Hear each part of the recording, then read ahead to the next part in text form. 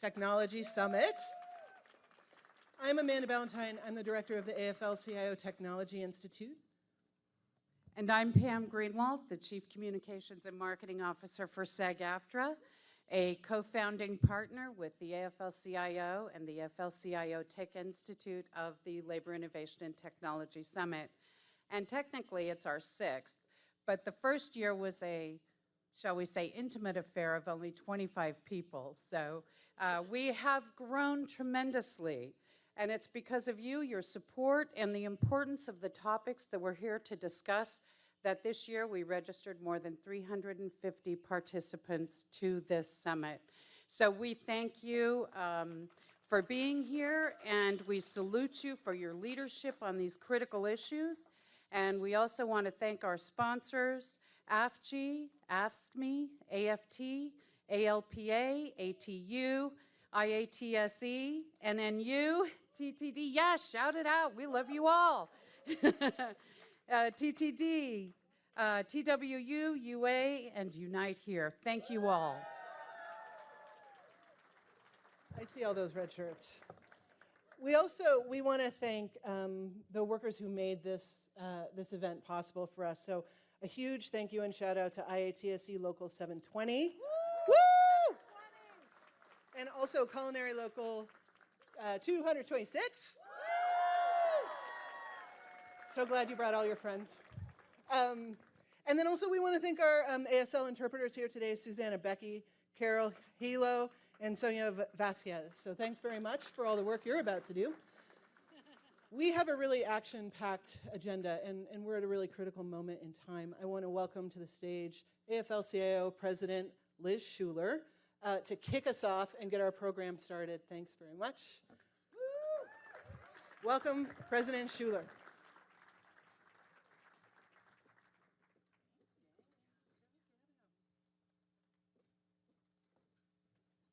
Hello, everyone. Look at this room. Wow. I am in awe because I remember when we first started and Pam was talking, 5, 6 years ago, this tiny little crowd, and people were like, what is CES? Well, now everyone knows what CES is, and we've got workers' voices in that hall because of you. So I just wanted to say hello, Happy New Year, I guess we can still say that. And I wanted to thank our team at the AFL-CIO and the Technology Institute for a seamless, first of all, tour for many of us who were over at the show this morning, and for this event, how it's come together, all the planning with our SAG-AFTRA partners and our table of affiliate unions that really put the program together. Hopefully it's reflective of your needs and what is relevant to you. And we are continuing to grow this each and every year because technology is impacting workers in every single industry, in every single job. And the labor movement is the force, the backstop, right, to making sure technology is going to work for working people. So we have a packed agenda. Have you noticed? Yes. This is going to be a test of your stamina because for the next couple of days, we're going to have a lot of information coming at you. I think we've doubled in size, by the way. Did I say that? So I think that is a testament to why this conference is growing so much is because we are growing, the labor movement, and in size and influence, but also knowing the power and importance of this CES and what it has on our work.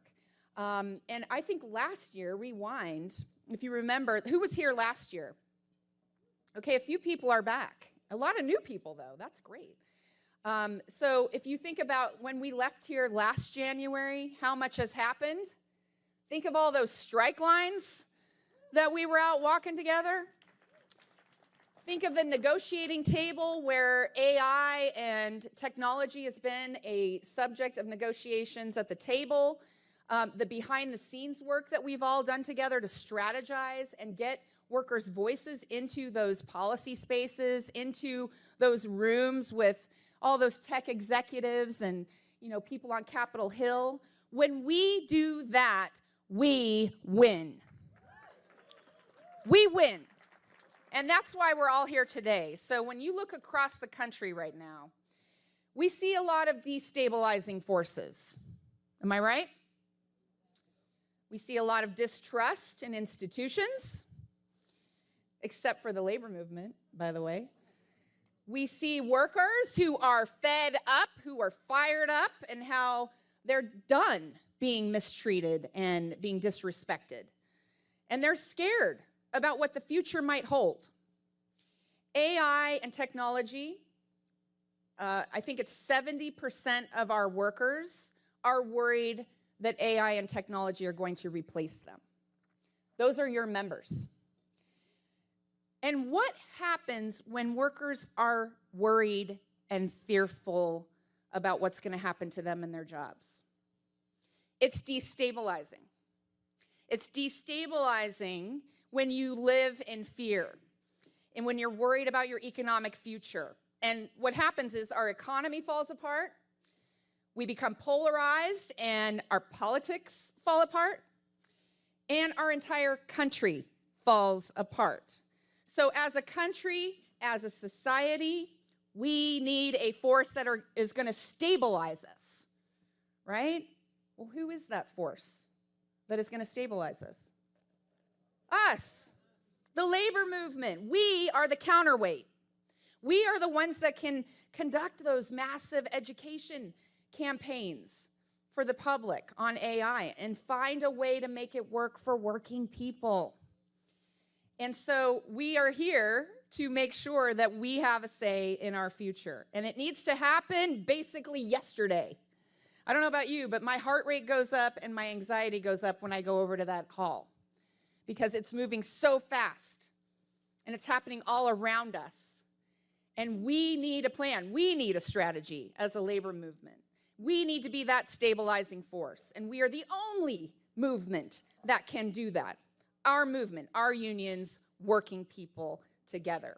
We saw it with our Unite Here family right here in Vegas,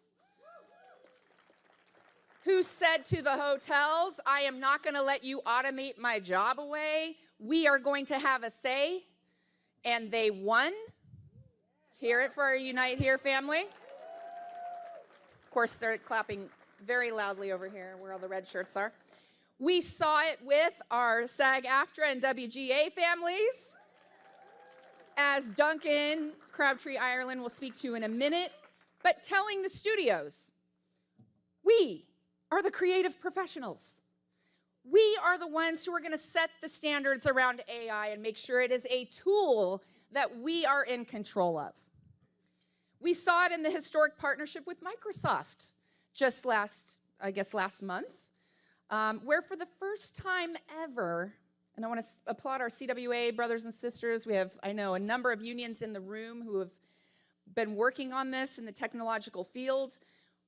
First time ever, one of the world's largest tech companies put into writing that it will recognize labor rights and guarantee us a voice at the table on AI and be neutral when workers want to organize across Microsoft. So we are proving it over and over again as a labor movement, that when we come together as a movement around the development of technology, how it's used, who benefits from it, we win. And we push back on the corporate overreach like those big companies we're seeing over at CES right now. So this is a new frontier for the labor movement. And it is a little uncomfortable. I'm maybe just speaking for myself. I don't know if anyone else in here is feeling uncomfortable when you go over there. But we're going to have to get comfortable with being uncomfortable. And there are going to be some difficult conversations that we're going to have as a labor movement, if we're honest. There are going to be times where we're not going to all agree. And we have to be okay with that. And we have to be willing to think holistically about the opportunities that are ahead of us. And it's up to us to find the ways to work together on the challenges and tackle this new frontier together with a united front. Are you up for that? That's what I thought. And that's what these next few days are all about, figuring out how we work together. How do we achieve the goals that we need to reach for working people and come out of here with a strategy and a plan and be ready to go. Are you ready to go? I don't think I need to tell anyone what's at stake with AI. And last year, if you were here, they said 2023 is going to be the year of AI. Was 2023 the year of AI? That's where ChatGPT comes in, right? The whole world woke up. And this is not just about our jobs. It's not just our workplaces. It's our civil rights. When algorithms are contributing to racist and discriminatory policing, it's our democracy as we're heading into the 2024 elections where AI is spreading misinformation, disinformation. It's every facet of our lives. And we are the ones who are standing up right now on behalf of working people all across this country, and we're saying we see a better future. That's right. So I couldn't be more exciting that we're all here for the next few days, more than 300 strong. And we're going to have great conversations, we're going to learn from each other, and we are going to leave here focused, energized, and unified. So with that, I am thrilled to hand it off to a brilliant leader, a friend, someone who has helped drive this summit since its inception, and someone who has spent the past year on this little issue called AI, on the front lines of the fight, delivering an historic win for SAG-AFTRA, and not just for actors and creatives, but setting the standard for working people all across this country. So I want to introduce now National Executive Director of SAG-AFTRA, Duncan Crabtree, Ireland.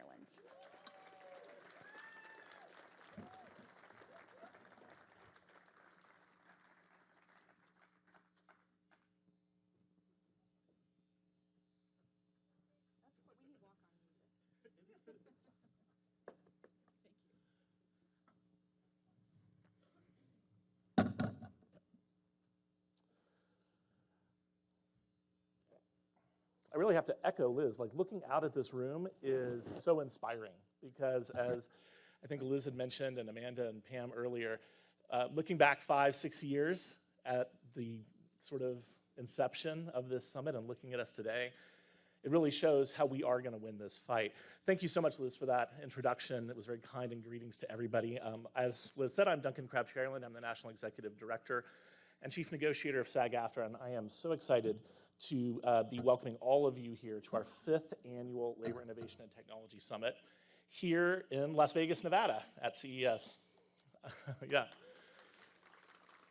I'm also really happy to be bringing the greetings of SAG-AFTRA President Fran Drescher, who is not able to join us here in person, but sends her best to everyone. And I want to thank this year's co-sponsors. That's an amazing list of really engaged, powerful unions who are all part of this, and I think that's so great.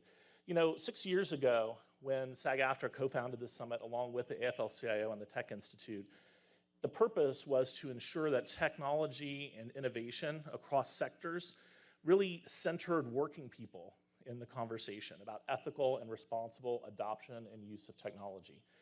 These are crucial, these are vital conversations to have as AI technology impacts human life in the coming decade. Big corporations, they work proactively to foresee all the ways technology can be exploited to increase their profits and their power. And the labor movement must be and is being equally proactive in driving the discourse around tech's implications for people in the workforce. Technology can be implemented in ways that make people's lives better, or it can just further increase the wealth of the already extremely wealthy. And the LIT Summit is where we can explore what kind of future we need and how we're going to get there. You know, SAG-AFTRA has been attending CES for more than 2 decades. I think this is my 19th or 20th CES myself. And the purpose of that has been to help us anticipate and prepare for the changing technology that our members confront every day. It was our former president, Gabrielle Carteris, who institutionalized our presence here as part of her work as the sector chair for the AFL-CIO's Future of Work Commission. And in 2019, Gabrielle and Liz hosted a small group of labor leaders, and our program has evolved into this robust thought leadership experience that we're all here for today. Let me just, if I may, take a moment to talk about the amazing Liz Shuler. First of all, it's always hard to follow Liz, so I'm just going to say that. But Liz is such an amazing leader. We couldn't be luckier to have we couldn't have a smarter, more committed leader who understands how to fight for workers' rights in a world of advancing tech. And that's so crucial. It's so essential. We literally would not be here today without her. And we at SAG-AFTRA are so proud to stand with her in this fight.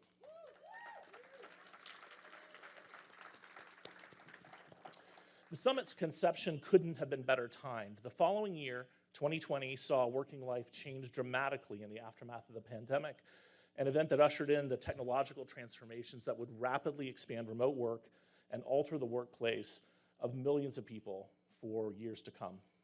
12 months later, we experienced a flourishing of labor activism that continued throughout 2023, many of those actions driven by people's real concerns about advances in technology and its impact on individuals. And now, as we begin 2024, we can reflect on the most consequential labor actions happening right now, actions which culminated in the so-called hot labor summer. In the case of SAG-AFTRA's historic 118-day strike against the AMPTP, that's the studios and streamers in the entertainment industry, it resulted in, among other things, workers getting their first ever contractual language granting artificial intelligence protections.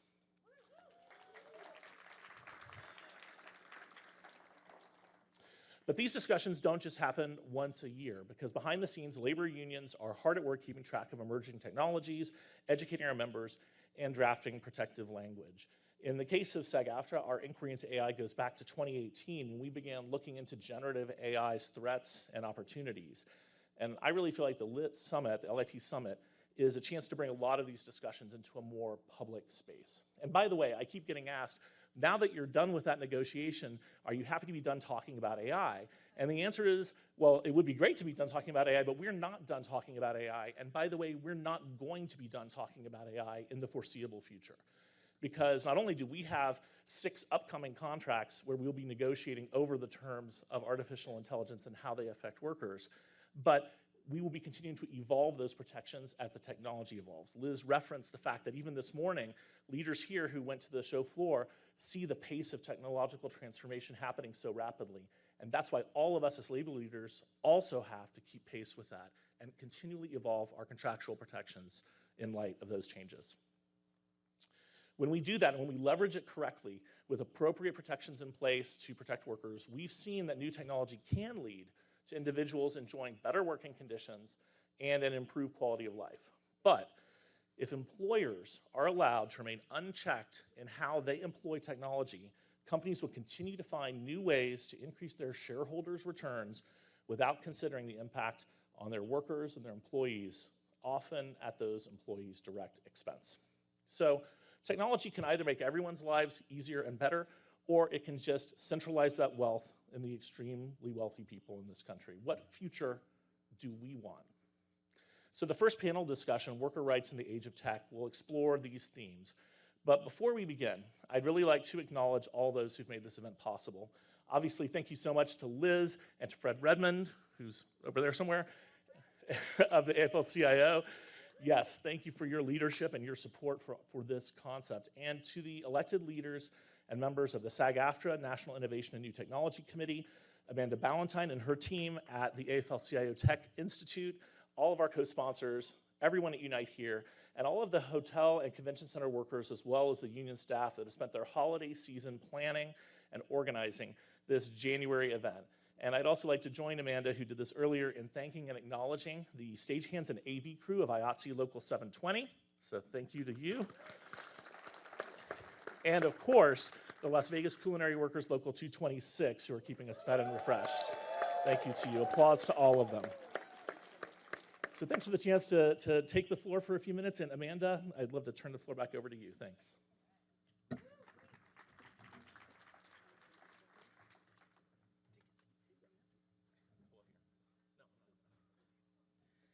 Thanks so much, Duncan, and also President Shuler.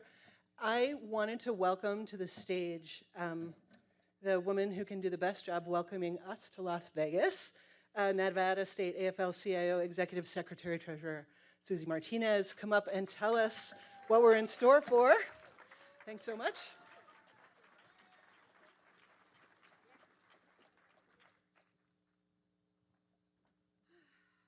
Yes. Everybody, welcome to this amazing city of Las Vegas, Nevada. I'm a little partial because I was born and raised here, but we for real, you guys, this is the best place for conventions, bar none, right? But welcome to fabulous Las Vegas, Nevada. It's my honor to be here to welcome you guys here, and we're here to discuss today the future of technology and how we can find ways to ensure that moving forward as a society and embracing all of the wonderful technological advances that are made, and that we're learning new ways to work together to ensure its existence and in adapting to our industries, right? It's also imperative that we take measures to prevent our industries from being left behind. Whether this is ensuring bartenders aren't being replaced by robots, front desk workers aren't being replaced by kiosks, and our servers aren't being replaced by iPads.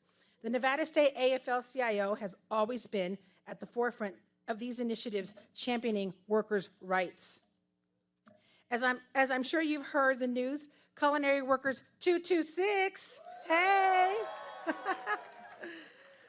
My father was a member of that as well, so we had a good life because of you, so thank you. But they did a wonderful job in ensuring that their new contracts have language to protect their workers from being left behind and replaced by artificial intelligence. In 2024, we will continue to advocate for these policies to elevate our workers, organize across industries, and preparing our affiliates for any and all advancements in the workplace.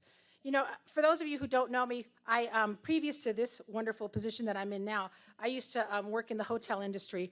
I worked at the front desk at the Flamingo for 33 years at the front desk.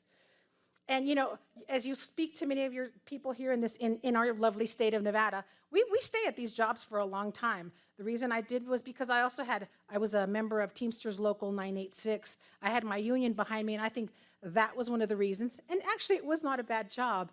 But it was always very scary that every day when we'd see more kiosks being brought to the front desk, it was alarming to us. Because we'd be like, oh my God, when are they going to tell us we get our little pink slips and we're out of here? We've been dedicated to these hotels for, imagine this, you guys, 33 years. That's how long I was at the Flamingo. I loved my job. I loved being with people. I liked the job I did.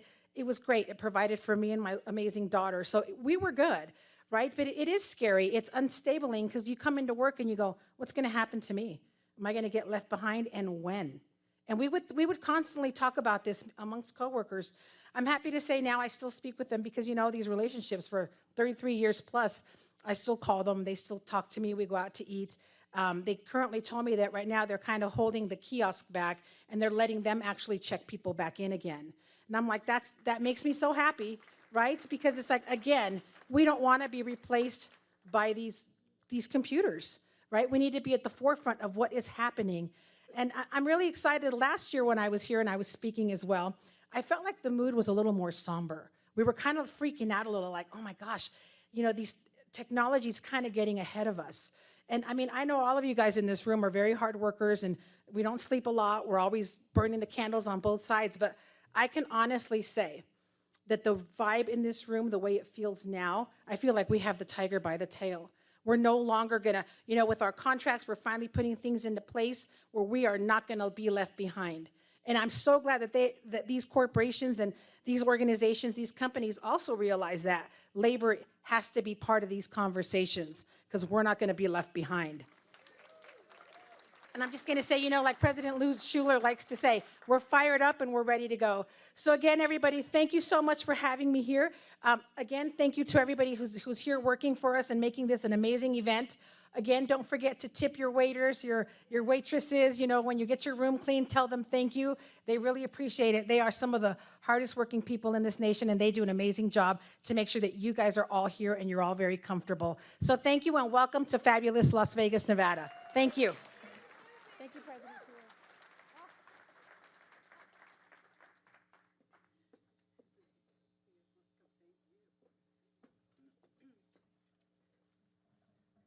I'm late to the podium. All the tech people are like, empty podium, what's going on? Who's making a mistake now? It's me, the producer. So I am constantly amazed at how awesome the leadership of the American labor movement is. Thank you, Liz, Duncan, and Susie. You guys are incredible, and all of you out in the audience the same. And that is why I am so honored to introduce the next speaker, who is the head of the Tech Institute, but not just that. She is a leader and a brilliant mind in the area of the intersection of technology and labor rights. I was joking with her earlier that she's the person that Bill Gates calls for advice. And she's like, no, I'm not. But the thing is, she should be, because if he was smart, he'd be talking to her directly. And the Microsoft deal is just one of the many accomplishments that she shares with Liz and Fred and the other leadership of the AFL-CIO.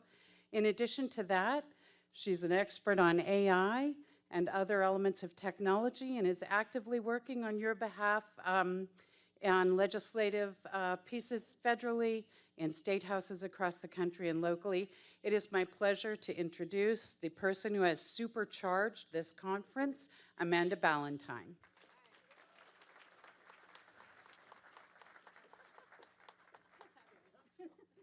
Well, I'm also kind of shy, and that also was maybe a gross exaggeration. The Tech Institute is a project of the AFL-CIO that we put together a few years ago to really serve as a home base and a center of gravity for unions who are interested in exploring different types of technology and how unions can develop really powerful strategies to help workers navigate tech-based changes in the economy. It's really Liz Shuler's brainchild, putting the Tech Institute together. And you know, the work that we've done at the AFL-CIO this year on artificial intelligence is really the result of the deep partnerships that we have with all of your unions and your members. And you know, the work that we're all doing to get members engaged both at the bargaining table but also in the public policy process. Because workers know better than anyone else how this technology should work and what it should be allowed to do and what it shouldn't be allowed to do. So I want to thank all of you for participating in this event, all of you for help shaping this event, and for all the work that we did last year and all the work that we have to do this year. Thanks in advance, appreciate it. There's a lot of it. At the AFL-CIO, we always start meetings with a code of conduct, so I'm going to read it really quickly. There's a card on your table if you end up needing the contact information at the end of this. But the AFL-CIO Code of Conduct, the AFL-CIO is committed to providing an environment free from discrimination and harassment. We ask all meeting participants to embrace our values of equity and equality and conduct themselves in this meeting consistent with those values. Anyone who thinks they have experienced a discriminatory, harassing, or otherwise unacceptable behavior are urged to contact a designee if you have any concerns. Today's designee will be AFL-CIO Human Resources Director, Mac Harrell, and his contact information is on the card on your table. With that, I am going to launch us into our first panel. Our first panel is really going to set the stage for this event. As you know, AI, data-driven technologies are really going to reshape every aspect of our economy, of our democracy, of our civil rights. And unions really, as President Shuler said, are the institution that can confront and go toe-to-toe with big tech and make sure that this technology works for us, not against us. So this first panel is going to take on that set of questions with some of the best labor leaders in the movement thinking about this issue. We are going to hear from President Shuler, Linda Powell, who's the Executive Vice President of SAG-AFTRA, Dee Taylor, Unite Here's President, and AFT President Randy Weingarten. Please come to the stage. Look forward to hearing from you. Thanks very much.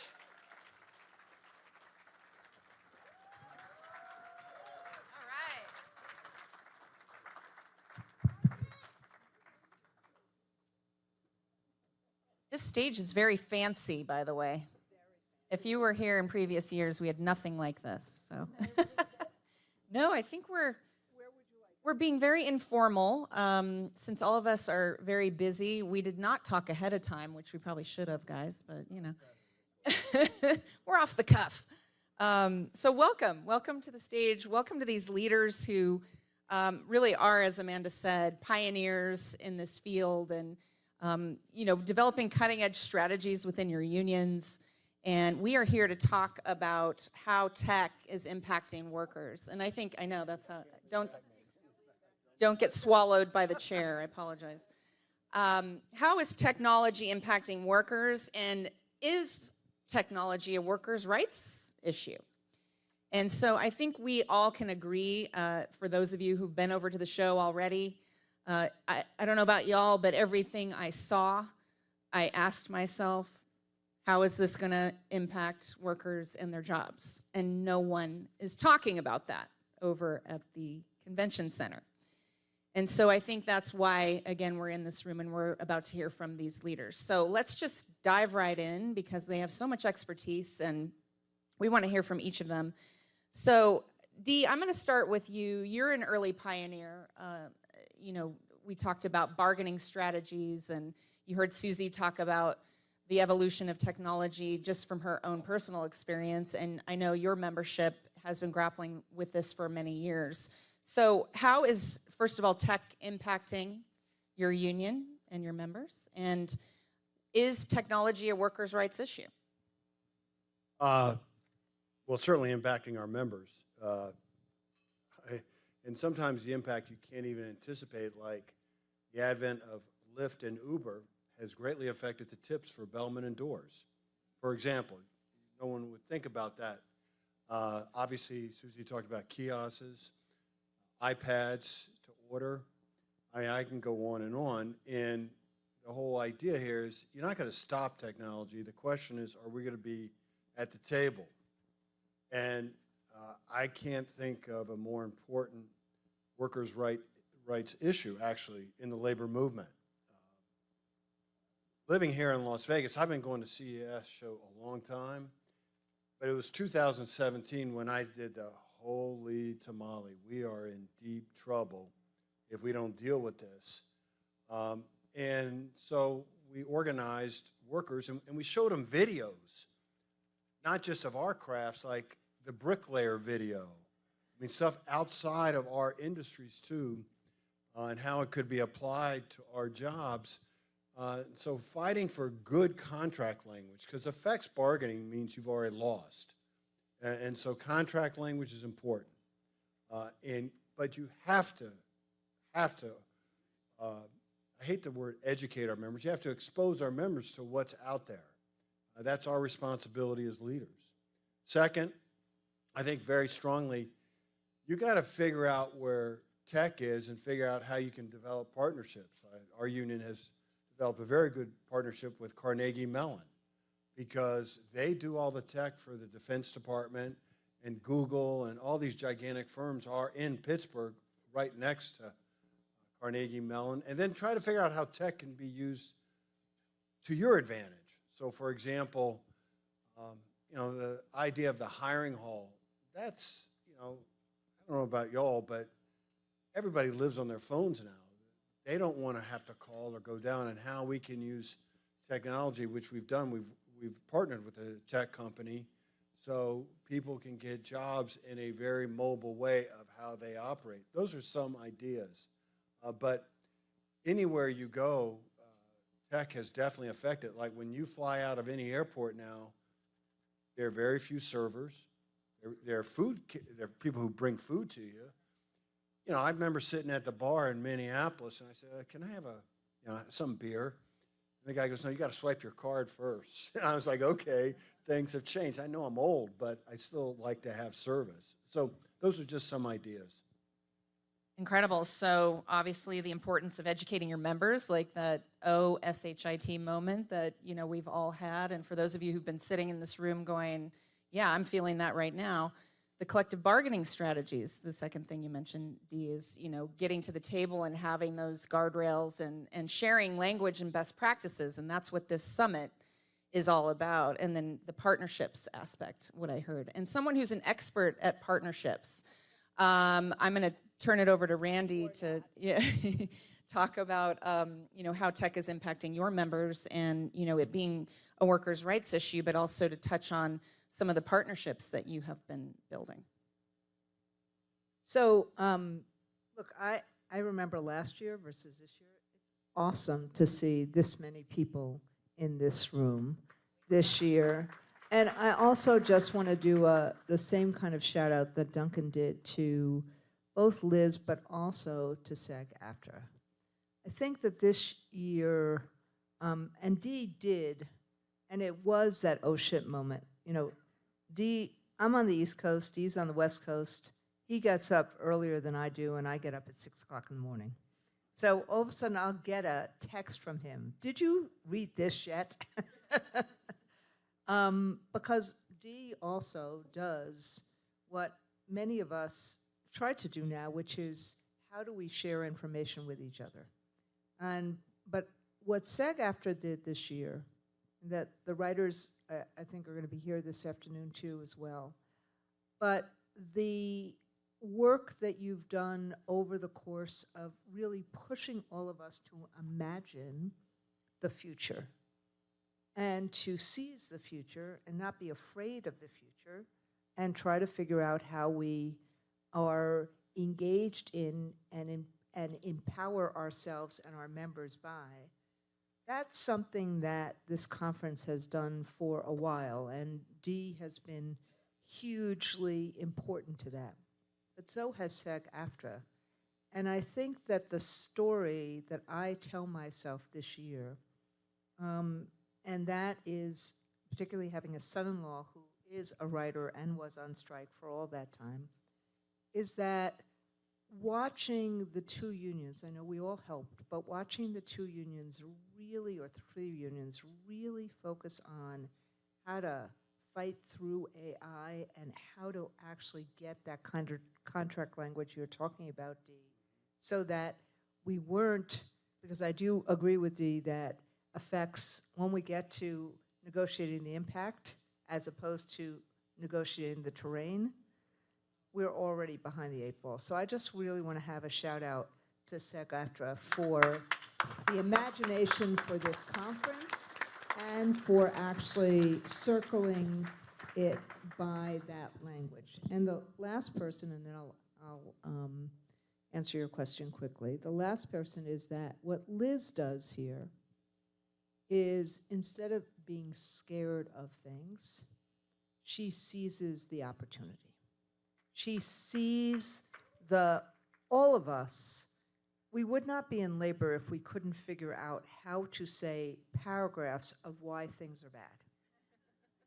I think that is part of our DNA. It's less part of our DNA, Fred just laughed. It's less part of our DNA to actually seize the opportunity and imagine the future.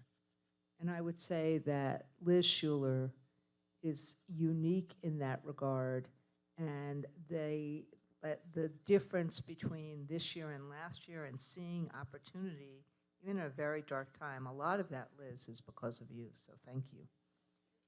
And so having said that, you know, what has happened in terms of education is that it's a different kind of story about how how big tech tried to replace us. About 20 years ago, there was this big replacement push from the non-AI version of technology, because most of the billionaire class actually believe in something that is really sickening to me, which is they believe that if you can't, you teach.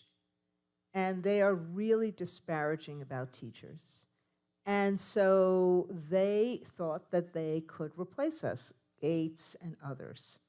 What happened in terms of the ed tech field, and immediately a lot of our members were very upset and reactive to it, even though now, frankly, 70% of our members use tech every single day. Every single day.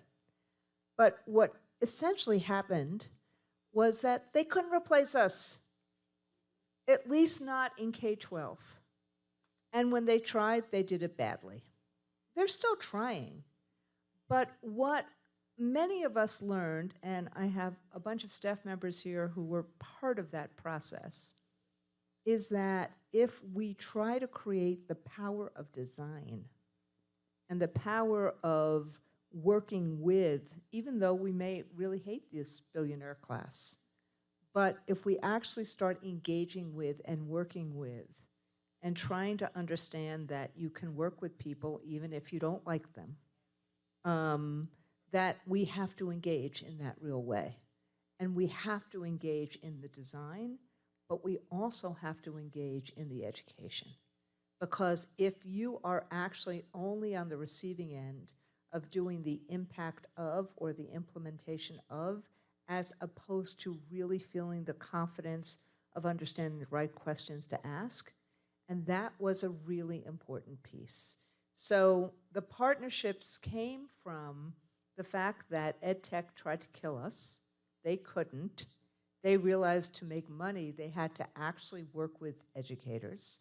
And we understood that that was important to do that work. Now, last thing I'll say is, the oh shit moment for me was EdTech and technology in itself is quite different than generative AI. Because at the end of the day, this is not simply a matter of, I mean, there's all the issues about displacement, there's all the issues about disinformation, there's all of the issues about privacy and all of the tools, all of those issues. But at the end of the day, the oh shit moment for me was, if we do not actually understand how to master these tools and have the power of being a voice at the table, human beings will not run the world, but machines will. So our oh shit moment now and opportunity moment now is that human beings need to run the world, not machines. So I end by saying it's not simply collective bargaining, but it is society. And we as a labor movement who represent the workers of society and civilized society, we have an obligation to harness what we see so that human beings will run this world, a world that hopefully will also have a sustainable climate and a democracy in this country. Thank you. Awesome. Thank you, Randy, and also for standing up against all odds and the forces that are constantly attacking you, those ed tech people, the right wing, et cetera. I just want to say thank you for being such an inspiration to all of us, really. So we have a theme here, Linda. It's called the oh shit moment. Oh shit.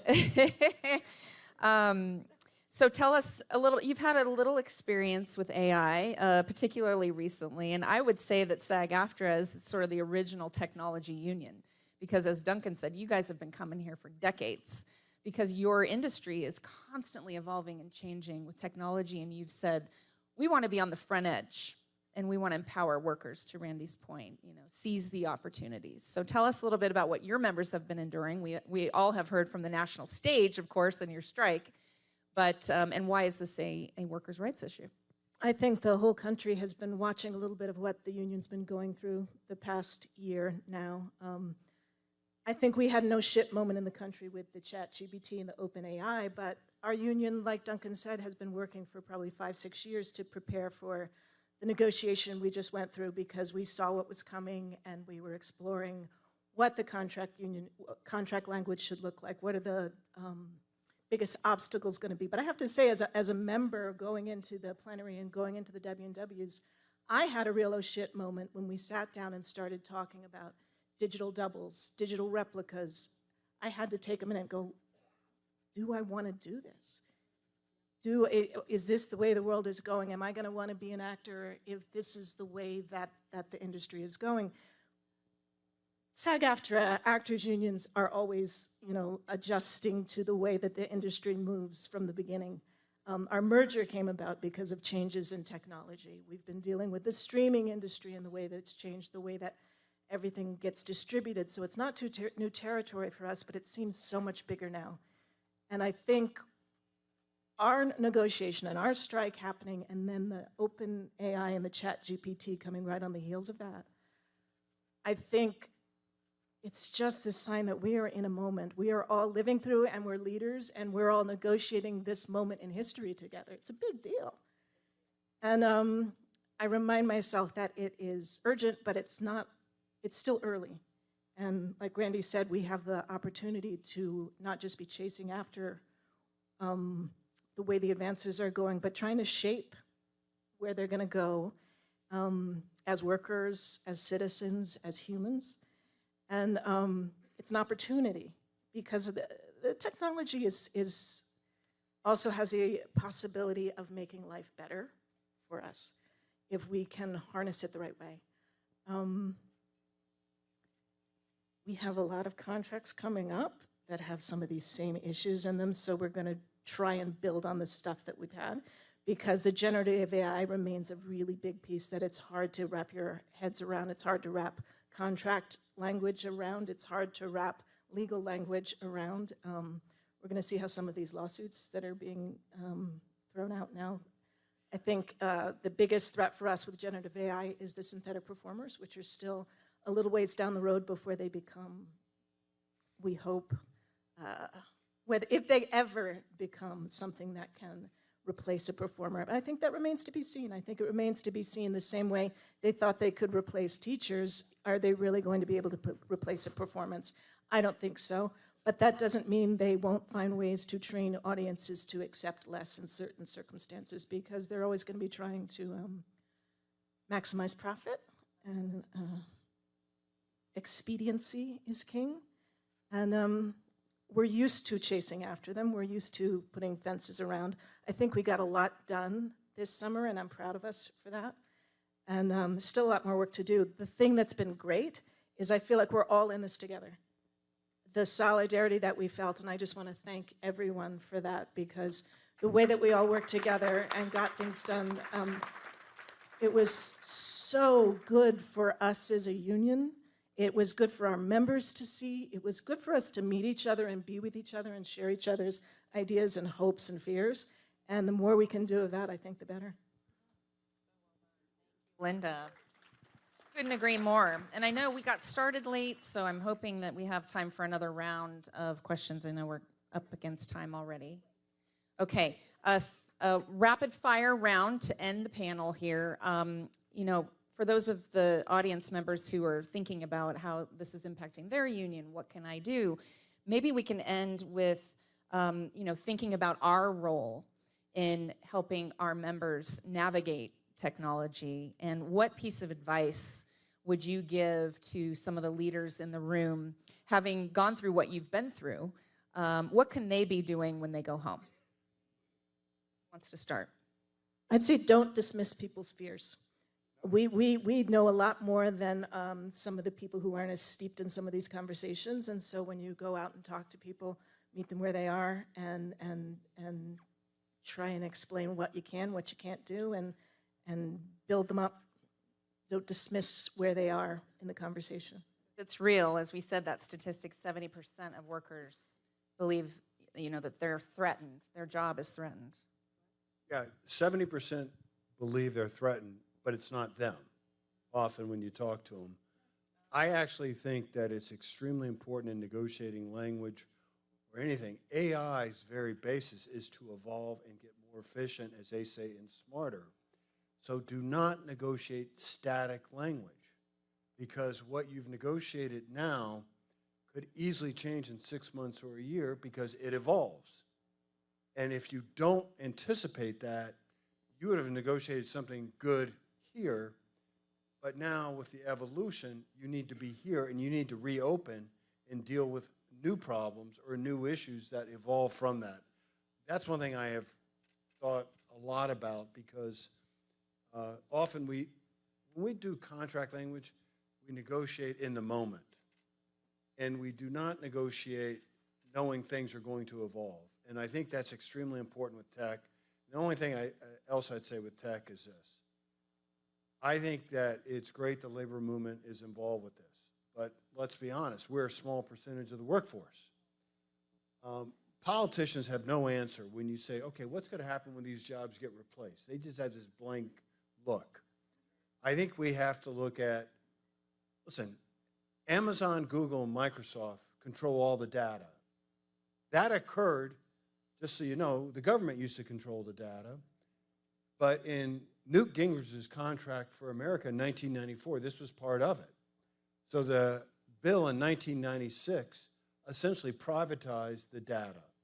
And I think we've got to start dealing with that because it's a massive invasion of privacy, and it's also a massive invasion about how we're going to be manipulated. So that was my only comment, too. So true, and I think we can have some strange bedfellows come together around that issue. Yeah. Okay, Randy, bring us home. Test it. So I think we have to, I want to just say what you said as well. We have to meet people where they are. And that means really educating people. I'm looking at Rob Weil, and I will never forget the day in our executive council. Rob, just wave so that people can see you. Rob, we had our whole executive council, and he did a chat GPT exercise. And you had to see everyone's faces just looking at what the power of chat GPT is. So I think we have to make sure we bring our members along and we figure out values to actions on so many of these issues. And there's a huge role for the Tech Institute, but we really have to think about how we as a consortium work together, sharing contract language, sharing experiences, but also what we need to do with the federal government so that those mistakes, the one about data, the one about immunity for social media companies, don't get replayed. So there's a huge role for us as a federation of unions, and this conference is the way we start each year anew with actually working together. Last thing I'll say is together we will be able to not only fight this off, but harness it. But we can only do that together. Thank you.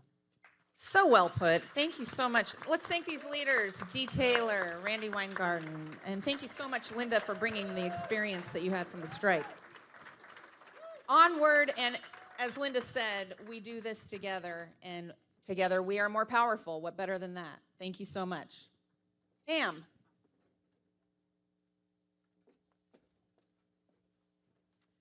Thank you, Liz. So I am here to introduce our next panel, AI Goes to Hollywood 2024, the second in a series of looks at how AI is impacting the media, entertainment, and artistry industry. I'd like to introduce the moderator of today's panel, the extraordinary Matthew Bellany. Matt is a founding partner of Puck, the digital online publication that has taken the U.S. by storm. He's waiting in the wings. And Matt is also really the go-to source for business, entertainment, and political news. And Puck, I think, is even expanding into other verticals. He is here today to lead this conversation after having had a busy year as a journalist covering the entertainment industry at one of its most challenging times. Please welcome to the stage Matthew Bellany and his panel, Duncan Crabtree Ireland, Lisa Takuchi Cullen, Lindsay Doherty, Matthew Loeb, and Meredith Steen. Should I introduce them and say who they are? All right. Welcome, everyone, to our AI Goes to Hollywood panel. I'm just going to do little brief intros of everyone so we make sure we know who everyone is. This guy to my right is Duncan Crabtree Ireland, who you know. He is the National Executive Director and Chief Negotiator for SAG-AFTRA. He was the lead negotiator with SAG's president, Fran Drescher, of the most recent collective bargaining agreement with the studios that ended. What was the day? When did you ratify? Oh, December 5th. December 5th. Okay, D-Day. And to his right is Matthew Loeb, who is the international president of the International Alliance of Theater Stage Employees. I never get the IATSE acronym correct. So, theatrical stage employees. I screwed that up. One of the largest labor unions in North America with over 170,000 members working behind the scenes, creating magic and keeping everything running smoothly in our favorite theater, TV, movie, and sports programs. Okay, then we have our writers leaders. We have Meredith Steam, who is the president of the Writers Guild of America West. She is an award-winning writer and executive producer of hit shows including Homeland, one of my favorites of all time, The Bridge, and Cold Case. She's been a Guild member for 3 decades and a fierce advocate for writers, and she helped achieve their groundbreaking 2023 contract. Then we have, applause, perfectly fine. Then we have Lisa Takuchi-Cullen, who is the president of the WGA East. She is a seasoned TV writer, author, and journalist. She previously served as the Guild's vice president of film, TV, streaming, and played an integral role in bringing the new contract across the finish line. She's also the first person of color to serve as WGAE president. And last but not least is Lindsay Doherty. She is director of the Teamsters Motion Picture Division and Western Region Vice President. That's a long title. She is a proud second-generation Teamster from Detroit, Michigan, and has been fighting and winning on behalf of the rank-and-file members of Local 399 for the past decade. Okay, so that is our great panel today. And before we look forward, I do want to look back a little bit at such a tumultuous and ultimately meaningful year in the labor movement in Hollywood, specifically when it comes to AI. So if Duncan, if you and the women from the Writers Guild could just summarize for everyone here what the specific gains were in this contract when it comes to AI from your perspective. Sure, and I think our perspectives might be slightly different on this, so I think it's great to get that question, and thanks for asking it, Matt.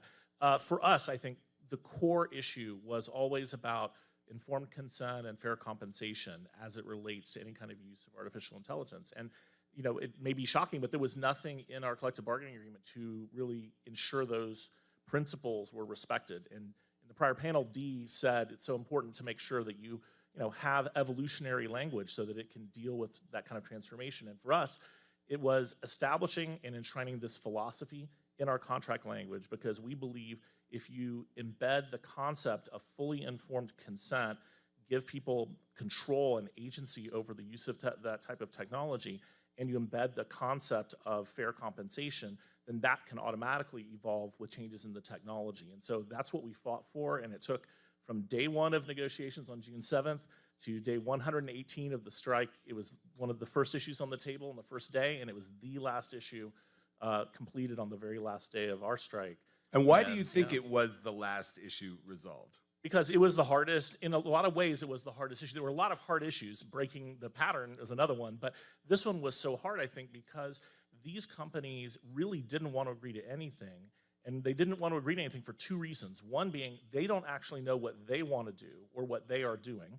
I mean, I would point out, I think it was March, a colleague of mine, Jorge Aguirre, was here, and I went and made a presentation to 30 executives of one of the studios about AI, basically telling them, helping teach them about AI prior to our negotiation.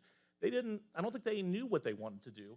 And number 2, they are super scared of what other tech companies who aren't part of this entertainment community or part of these collective bargaining agreements might do to compete with them. So I think that's why they fought it so hard, but they did fight it so hard, and it was the very last thing to get closed in this negotiation. And we'll get to that, what these deals can impact in terms of other companies, but let's talk to the writers here. What do you see as the big gains from this new deal? So for the writers, the very basic language that we got was that a writer had to be a human, which seems very simplistic, but it was very important because we saw another world that looked terrible to us, which was that they could do an AI-generated script, give it to us and say, hey, just do a polish, which would make us not paid the way we need to be paid, credited the way we need to be credited, et cetera. So that was the big thing. We also got transparency, which means that if the studios are using AI in any material they give to us, they have to disclose that. And we also got the right to not use AI if we don't want to, if writers don't want to. So those are our three kind of pillars of what we got. So AI cannot create source material. That's kind of the basics. So you can't have a script that's by a robot, right? It has to be by a human. But as with SAG-AFTRA, the studios absolutely didn't want to talk about this. And even though AI was new, this was not new in terms of technology, because in 2007, 2008, we had the exact same deal with the internet, where we said, hey, the internet's coming around. This is before streaming, right? We said, we think it's going to change things. And the studios said, well, wait a minute. We don't really know what it's going to be. And it was the same story this time around. AI, we don't really know. I actually went back into my notes from the negotiations to find what exactly their chief negotiator, Carol Lombardini, said to us about AI. And she this said, will be good. oh, yeah. We don't want to preempt technology that we might be able to take advantage of. Was her actual line to us. That's honest. Right? And It is. I mean, that was the reason AI was last on the table for us too, and why they didn't even respond to our proposal for 5 months. We went on strike without them ever having acknowledged our proposal on AI. So that signaled to us they really wanted to use AI. But it's not a total ban, and the studios do have room to negotiate in both of your deals. But in the writer's context, the studios do still have the ability to use scripts in language learning models. Is that my understanding? Is that correct? Where they can use existing scripts to create AI-generated scripts. The thing we did not get is training, that we were not able to get them to agree to not use our material to train their own AI Right. systems.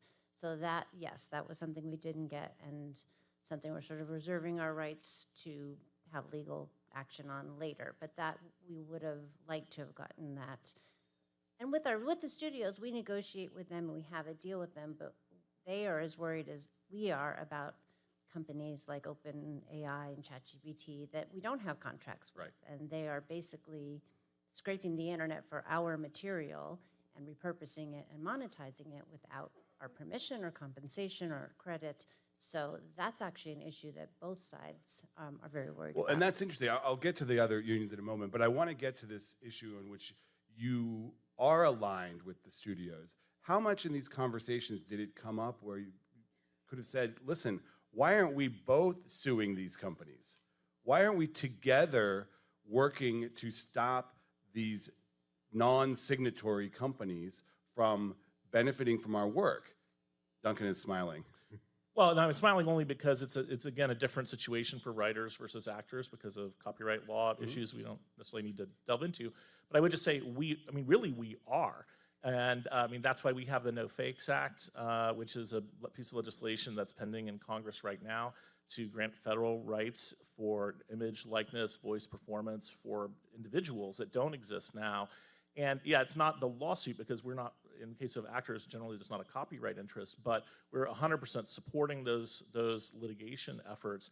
And we strongly believe that training of AI systems should only be done with appropriate authorization from copyright holders and also from, in the case of performers, anyone whose image, voice, likeness, or performance is being used. And we're absolutely fighting for that on the public policy side. But the writers do have not a copyright interest, but they do have an interest in this material. And would be an interesting lawsuit if writers were to team up with the studios. Has there been any movement on that?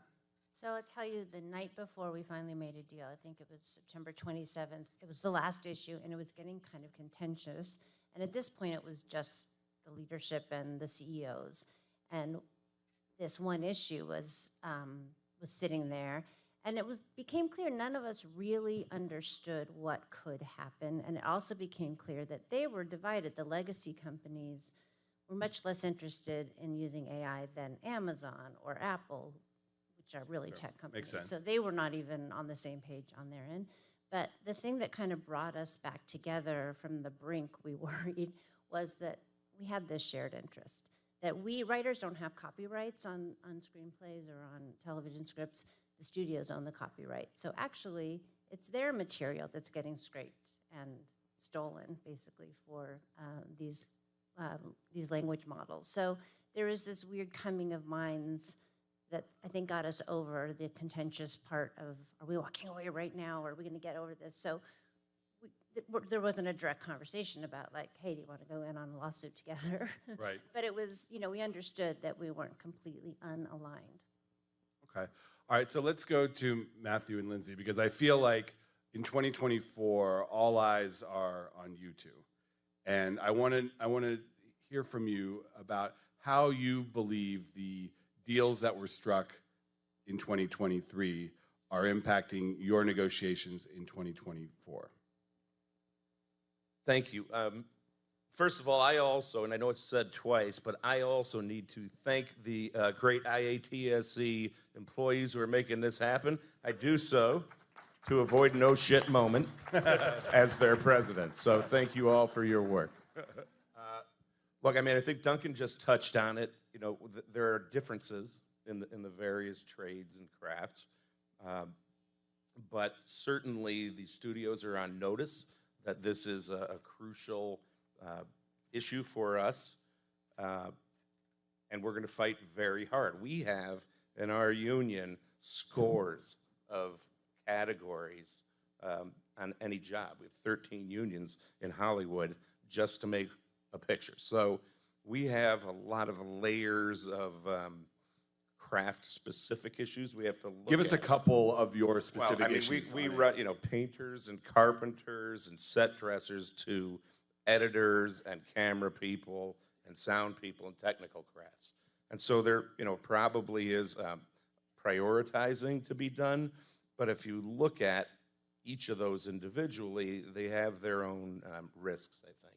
So, we're going to look closely at the deals that were already made, and I think that if we can draw from some of that, we should, since the studios are familiar with it and agreed to it. But I think we have a pretty uphill climb as far as making sure that those folks are safe and that they're secure and protected. And as far as I'm concerned, and I did go walk the floor this morning, and you hear them all say, this is something that it takes 10 people to do now, but one person could do it after AI. So we're almost an afterthought, and we have never been able to get in the way of technology. That's not how we view this fight.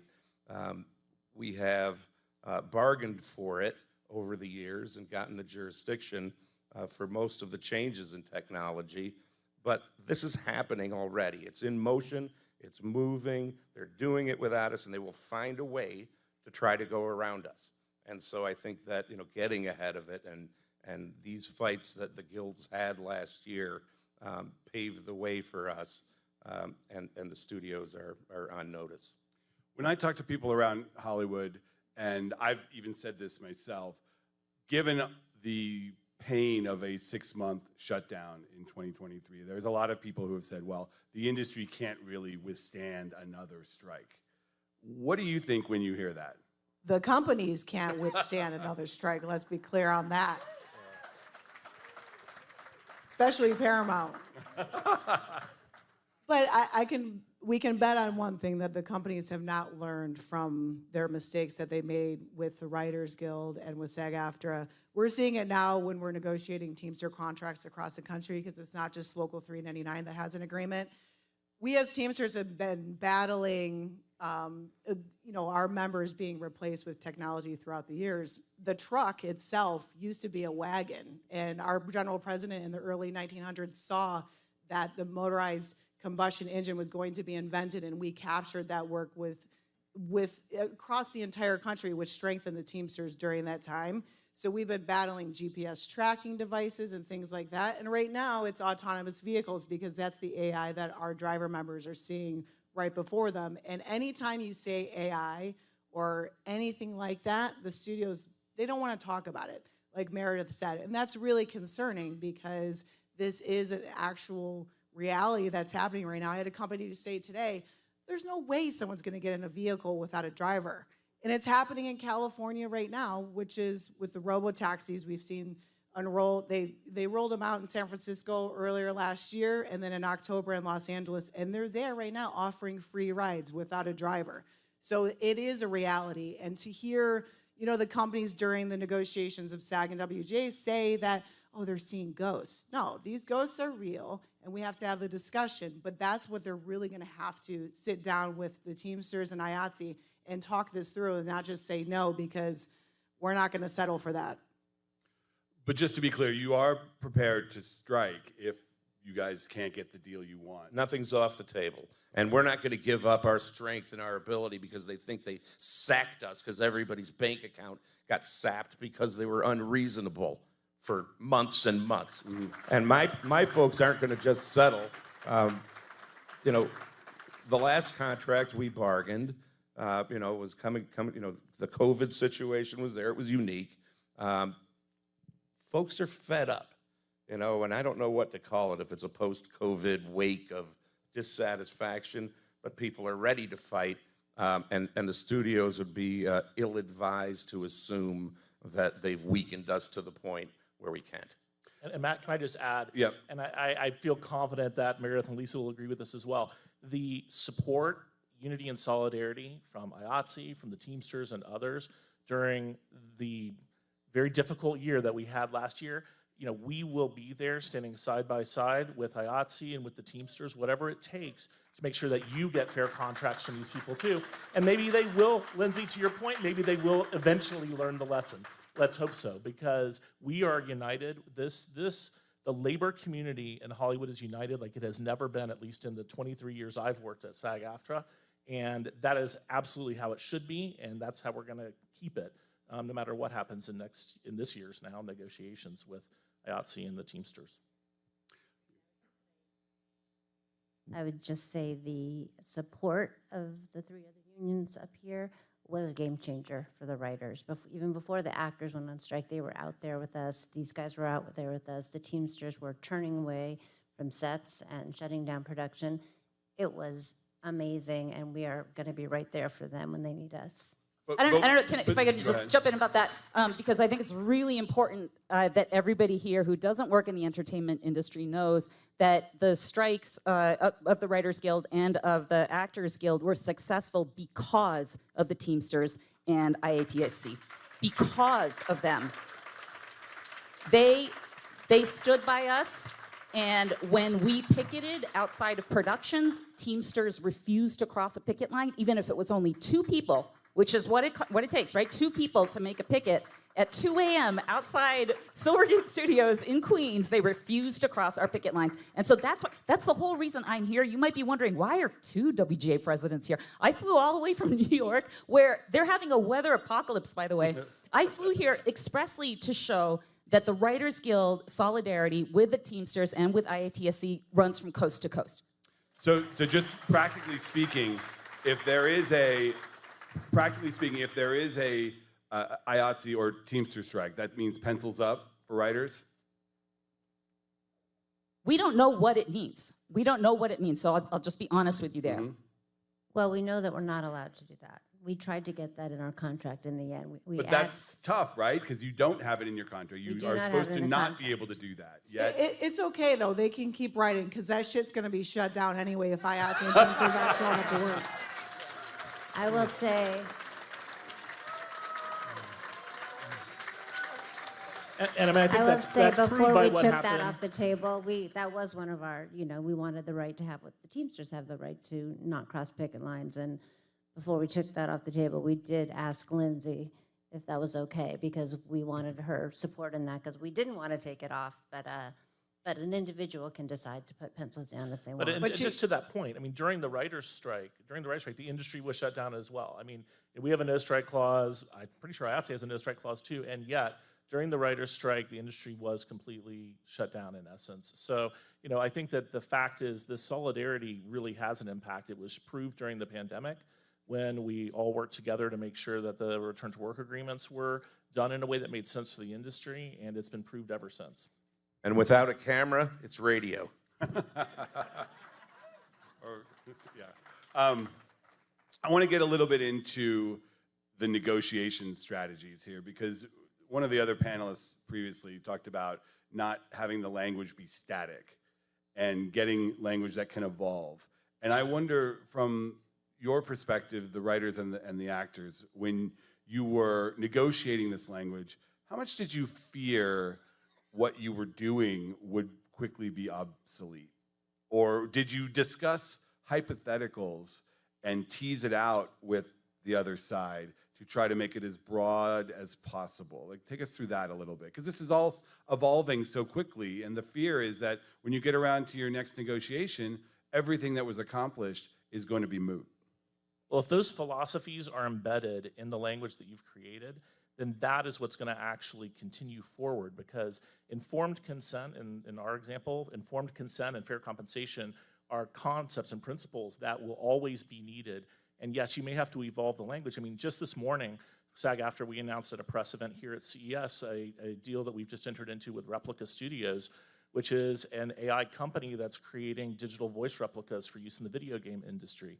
And that agreement itself is even evolved from the language that we just negotiated in the TV theatrical agreement with the major studios. And our goal, of course, is to continue evolving this language, continue setting new standards with employers, proving to the industry that real major employers who are on the cutting edge of this business can make ethical, fair, responsible agreements with talent, and that, frankly, talent is only going to work with companies who do that. And that's the message that we're sending. And so, yeah, in 2.5 years, there's going to be an evolution of the language that's in the TV theatrical agreement. But you know, one of the things that's in there is a right to meet, and I think the Writers Guild has this too, a right to meet with those companies, in our case, twice a year, to find out exactly what they're doing with AI, and especially generative AI, so that we are well informed and prepared for that next evolution of that language. Is that your approach as well? We have a long history with the AMPTP, and we do contracts with them every 3 years, and they're very tricky with language, we've found.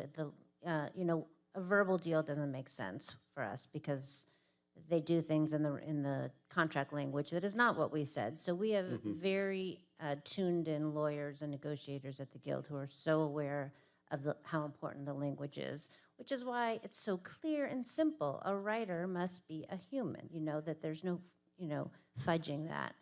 So, you know, we certainly stopped the bleeding in many areas, also AI, but we're laying groundwork for our next negotiation, which at this point is only 2 years away. And there are things we didn't get that we're going to want to reapproach. There was an entire day where we argued about whether the language should be AI or GAI. Do you remember that? It was, you know, whether it should be generative AI, which the studios, they wanted to narrow the scope. So at every turn, they were trying to narrow the scope of what we were able to get in the language. So I think D is absolutely right. It can't be static, and it has to be as broad as possible to allow for those possibilities. Oh, did you have something? I can just say that, like, technology is going to, for us, the goal for the employers is to cut their costs, and that's going to always be on the backs of our members. So this is a provision that this fight is never going to end. So this is just like working conditions or increasing wages and benefits. It's always going to be a discussion every contract cycle. We just know that because of the way technology is evolving right now. Meredith, is there one thing that you're looking forward to in the next negotiation to address first when it comes to AI? Well, it's like the internet in 2007. We didn't quite know what was coming, right? They said, oh, it's experimental. There's not really going to be any profit on TV and internet, right? And then half of our work now is streaming, the internet. So we don't know what we don't know, but we want to be prepared for, as things evolve in the next 2 years, to figure out where we need to fill the gaps and, you know, stop the bleeding there. But the question mark, it's all evolving, you know, and we don't know everything. How about you, Duncan? First priority. Yeah, I mean, I think over the next 2.5 years, we're going to get a lot more clarity in terms of the intellectual property rights in the material that's been scraped and that will be scraped for training data for GAI systems. So depending on how that plays out, I have a feeling that addressing the training of GAI systems will be an important topic. It may or may not be the top priority, we'll have to see, but I think certainly we're very focused on the potential implications of generative AI, because we really haven't seen them yet. We've seen a lot of digital replication using other types of AI technology, but the real impact of generative AI in terms of performers is yet to be seen. Lindsay, when we were talking before the panel, you mentioned that legislative actions are even more important or a higher priority than even these individual contract negotiations. Can you explain why, and can you give us sort of a state of play right now in different legislative pushes, given the increase in support nationwide for the labor movement over the past 5 to 7 years? You would think that the legislative push would be a little easier than it may have been in the past, but I don't know if that's the case.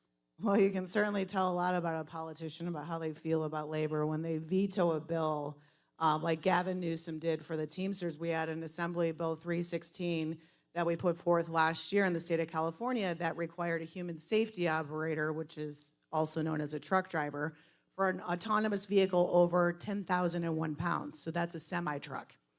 And overwhelmingly, the legislator voted that this should be required, and then Gavin Newsom vetoed the bill. And that's very telling because he's beholden to the tech companies. And really, when you ask somebody, you want a semi-truck just driving down the street? Like, it's common sense. It's not just a worker issue, but it's also a safety issue. So for the Teamsters, that was one of our agendas last year internationally, to put forth this legislation in the 50 states. And now we're actually reintroducing another bill this week in California that's going to be even more, rigorous against what Gavin Newsom probably wants in the state. But this is something that, for us as Teamsters, for truck drivers, because we do have a lot of truck drivers, not just in Hollywood, but also nationwide, that's a priority. But I think the lack of transparency is very telling, not just with the tech companies, and that's an issue. There's very little regulation around this, and there's a lot of politicians that know very little about it. So there's a lot of these conversations that need to continue to happen so people are educated so that we can get regulation that's going to prevent them not just from displacing workers, but also from destroying our communities. Has there been a victory, a legislative victory that you can cite lately? No, because California was going to be the one, but I guess it's not. Newsom also vetoed the right to get unemployment during a strike. Newsom should consider himself this last term, and he's done. Really? Well, unless he runs for president. According to the Teamsters, we're not going to support him. And if you look at the federal level, obviously, there's the White House executive order on artificial intelligence. That was, I think, really important. It, for the first time, really acknowledged the role of the Department of Labor in actually helping to lead the federal government's response to AI. And then there was a series of panels in the Senate sponsored by Majority Leader Schumer. I know Meredith participated in one, I participated in one, maybe others did too. But one of the things I thought was so interesting is in the panel that I was on, there was actually consensus amongst all sides, the AI companies, the entertainment industry companies, and us and labor about the need for this federal bill, the No Fakes Act, which provides this image, likeness, voice, performance protection. And then at the very last second, the MPA tried to slide in this idea, but actually there should be an exception for internal use, for training, because what this is going to do is this is going to help control the use of image and likeness and voice and performance in AI training as well because of the nature of the legislation. And it was just so telling that even the industry companies will support this idea as a general rule, but want an exception to this rule for their own internal use. So we have to be vigilant all the time, and even in areas where there's a developing consensus on a public policy level, we have to be just on it every minute to make sure that what comes out of that, sausage-making process is something that actually results in the benefit that we're fighting for. Can I bring up also, in New York State, there is a bill to amend the New York State film and TV tax credit to disqualify you from receiving those credits if you use AI in production to replace human jobs. So there are a lot of ways to skin the cat, and I think state legislation is also really important in that. Where is that now? It is being debated. Yeah. Lisa, staying with you in a moment. The WGA East also represents a number of journalists, a number of media organizations have their employees represented. It's been this sort of odd situation. I use the New York Times as an example, heavily unionized, heavily organized under WGA East, yet the New York Times just hired someone to run their AI initiative. At the same time, the New York Times is suing ChatGPT. Where does the Guild fall in this equation, and who are you supposed to root for in these situations? The New York Times is not in our guild. Oh, they It is are. in the News Guild. Oh, yes. okay. So pardon my mistake. Yeah, no, that's fine. So the WGA East, unlike the WGA West, also organizes journalists, including broadcast news writers and some digital, we call them online media journalists. And we are laser focused on AI because, as you know, that is a scourge in journalism right now, where we have, you know, venerable institutions like Sports Illustrated publishing fake articles with fake writers, including fake bios. They use like stock photos to show, you know, Bob Smith wrote this article. So the danger is very much present right now in journalism. And what we've been able to win is, for instance, for one of our shops, Financial Times Specialist, they have to come to the union first before they institute use of new technologies.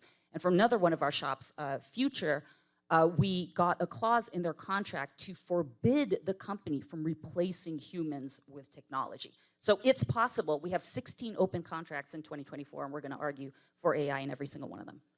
You know, Matt, sometimes people forget that SAG-AFTRA also represents broadcast journalists. Oh, I remember. And, but you know, I think that there's an additional twist on that. We, like the WGA East, we're very focused on how to protect our broadcast journalists in radio and television and online from, you know, the implications of AI. But there's also a really important transparency piece that relates to sort of civil society and the public, which is the reliability and authenticity of news. Because as people who care about our country and care about what's going on, it is really problematic when AI tools can be used to deepfake trusted voices and use them in ways that they would never have approved or intended. I mean, you know, this has always been something I felt strongly about. I experienced this myself during our ratification campaign. Someone created a deepfake video of me advocating against the ratification of our contract, which obviously was not how I felt. Oh, I haven't seen that. And you know, it's one thing to talk about it from a policy point of view. It's another thing to actually experience it happen and hear someone using what sounds like your voice saying things that are the opposite of what you believe.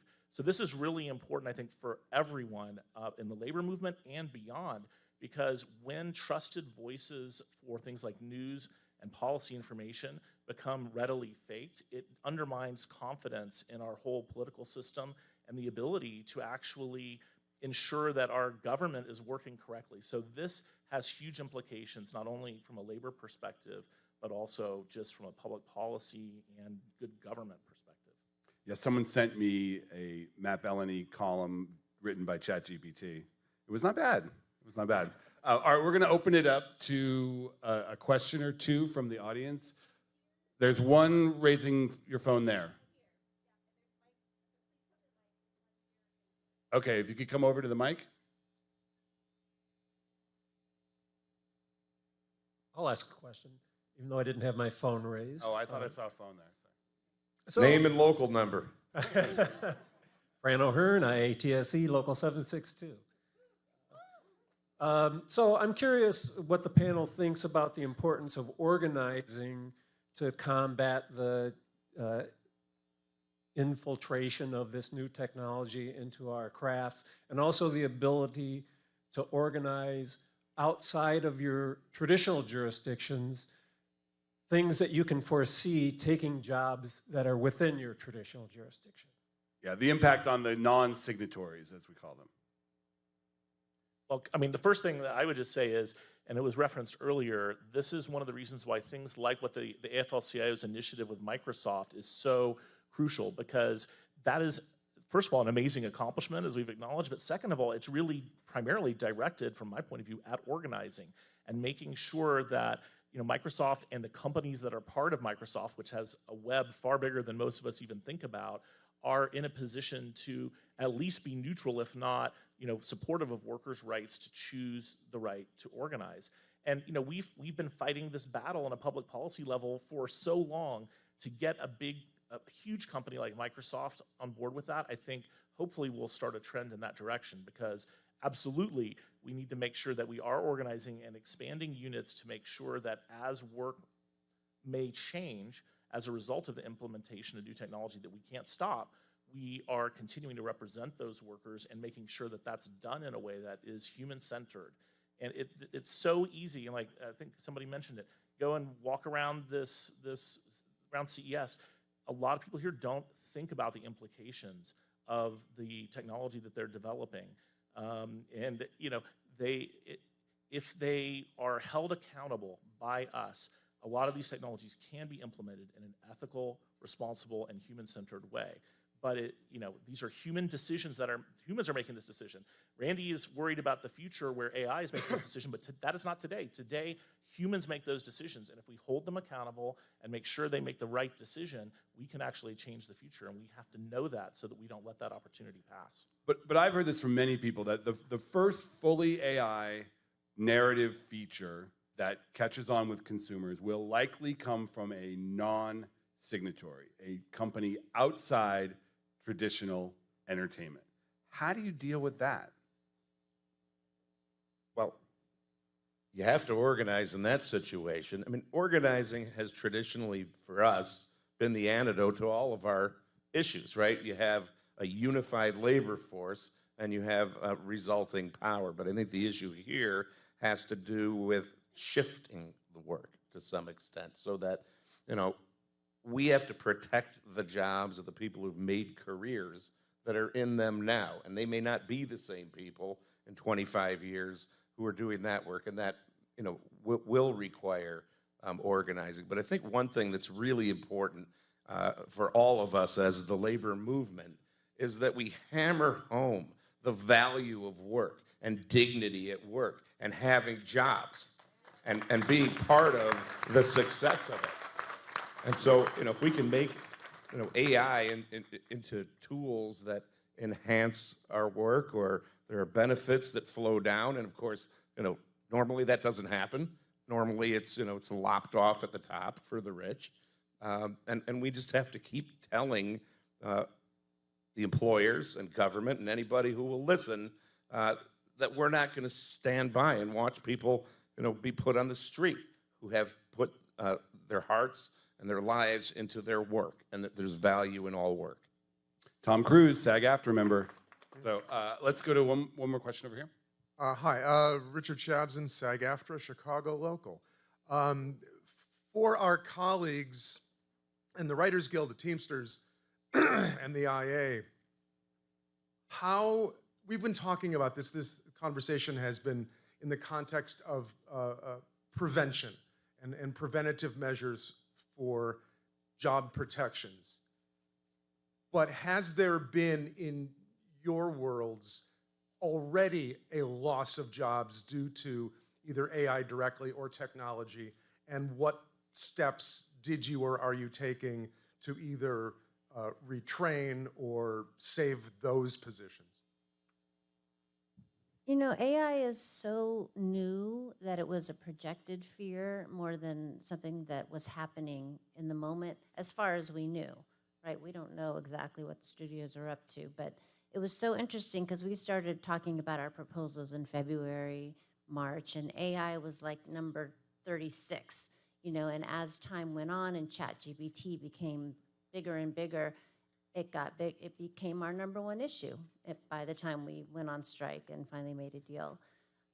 So it was the projection of what could happen for us, and that we had a lot of safeguards in our contract that we hope has blocked most of that. If I may, I'm still thinking about a question a little bit earlier when Duncan mentioned the AI conversation that Chuck Schumer had. I was there, and Liz was there, and Randy was there. And all these kind of tech bros were there, right? Like Elon Musk was there, and Mark Zuckerberg, and Sam Altman. And there seemed to be this sort of like, I'm an ethical person, and we would never let this do anything bad. And, but we got to go. The only way to test this is to put your foot on the gas and go. And I think the thing I fear the most is self-regulation. That, Schumer sort of ended it by saying, well, clearly we need policy on this, which I couldn't agree with more. But there seemed to be this sort of misplaced trust that these companies would regulate themselves. And I think that is the fox guarding the hen house. And I really think government has to do it. We have to, lawsuits have to do it. It isn't just within our contracts, because organizing is what we do best. We're doing that. But I am worried about this idea of nothing being done or self-regulation being considered enough. Do we have time for one more? One more question. I thought I saw him. Right here. Oh, right there. Yep. So actually on that front, one of my favorite movies is The Hunt for Red October. And at the very end, the guy goes, "You arrogant ass, you've killed us," right? Because they launched the torpedo and blew their own sub up.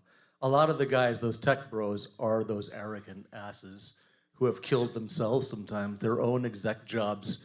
Wait till the first AI run fund runs like a Wall Street fund and beats everyone, right?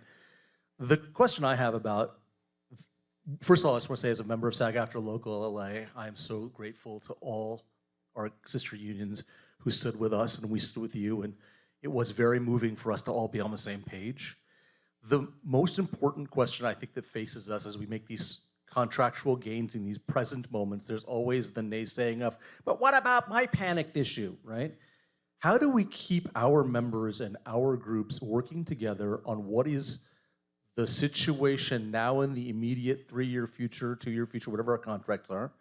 How do we calm the sense of overall panic that the whole world is falling apart, which I understand it can be real and sometimes is exaggerated operationally in the immediate now?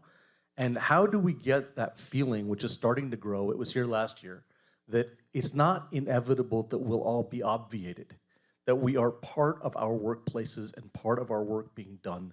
I think we just have to keep that alive. How do we keep that alive while we do have to make compromise? We do have to take things off the table. It's an important question, I think, as we move from contract to contract in a highly evolving thing. Thanks. Well, first of all, we can't stop talking about this. Obviously, it's still continuing these conversations, but I think we've learned throughout time, if we're not having these discussions, we don't know each other's issues. Now, going back to the gentleman from Chicago about his question about CGI specifically impacted our members. This was 20 years ago. Animal trainers were replaced with CGI because they were able to produce animals through CGI and not use our members. It still never looks quite right, but It continue. looks so strange and terrible. But I think, that's where we have to, this is not going to go away ever. And look, we have to be very clear, we're not against progress, and I've said this to you before in our recent discussions, because we're not. We use technology for our jobs, and we have to be open-minded, but also we have to resist when it's going to impact our members and them losing their jobs. So that's where we have to just continue to have these conversations. And I can't, speak to the panic that is all the time for some people, but I think we're in a different place than last year. I think SAG and WJ really started this, discussion with AI where it wasn't really happening in Hollywood, and now it's very much happening in Hollywood, and I don't think it's going to go away anytime soon. So AI is a great unifier. That's what we found in our strikes. I mean, the percentage of the tens of, hundreds of thousands of articles that were written about our 2 strikes, like what percentage of them had AI in the headline, right? I mean, the number of picket signs that were about AI certainly for the Writers Guild, like ChatGPT doesn't have childhood trauma. That was a favorite. There were so many. And if you look around, even though our strikes have ended months ago, there are still dozens of articles coming out every day about how AI is going to replace workers. And I think that is a drum that we keep beating, right? Not a lot of people really understand AI, but everybody fears it to some extent. Some people are excited about it, but everybody fears for their jobs. It's incredibly short-sighted on the part of some of these tech bro leaders because, if there are no workers earning incomes, who's gonna buy your iPhones, right? Who's gonna buy your Ford Tauruses? We need money in order to do that. They need to sustain the economy and not replace human workers. But I do think that AI itself as a topic will continue to unify workers going forward. Yeah, it's interesting because I have a slightly different take on it, Lisa, maybe from a slightly different experience set, because I think AI is a natural unifier for people saying no to AI. But I think it actually takes a lot of courage for union leaders to really recognize that sometimes the perfect is the enemy of the good, and that if you say no to everything, you end up in a situation where you have made it, a lot of valid points pushing back on things, but you haven't actually changed the direction that the industry is moving in. And that's something the Writers Guild accomplished, I think SAG-AFTRA accomplished. But, in the end, we had to have a very intense discussion during our ratification period with our members, because there are some members who would have preferred that we somehow just block AI completely, stop AI from happening, et cetera. And the reality is that if you want to actually make sure that this is moving in the right direction, that we're building a human-centered approach to AI, it takes incredibly courageous leaders who are willing to say, this is the priority, not this. This is how we're going to strategize and achieve that result. Because you don't get to that result, certainly not in collective bargaining, I don't think in public policy either, by just saying no to everything. You have to find that path that actually can bring a deal home that provides you the protection that you need. And that required great courage on the part of our leadership, and I'm really proud of them for that, because it was not easy to bring that home in the end, even though in the end we had a great result with 80% of our members ratifying the deal. Nonetheless, that was after a very intense conversation about the issues around AI, and that conversation definitely continues. Meredith will kick my ass if I don't follow up by saying the Writers Guild actually did that too, where we went to our studio employers and we didn't say we're going to ban AI. We said that we just need some guardrails. And I believe that that was the blueprint going forward, at least that's what a lot of the press said too, for a lot of labor unions in order to get some approval from our negotiating. All right, well, I want to thank this great panel. This was really interesting. Thank you to everyone. Thanks to everyone here, too.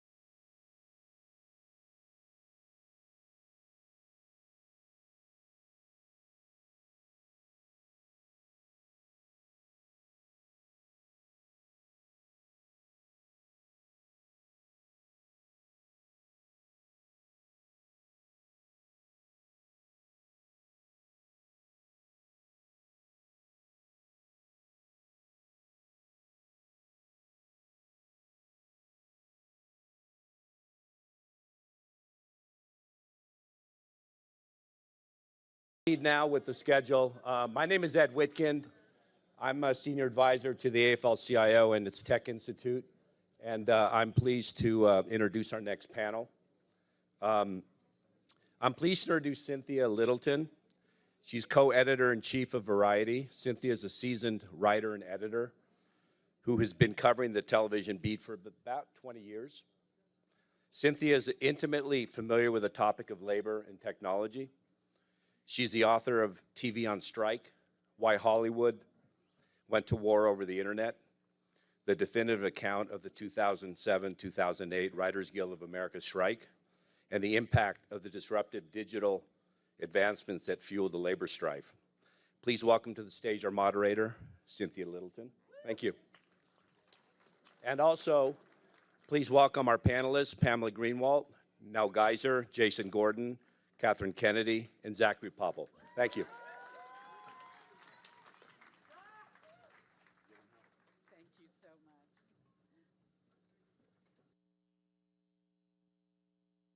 Zach clearly has the home field advantage.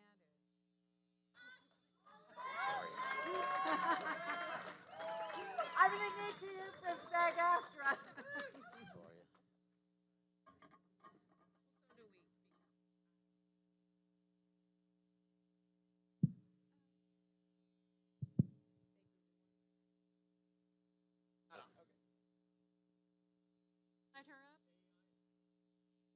There we go. Okay, here we go. Well, we have a little home field advantage because Pam and I have known each other a long time. We're kind of neighbors in the same neighborhood, and there's a real mutual respect for many, many years. I have just enormous respect for Pam and the work that Hollywood unions do. Hollywood is unusually, for sectors, it is unusually organized, the creative community, and that is definitely not lost on any of us that cover Hollywood, and you can see the gains. It is, you know, in the strikes that we were just talking about. We're going to talk about other labor actions, but there's nothing like a recognizable face, an actor or a prominent director or screenwriter to help bring attention to a strike and bring attention to labor issues. And the fact that it was unfortunate, but the fact that the strife in Hollywood also happened to kind of coincide with this sort of surge around the country in various different sectors, with people really standing up, workers standing up and organizing and not being too hesitant to strike. You couldn't have planned that, but it also couldn't have been coincidental, as another panelist said. There was a surge. There's a feeling that workers have been fed up. And the previous panel was terrific. It talked a lot about the nitty-gritty. I want to start with this panel to talk about how the different union leaders and campaigns, how you channeled technology to serve your ends, to get information out to people, to get people in places, bodies and picket lines, to organize the kinds of things. I would love to start with anybody that can give an example of how 21st century communications technology, where we can all talk and tweet and everything in a nanosecond, how you harness that to achieve some of the great achievements that unions have. And I throw that out as a jump ball to anybody who would like to give an example. Well, Jason and I share a lot in common in the way that we approach it. I will say, for us, typical sorts of things, member communication, member education, and member outreach are the underlying foundation of any successful action. And we communicate with our members primarily by email. Survey after survey of our membership, they tell us that email is their preferred communication. And we understand why. It comes in anytime. They don't have to pay attention to it immediately. They can go back and search and find it when they need it. We also use some texting. We have a member mobile app that we used, push notifications. One of the things that we really benefited from this time is social media. And there are a number of factors involved with that.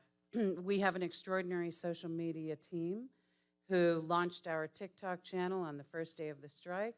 We have amazing creative folks who announced our strike on Instagram with a black box that said 12F01.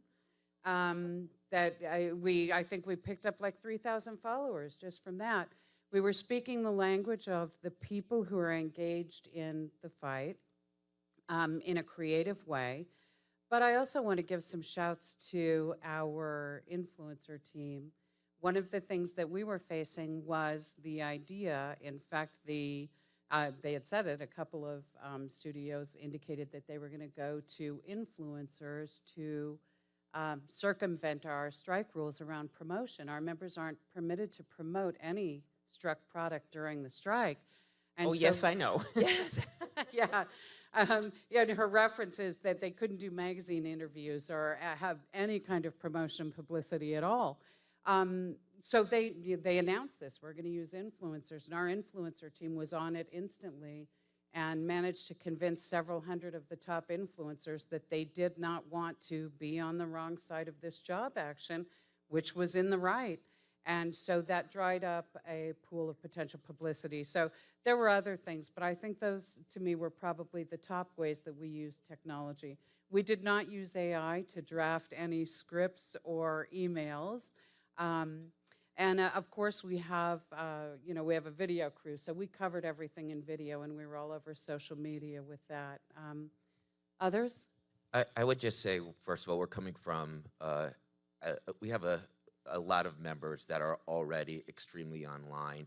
Our journalist members, our film TV members, even the ones that are nowhere near famous, some of them can still have tens of thousands of followers. So we already have a built-in network that's ready to go. But really what we found that is so critical is to organize around this issue as much as you can.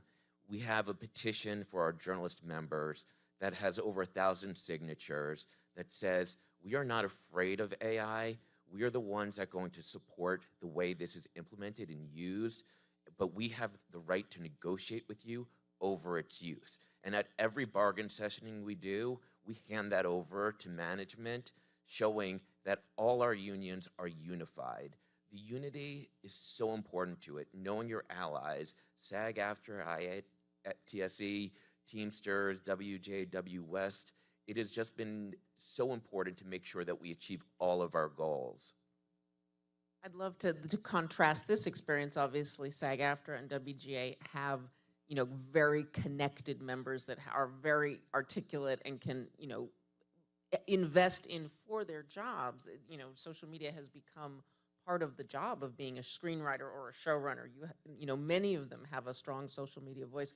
I'd love to hear from the nurses or from Unite about people that may not be as facile with social media and connectivity, or is that a misperception and your members were just as sharp on the button of getting their message out in 240 characters? Would love some perspective around some of your recent job actions. And you should tell us who you are and what your role is too.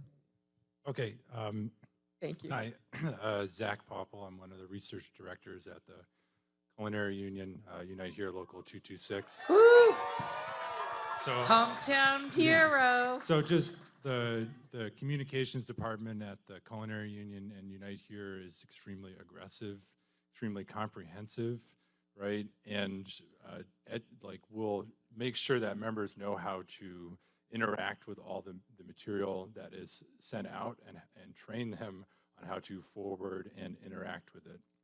I'll just say two things in addition to our social media program, because Bethany is the expert here on that. And I think the way that we've been able to leverage our technology language is to think of it as campaign language, to think of it as everyday organizing language. And I think the employers think we're crazy. And that's good, because they face shop stewards and people on LOA who are very well trained in the enforcement, the daily enforcement of our technology language. And that's involves, sort of daily tracking of contract violations. But at the same time, and this goes last year, if you remember, Kathy from the Nurses Union talked about on the hospital floor, there being a machine that was going to determine staffing levels based on the vital signs from all the patients on that floor. Remember that? Yeah. That freaked me out, right? I have a sister who's a nurse. Many people have been in the hospital before, and I just knew that we had to basically take the mountain of big data that these technology and these types of equipment generate on a second-to-second, day-to-day basis through the interaction of union members. They're the ones creating the data. And I knew that we had to basically turn the mountain of data against the employer, right? And find a way by hook or by crook to do that. And so, basically, whether it's a guest room attendant or a cocktail server, if they're interacting with a smartphone or they're interacting with a touchscreen drink dispensing machine, they're generating a mountain of data on a daily basis, hundreds of thousands of rows of data. And we have to find a way to access that data, to machine read it, and turn it against the company. That's something that we've been really engaged with members on. They do daily reports, right? They will analyze our own spreadsheets that we generate and put it to use in enforcing our technology. as you start to scratch the surface, you see where it is coming in everywhere. I have to take a slight Hollywood pause and ask how, if your members have expressed any thoughts. Right now in the entertainment industry, one of the buzziest shows out there is a show called The Bear, which revolves around restaurant workers. And I'm just curious if that show has had any impact, if you ever hear your members talking about that. Is that an honest depiction? Because it is presented as a warts and all look at what it's like to run a restaurant. Unite Here members, both present and future, right, do extremely hard physical work, right? So any depiction that shows how grueling and physically difficult it is, that's welcomed, right? So long as it's accurate and fair. So I think, the forefront of union members' minds are the sort of larger family of workers on the Strip. And we've recently won some major language that will allow us to really accelerate our organizing of non-union restaurants. So yeah, I think that when sort of Hollywood is paying attention to restaurant workers, it's very welcome.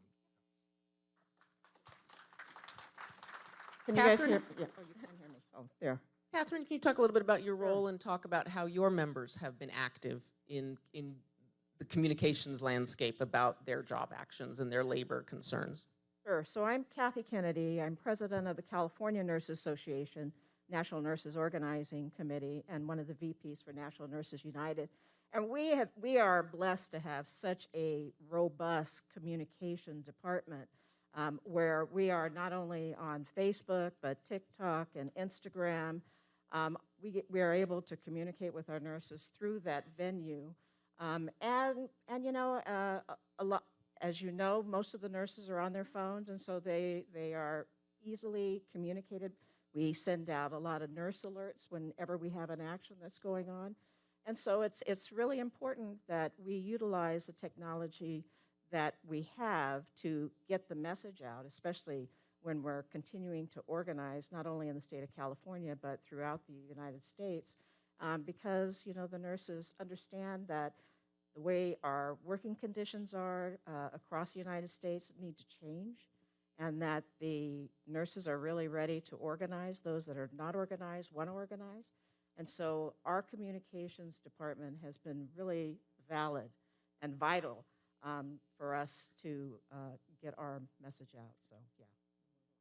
And hi, I'm Nell Geiser. I'm the Director of Research for the Communications Workers of America. And there's so much we could say about how we're bargaining over technology and how we're harnessing it. To start on the harnessing side, some of our members who are whizzes, we come out of the telecom industry and have organized for decades in the tech industry, so technology change and technology is in our members' blood.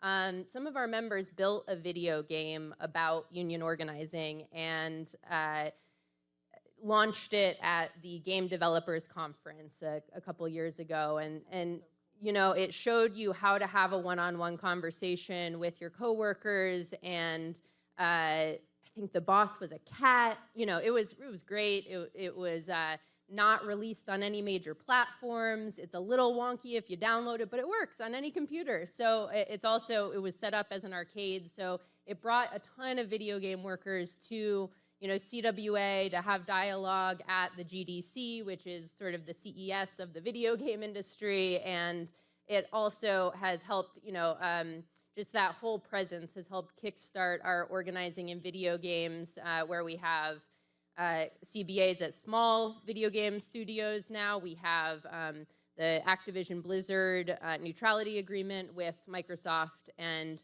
we're hitting the ground running on that right now. Another example of how we use technology, I'm a researcher, right? We figured out, this is a case where we use Amazon Web Services Tesseract. We don't love that Amazon has the best optical character recognition software right now, but they do have a really good tool that we have been sharing with other unions, and the Strategic Organizing Center has helped us develop around extracting data from OSHA 300 logs. So for many of our sectors, we all want to understand health and safety and injuries on the job. And so similar to Unite Here, we can extract from massive amounts of logs that have to be kept about every single injury by law, and that workers have the right to requests from their employers, we can now much more efficiently, where you used to have to do data entry by hand to make these things useful, or copy paste every line.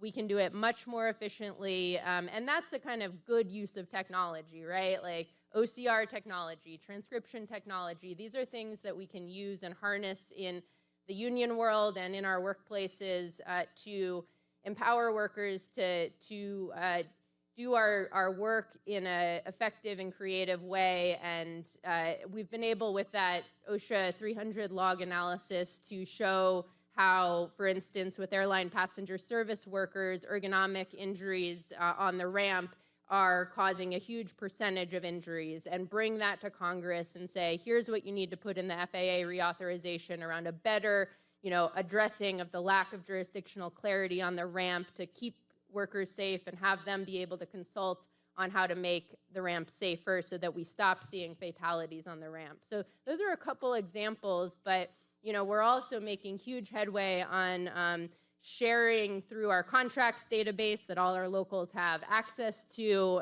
mining existing language that we can update for the AI era. The News Guild has just gotten some breakthrough language with the Associated Press that says no jobs can be replaced by AI, and workers can use AI to supplement their work with worker oversight. No jobs will be replaced, no positions will be replaced, no benefits will be eliminated because of AI at the Associated Press as of the past couple months when that language was TA'd. That's terrific. Yeah, congratulations.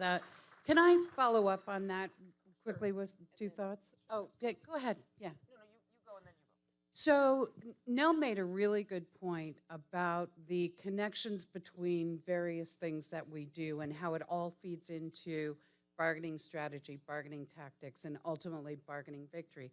It is organizing, it is data, it is communications, and it's the way that you bring all of those things together in a powerful way that supports your negotiators at the table and that educates and activates your members. And I want to give a shout out to Liz and to President Shuler and the hub system that she created at the AFL-CIO. Nell mentioned the organizing, strategic organizing group. We relied heavily on folks in the strike unit and the strike hub to work with us on things like capital campaigning and investor information. So one of the ways that we prepared to approach the strike and communicating the issues around the strike was to make sure that folks knew the potential harm that was being visited upon the companies and their balance sheets.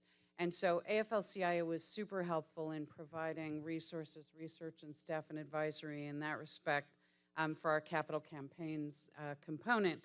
And I also would just say without our organizers, we would not have had, so I had the honor of managing our strike for SAG-AFTRA, which meant that I worked less on day-to-day communications and field things and had a more overall view and managed that team of 14 people who ran it, which we would not have been able to do without our organizing team, who set up the Captain's Network, had folks out on the lines every day, managed the logistics. And then the last thing I'll say is we would not have been able to do it without the solidarity of unions across the country and across sectors. Definitely the entertainment industry unions. Shout out to everybody who was up on this stage in the prior panel. But also Labor's International Union of North America, out on every picket line by the hundreds, helped us shut down Universal. UFCW, Sean McGarvey at the National Building Trades came out on one of our picket lines. Jimmy Williams at the Painters, and on, including everybody right here. Nurses, every single picket line. And we thank you because the most important, most powerful thing that we had was not technology. Technology does a job. What we had was solidarity and unity and power of the people, which sounds trite, but it's true. So thank you all, and right on. Technology very much helped you all express that. Yeah. Zachary, you were going to say? Just two quick things to follow up on what Nell said. Yeah, I think just that there's staff at the AFL in DC in the headquarters that we've been working with essentially and just a big thanks to Kieran there, we can take about 1 million rows of data and feed it into a program and read it for contract violations and do it in a timely way. So we're working on that. So those kind of things, like leveraging big data and machine reading is really interesting. The second thing is in terms of direct communication with technology companies, I'll have cocktail servers or housekeepers ask, like, well, when the tech company comes in to implement the technology, can I make proposals to them about how it should be configured, about how it should work in my workplace? And the answer is absolutely yes, right? So, for example, we had a housekeeper, right, and she's speaking in Spanish, and she said, well, put it up on the screen, put it in Spanish, I want to tell you how to set it up. And we're like, yes, you can do that, right? And I just think we like telling members that's okay, that's their prerogative, right? They don't need permission, right, to make those kinds of suggestions and improvements in the technology, I think is really important, and it kind of takes that technology language, makes it part of the kind of everyday organizing wrap that's really powerful. Yep. Can I just add one thing? One of the other things that we were really able to do was we led with members first here.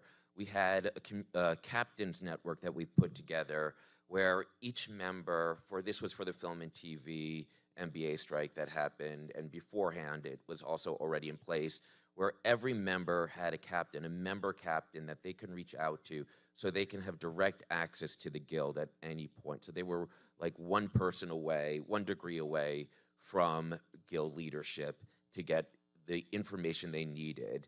So, when we're talking about all these advancements in technology, those are all helpful, but the real member-to-member organizing and outreach and getting talking points to everyone through the Captain's Network is still essential. At the same time, it's a changed landscape. So in communications, while we're looking to getting information out to people, we are using the Captain's Network, but we're also using not only earned media in traditional outlets like Variety, for instance, but we're also looking at all new outlets that are at the forefront of technology. Podcasts. We are looking at even TikTok, where there's a program that Kalina Newman over at the AFL tipped us off to called Bikini Bottom News, a SpongeBob SquarePants themed news channel that gets about 3 million viewers per news story, which is more than like Rachel Maddow gets in a given night. So tapping into those channels has been really helpful in just kind of expanding the world of who we're reaching. Let me ask you also, certainly in the Hollywood strikes, it was so powerful, the ability to have a tweet. I can't call it. I can't wrap my head around calling it X. I'm still going to call it a tweet. A post. A tweet, an Instagram from an individual actor with a personal story, telling a story about getting screwed on per diem or getting, their experiences, especially in Hollywood, where there's just been this unprecedented ramp up of production that on the surface seemed great. Wow, everybody's working, but behind the scenes there were so many problems from that were absolutely laid bare.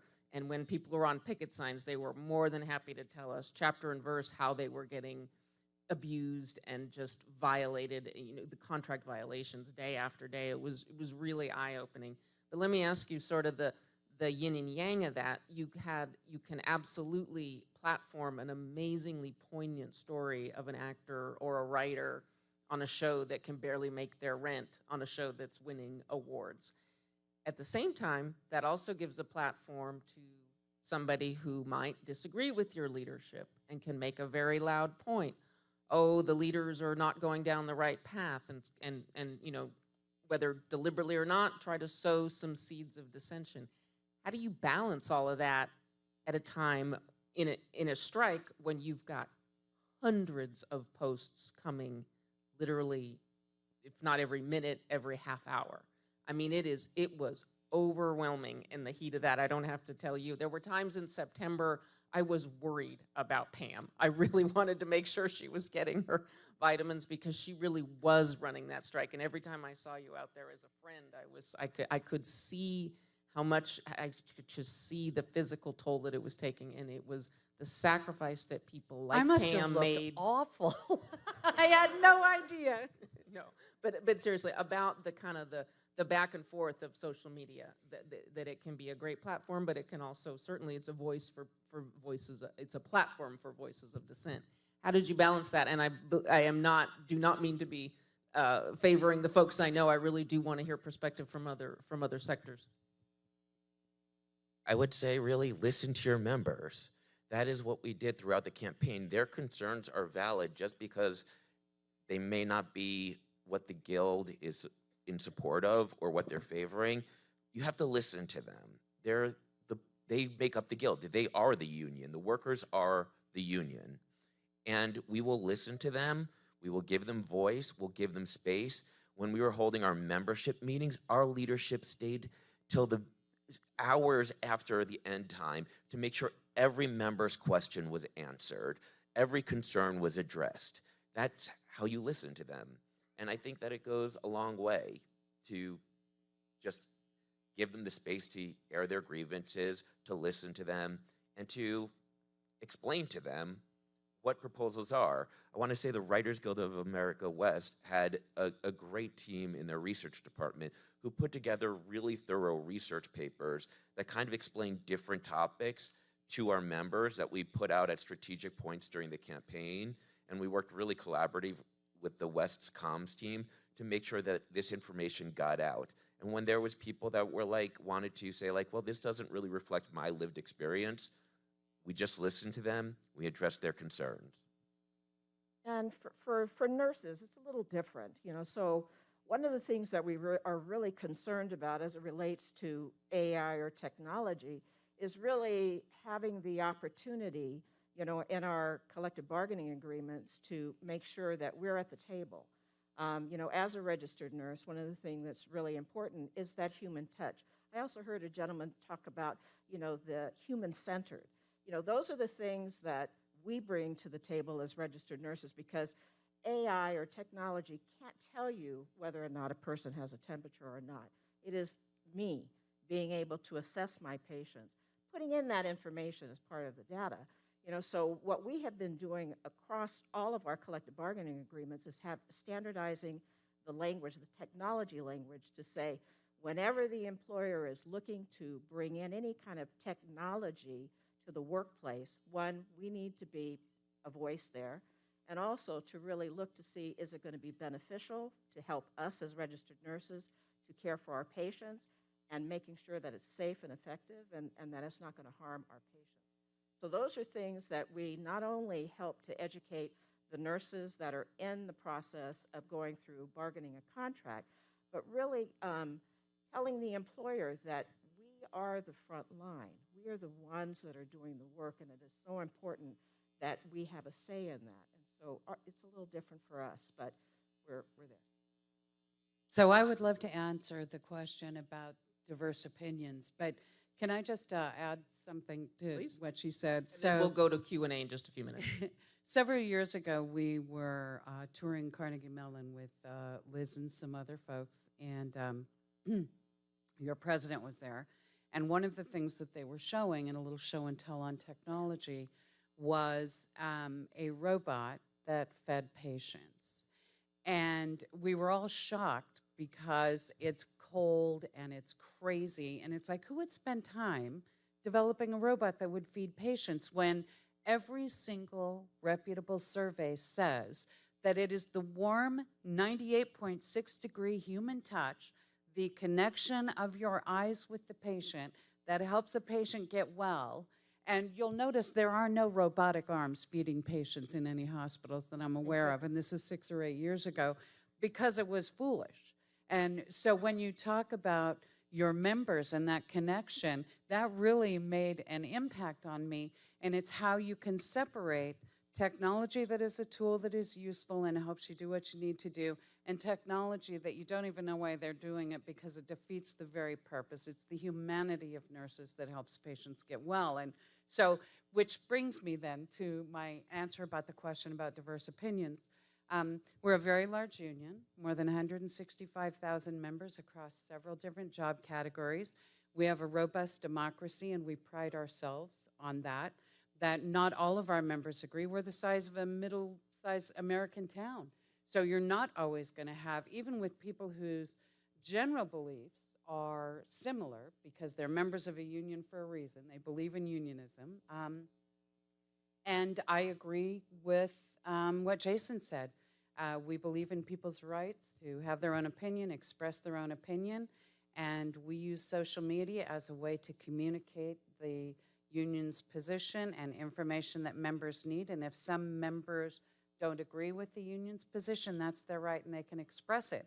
One of the things that's happened with our social media as we've gained more followers and it's gotten bigger is that the community itself often takes over and sort of regulates the debate. If people are flaming or swearing or doing other things that are like super negative, the community itself, other members, other followers on our social media, try and regulate the debate and keep it civil. So we support every member's right to express their opinion in any place, any time, any venue that they choose, and appreciate the community that tries to keep things civil on social media. Doesn't always bring out the best in folks.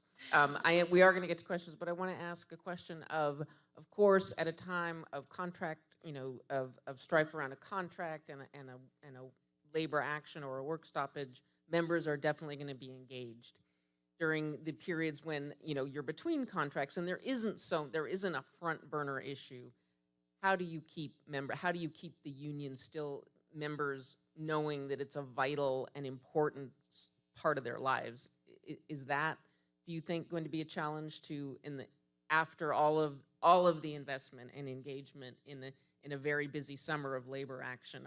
Is there going to be fatigue? Are people going to be, I'm not going to read that newsletter because I'm just so tired? And then I promise, if folks line up, we will take questions.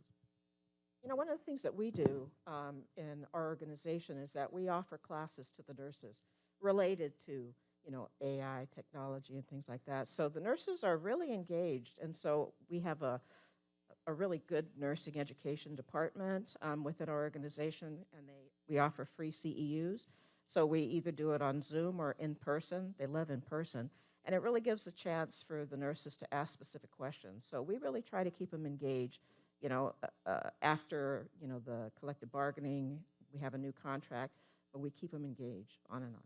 And even if you have a contract in place, your employer might introduce a new technology, right, out of the blue. And so you have to demand effects bargaining over that. We believe, as the AFL-CIO does, that the NLRB actually has the authority to make technology a mandatory subject of bargaining because it implicitly impacts terms and conditions. So we should all be pushing for that to make it mandatory. And our members believe that this is something that is critical. And so I think right now, more than ever, people are staying keyed in between contracts because they're seeing these changes across a number of sectors. And we have a committee on artificial intelligence at CWA that met for several months this year and produced a report and recommendations to our executive board. And that process was really engaging and an opportunity for this group of rank and file members from telecom, media, technology, to speak with experts, to talk with their coworkers, to go out there and help us document what's going on and develop strategies for bargaining and public policy. So you can check those AI principles out on CWA's website, and we think it's really helping us engage our membership in a deeper way. We're gonna keep that work going. And we also, we used to have conventions every single year at CWA because of how deeply committed to democracy and debate and discourse our union is. Now they're every 2 years for the past couple of decades, but it's still that feeling that your union elected leaders are accountable to you, and they'll only be your delegates to that convention if you put them back there. Crazy connection. I used to produce your convention and video working at a PR firm in DC 20 years ago. It's a small world. Any questions? There's a couple of microphones here. Folks want to line up. I'm going to press Pam and Jason a little bit. What do you think, what strategies do your unions need to do? I know that your members are going to show up for IATSE and the Teamsters, no question, but what about when Unite and SEIU and the nurses unions are out? How do you keep that level of fire up to get bodies where they need it? I mean, we're already working with a lot of these unions. AFM is about to go into negotiations. The American Federation of Musicians? Yes, and we're already working with them to make sure that our members know about their actions and to support them. The flight attendants also have contracts coming up, and we are been out at the airports with them. We are keeping our members really updated on solidarity pickets. It's really important to do and to continue to show that our members want that. They want to be informed. They don't see this as just a Writers Guild issue. It's a labor issue, and we are all in this together, and that's how we're going to keep winning. I agree with that completely. It crosses sectors. And Unite Here, longtime partner of ours in this summit, huge friends, has our support always, same with NNU. And shout to your president and the retirement of Ken Zinn. We are, so SAG-AFTRA has grown deeper ties within the labor movement over the last 10 or 15 years, due in large part to our leadership, to Duncan Crabtree Ireland and others, who have embedded us more deeply within the labor movement, and especially the AFL-CIO. I joined SAG-AFTRA 17 years ago, and that was one of the pieces of my portfolio, was to keep and create and engage and build a deep connection with the AFL-CIO and the National Labor Movement. We have actually appointed a director, an executive director of labor policy, and Rebecca Damon, who also shares that goal and is making sure that we're staying connected to the movement in a way that we really never had been before. What I can say is there are no stauncher supporters of the Teamsters and the IA and the AFM and the WGA and the DGA and the Animation Guild, and I can go on, the studio laborers, the basic crafts, than SAG-AFTRA. We have the backs absolutely of everybody in our industry sector and beyond. So we've been out for Starbucks, out for Amazon, and on picket lines for Rebecca will have a better list than I have. I think you were at the flight attendants picket in New York City. But what we understand deeply and truly and is incredibly heartfelt is that our success is not just our success. Our success is because of every single union in the AFL-CIO and those without. We had support from folks who are not affiliated. And what I think we understand, what all workers now understand, is we rise and fall together in the labor movement. Nobody has the interests of workers in mind in the way that the labor movement does, and we will succeed together or we will fall together. Did we just get the... I was just going to say, I'll keep going till they tell me to stop, but they just did. I'm just going to throw out one thing, a little personal anecdote. My son is 23 in Chicago. I'm so proud of him. He's getting his teaching credential, and he is super proud because he's working at a before and after school program, and he got to be a sort of junior member of the Chicago, I'm probably going to get it wrong, but the Chicago Teachers Union. And I have seen what it has. Teachers in the house. I have seen what it has meant to him to understand, to connect him to a part of a larger movement. What in just our waning moments? What do you all?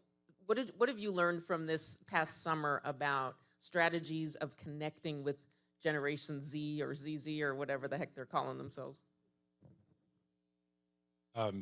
The union movement, the labor movement needs to recruit more people who are familiar with Python and SQL and programming, right? That can really dig into this data, and they're out there. They're in our families. They're our nerdy, like sort of friends, and we have to recruit them in so that they can kind of leverage that technology. I think the same thing goes for nursing too. We are the nurses. I've been a nurse for 44 years, and so I'm just now learning my phone, but young kids that are coming in, they just know what to do, and I think it's really important that we continue to mentor and to really engage and get them to really understand the importance of being in a union. Nell, can you wrap it up for us? Forgive me, Jason, our time is short. Sure. I mean, we just know how much young people support unions and are incredibly motivated to organize. Just look at undergrads who are organizing. We're we're supporting some undergrads, organizing their unions. And so I don't think, we have too much to teach them. We need to learn from them. How did they build their own consciousness, and how can we, recognize their leadership in building the future of our unions and creatively, imagining new labor formations that rebuild sectoral power, that take power back from the 1%, and really think about rebuilding not just democracy, but economic democracy, because young people, I think, are also much more open to being anti-capitalist, honestly, and questioning capitalism and how it works today. Thank you so much. Thank you all for your time. Thank you. I did Thank say you all. WGA, didn't I, Jason? Didn't I What? say WGA, you have nostalgia supporters? I didn't forget You you, did. right? Okay, great, thanks.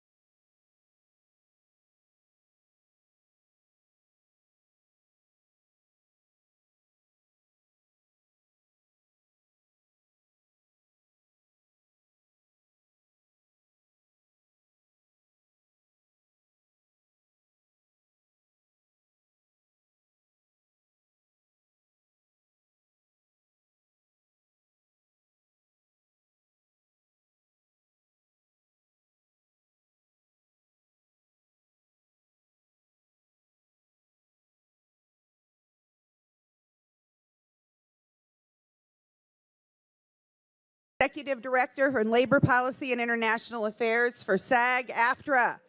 It is my honor to introduce the Technology in the Face of Worker and Civil Rights panel.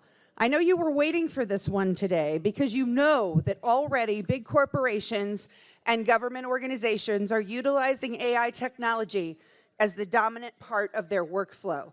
And the flaws, the biases, the inaccuracies in this technology are perpetuating stereotypes while also creating barriers between certain individuals and access to the public and the financial resources and employment opportunities. The implications of AI technology are being felt right now, and in the decades to come, this technology is going to affect all aspects of human life. So what a better moderator for this discussion than the AFL-CIO Chief of Staff, Julie Collier.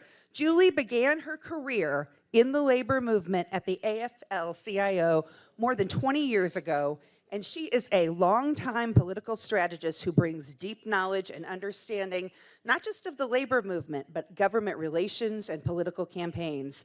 The union movement is expanding its outreach in new communities, industries, and regions, and centering unrepresented groups in the building of a fairer economy. It is a great honor and privilege to welcome Julie, and I'm going to hand the mic on over to you.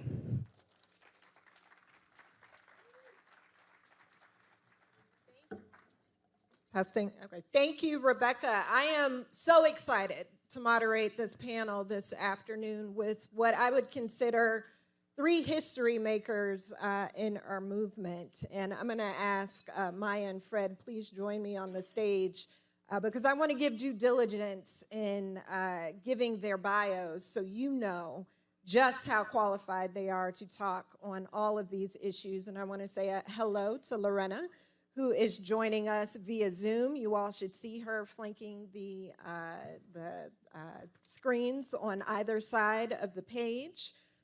Lorena Gonzalez-Fletcher is a former state legislator, attorney, community organizer, and activist. And she is the first woman and first person of color to serve as chief officer of the California Labor Federation of the AFL-CIO. Please, yes, let's clap for that. She served in the California State Assembly from 2013 to 2022. During her tenure, she successfully sponsored and passed multiple pieces of legislation in California aimed at increasing healthcare access and putting more protections in place for workers. She passed historic legislation allowing every single Californian the ability to earn paid sick leave. She authored legislation making California the first state in the nation to require farm workers to be paid overtime when they work an 8-hour day. She helped raise the minimum wage in California, which increased by $1 each year until the full implementation of $15 in 2022. And she's introduced and passed important legislation around employee misclassification and wage theft. As it relates to this conversation, Lorena has really been out front when it comes to the state level on the impact of AI on workers, and she's played an instrumental role in the fight around autonomous vehicles, which I'm sure we'll hear about in just a few minutes.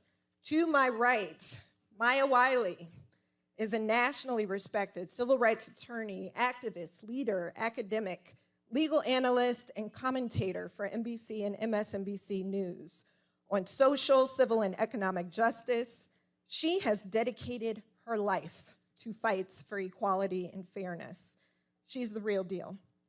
Her accolades and expertise precede her from the very real impact she's had on racial justice issues, race and poverty as it relates to education, the digital divide, land use planning, and the green economy, just to name a few.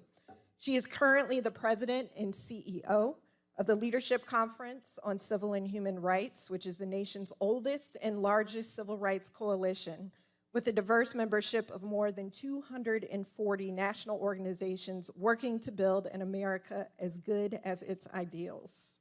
It's a coalition that's dedicated to democracy, and LCCR's work is nonpartisan, from the right to vote and the recently announced established the first of its kind Center for Civil Rights and Technology, which I'm sure we'll hear more about.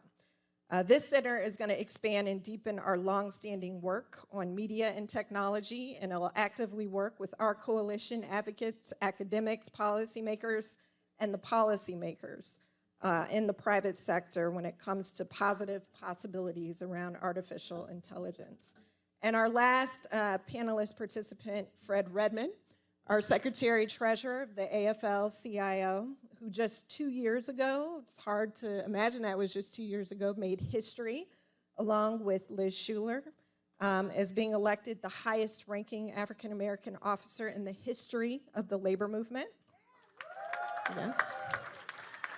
There is nowhere Fred goes where he doesn't lead.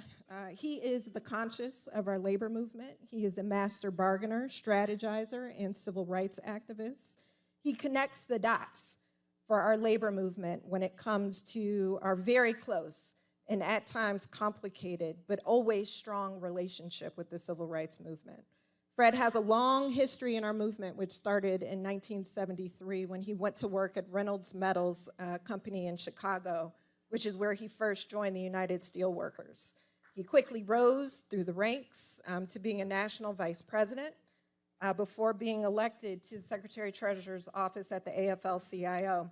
He has spent his entire life fighting for racial justice in the workplace and throughout our communities. And he currently chairs the AFL-CIO's Task Force on Racial Justice, which is a body focused on taking concrete action to address America's long history on racism and police violence against all people of color.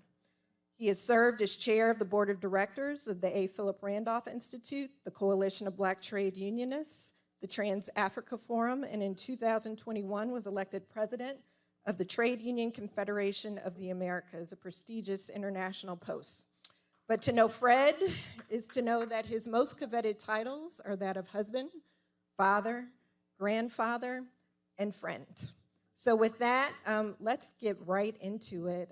This morning, many of us spent the morning at the convention center going through the Consumer Electronics Show. This is my first time being here. This is an experience, quite frankly, I'm still processing.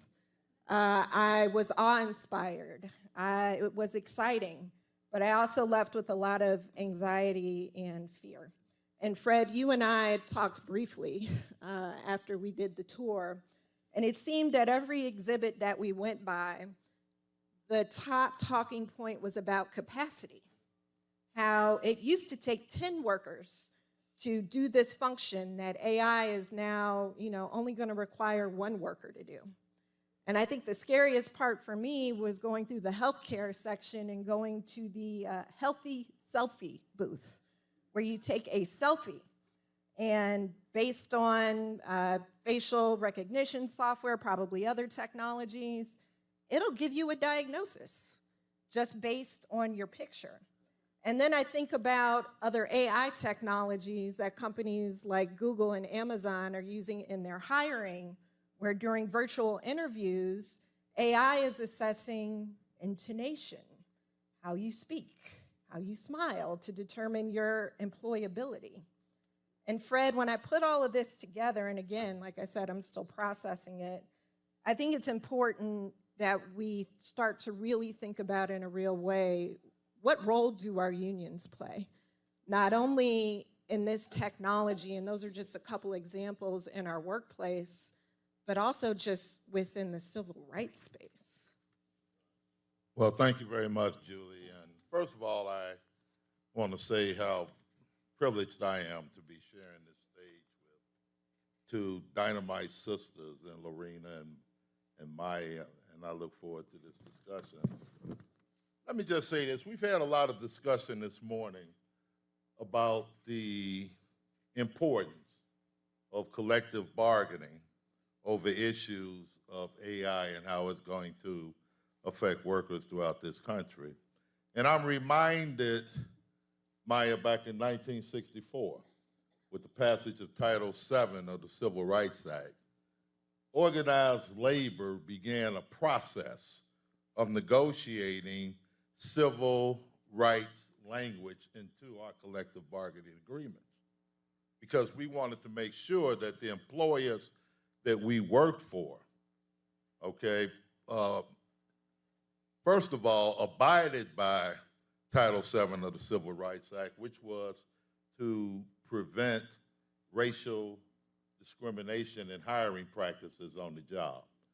And I think that what we need to do in the labor movement as we approach AI in the workplace is during those same discussions that we have over protecting our membership, our seniority rights, and other rights that we have on the job when we talk about AI, we also got to revisit our civil rights languages on our collective bargaining agreement and make sure that AI, which has the capacity of really, really setting us back when it comes to hiring practices, when it comes to issues of job promotions, if we are not examining the impact that AI could have on those in the workforce who already have protections under Title VII. I'm talking about women, I'm talking about people of color, I'm talking about handicapped, and we have to be as aggressive on the issue of our civil rights language as we are in terms of protecting our collective bargaining rights as we approach this subject. Look, we have a dual responsibility, though. We have a responsibility in the workplace, and we also have a responsibility outside of the workplace, because what we have seen over the last couple of years through our great organizing victories is, make no doubt about it, the future of the labor movement happened to be brown, black, Asian, female, and young. And we have a responsibility to protect our members outside of the workplace when it comes to issues of AI. Look, when we look at the information that's going to be incorporated, has the capacity to be incorporated in these algorithms, okay, then we have to make sure that the biases against women, people with disabilities, people of color, that the biases that we have already experiencing in society do not go into the framing of the algorithms. Okay, we have to be very, very intentional. And the labor movement have to be at the table as we deal with social justice policy as pertains to AI. I don't know, you could call it a blueprint on AI, a Bill of Rights, but we have to understand that we already are living in a society with many racial disparities. We have racial disparities in healthcare, in housing, and in incarceration rates and public education. And we cannot sit idly by without being at the table in the discussions with our community partners and allies like the Leadership Conference on Civil Rights, the NAACP, and other social justice groups who we have historical relationships with, okay, to make sure that AI is not impacting underserved communities throughout this country in a negative fashion. So I think that's the responsibility that organized labor have, not just in the workplace, but also working and utilizing our constituency groups also to work within our communities to make sure that the impact is not negative. Thank you for that, Fred. And Lorena, please clap for that. That was great. I want to bring you into this conversation, Lorena, because you've said, quote, the only way workers have a meaningful voice about artificial intelligence in the workplace is if they have a union and can collectively bargain on how this technology is utilized. And in particular, this technology is here. We're seeing it already being utilized at the government level, particularly in state governments. And let's be honest, it was pretty much born in your state of California. So I wanted to bring you into the conversation to give us your take on it. Yeah, I think that's right. We have already seen the effects, and we've also seen in California unions start to bargain around it. Of course, SAG-AFTRA and the Writers Guild being some of the first unions to take this on at the table and in a meaningful way. But even prior to that, we've seen, at least in our state legislature, an attempt to get at the fact that when we talk about civil rights, we know the ultimate civil rights issue is a jobs issue. You said it yourself. If we can replace 10 workers with one worker because of AI, that is an overarching civil rights issue. What type of workers do you think are being replaced? And we need to have that discussion. Here at the California Labor Federation, AFL-CIO, we say we're technology neutral. We're not suggesting that a technology is good or bad. However, when worker voices are centered and we can collectively bargain around the use of technology and AI in the workplace, then we ensure that technology can actually be good.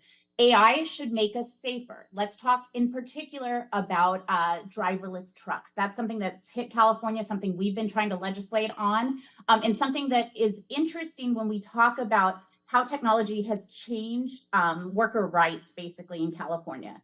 So we had imposed on us in California by Uber and Lyft and gig companies a two-tier status where drivers, delivery drivers and rideshare drivers don't have the same rights as other workers. Now, coincidentally, or maybe not, a vast majority of those drivers are Black and brown and immigrant. So you suddenly have this two-tiered system where those workers don't have the same rights to minimum wage and overtime. They don't have the same rights to Social Security and to some of our protections that we fought for employee status. They don't have the right to organize.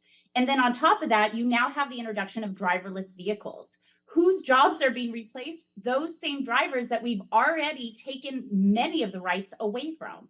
So we said, well, let's take on driverless big rigs, right? Nobody thinks it's a good idea to allow a 2-ton vehicle on our highways without a human operator. We have a very simple proposal to ensure that a truck driver or a bus driver stays in the vehicle with the technology. Our hope is that the technology, along with a human operator, can create the best situation for safety and for jobs possible. But what companies are trying to do is totally eliminate workers. And that is an ultimate civil rights issue. Absolutely. We are in 2024. I don't have to tell everyone in this room what happens in November of this year, a major election. And we've touched on Senator Schumer's insight forums that he's been having. And Maya, I know you recently testified, this past September on the Hill about AI and the future of our elections and the threats of disinformation on our democracy. And during your testimony, you gave a lot of examples of what those threats are, but you also gave some proposed solutions or things we need to start working on. I was hoping you could talk a little bit just about our election system and the threat of disinformation and the role that AI plays in it, because it's not just about the jobs. It's about, our future, quite frankly. And there is a lot riding on our future, whether you're a worker, whether you have a union or not, this year politically. Whew, well, first of all, let me just say it is my great pleasure to be here, not just because I'm with wonderful labor leaders, but because the Leadership Conference on Civil and Human Rights, founded in 1950, was founded by A. Philip Randolph, along with the NAACP and Jewish allies. But I say that because labor rights are civil rights, and we can't forget that. So everything we've been talking about is civil rights, whether we say civil rights or not. And then that does bring us back to democracy, because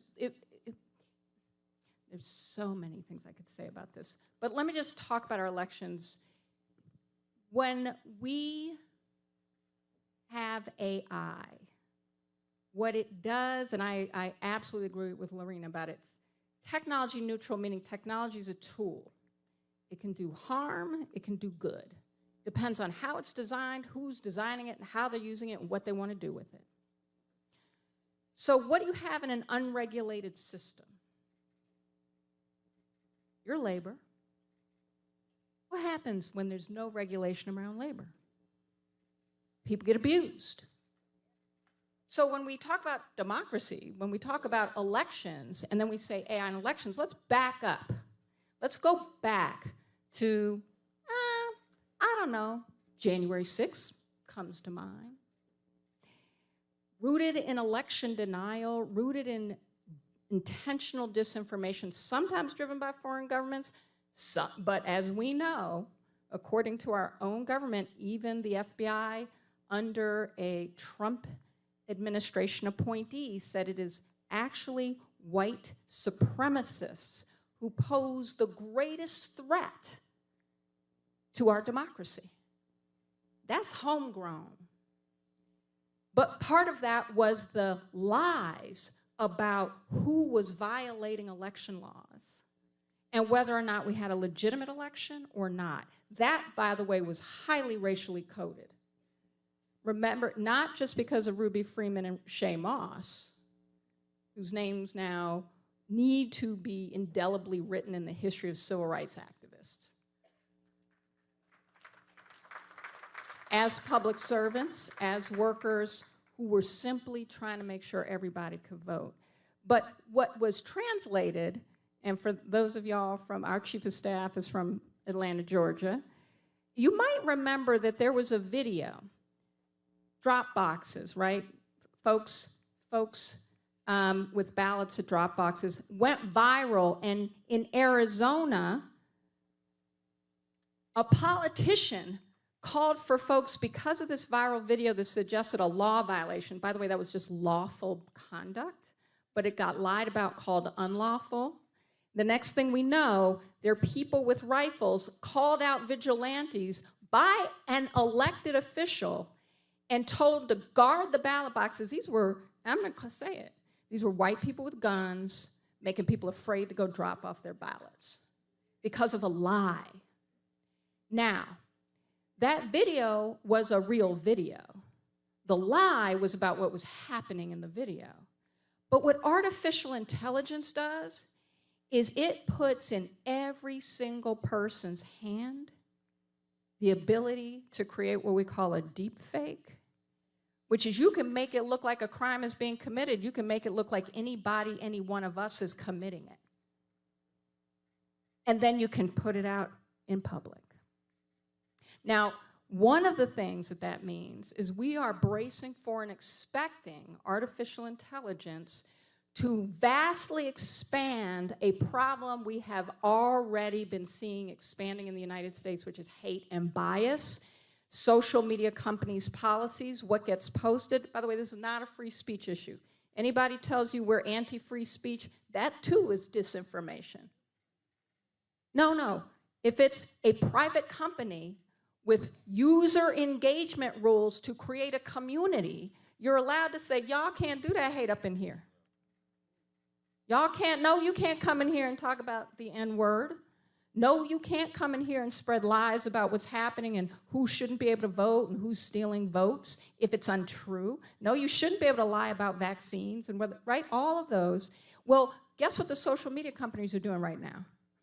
They are saying election denial claims from the 2020 election are now okay to post. 49 lawsuits lost because there was no evidence, it was stolen. But all of this, I'm just saying this because now we're seeing political campaigns and parties using artificial intelligence to make it sound like someone is saying something they're not saying or didn't say. But we're also seeing that what the social media company is saying is, okay, just label it.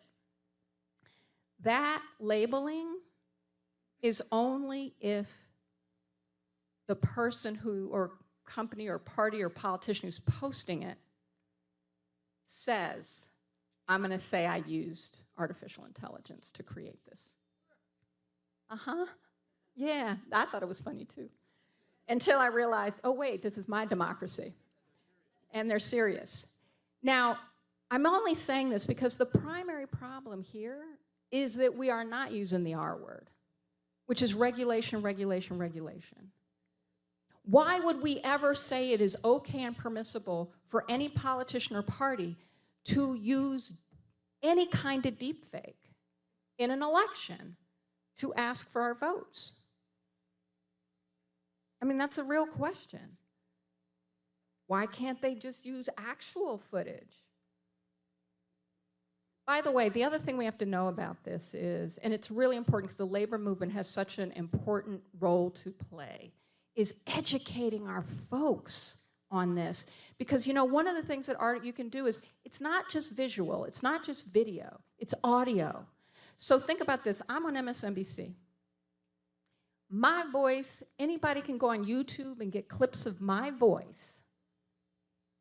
And then they can use that audio with the technology, artificial intelligence we have available today to use my voice, make it sound like it's me, make it sound like I'm saying things I never said,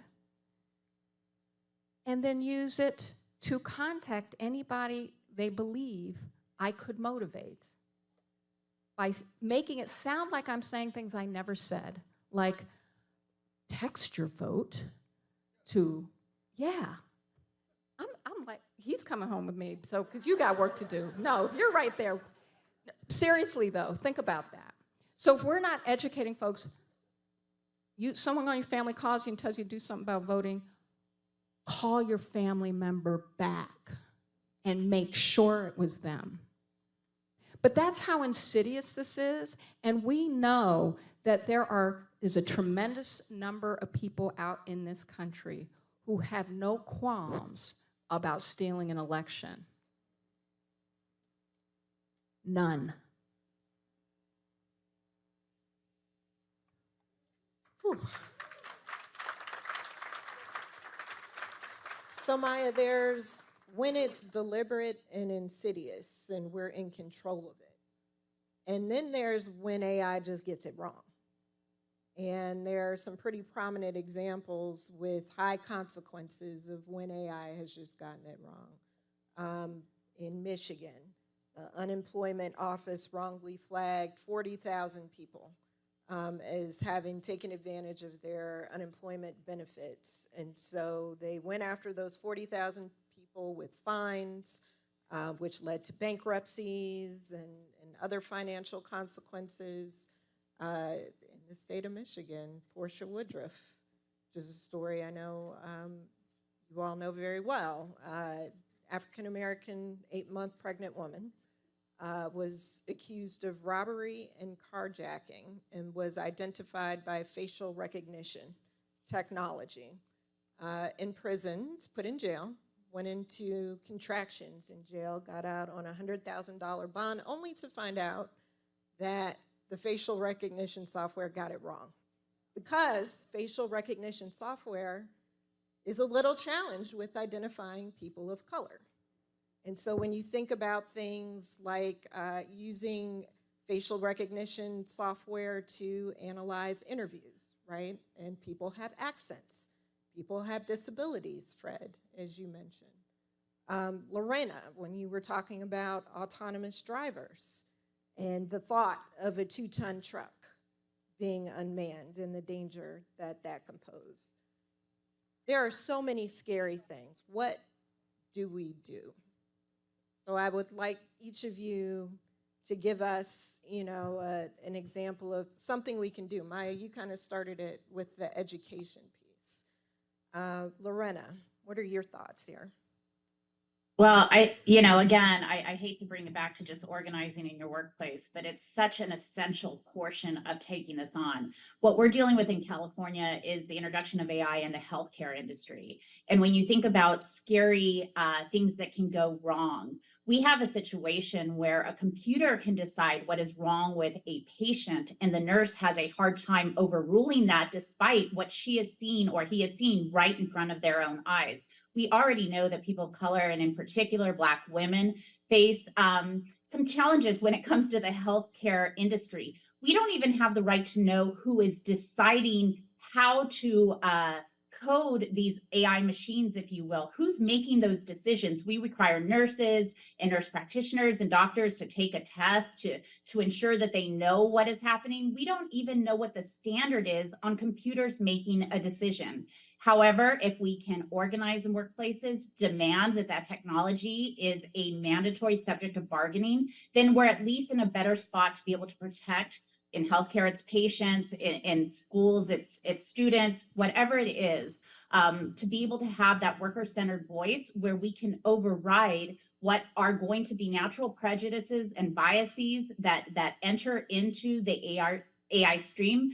That's a beginning, a way we can start to tackle this. But I gotta say, after hearing Maya's warning, I wasn't planning to talk about elections. I wasn't planning to discuss AI in elections with our members here, but clearly this has to be an essential part as well, because just faking people out is a really scary thought. Did Fred? Well, a couple of things that I think we, as a labor movement, should focus on. First of all, as far as AI in the workplace is concerned, we as a labor movement have to continue our fight for labor law reform, and we need to ensure that going into the future, issues of artificial intelligence are mandatory subjects of bargaining. And we have to insist upon that, and we have to make that our fight as we talk about passing the PRO Act and other labor law reform issues, number one. And then, the second part about it is we have to understand who are the victims of AI or the potential victims. When we look in the workplaces, then we see the people who are more advanced in this stuff, artificial intelligence, are the companies that has workers that are more vulnerable, such as the hospitality industry. People go to work every day. The only thing they want to do is share in the wealth that they help to create. But these are industries like hospitality, healthcare. People who care for our sick and wipe the sweat off of the brow of folks who was dying during COVID. But these are the industries that's really, really divulging and investing a lot of resources to move this issue of artificial intelligence, and these are the workers who are most vulnerable. So we have to realize the vulnerability of the workers that could really be affected by AI if it's not handled properly. And then when we look into our communities, as we said, it's, the algorithms is information in. Information you put in is the information you get out on the other end.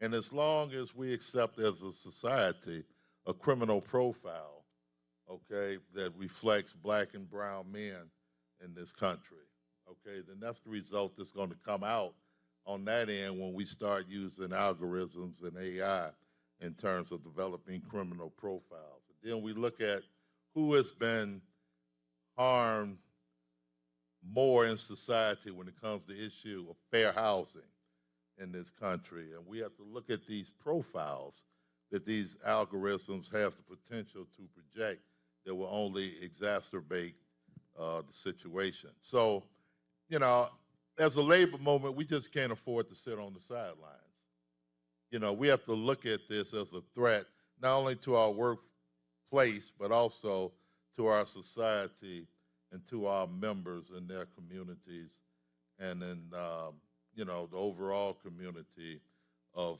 people, okay, who are more prone to be workers and more prone to identify with our issues and the things that we believe in the labor movement. So we have to take a holistic approach. We have to be at all tables as a labor movement because there's so many workers that's vulnerable inside the workplace and outside. Whew, okay, building on these really important points. What does the labor movement do best? Organize, organize, organize. And what do we have to organize about right now? Everything. But let me just say that. I know, okay, you're like, okay, I'm tired already, Maya. Look, We're in a paradigm shift moment in this country and on this globe. There are three major components to this paradigm shift: climate change, demographic change, by which we mean, Fred said it earlier, who's becoming, not just becoming, I mean, there's already been a majority of the world was already, folks, not white. But this country has been changing, which is exactly why we are seeing the attack on our rights, the attack on labor and organizing, the attack on voting, the attack on just doing diversity, equity, and inclusion, things that we started to be able to take not for granted, but at least that we had the same moral compass as a country in terms of what our American ideals were and what was not appropriate or okay to do. That's gone, y'all. And now we've got technology change. That's the third. It's changing every single thing.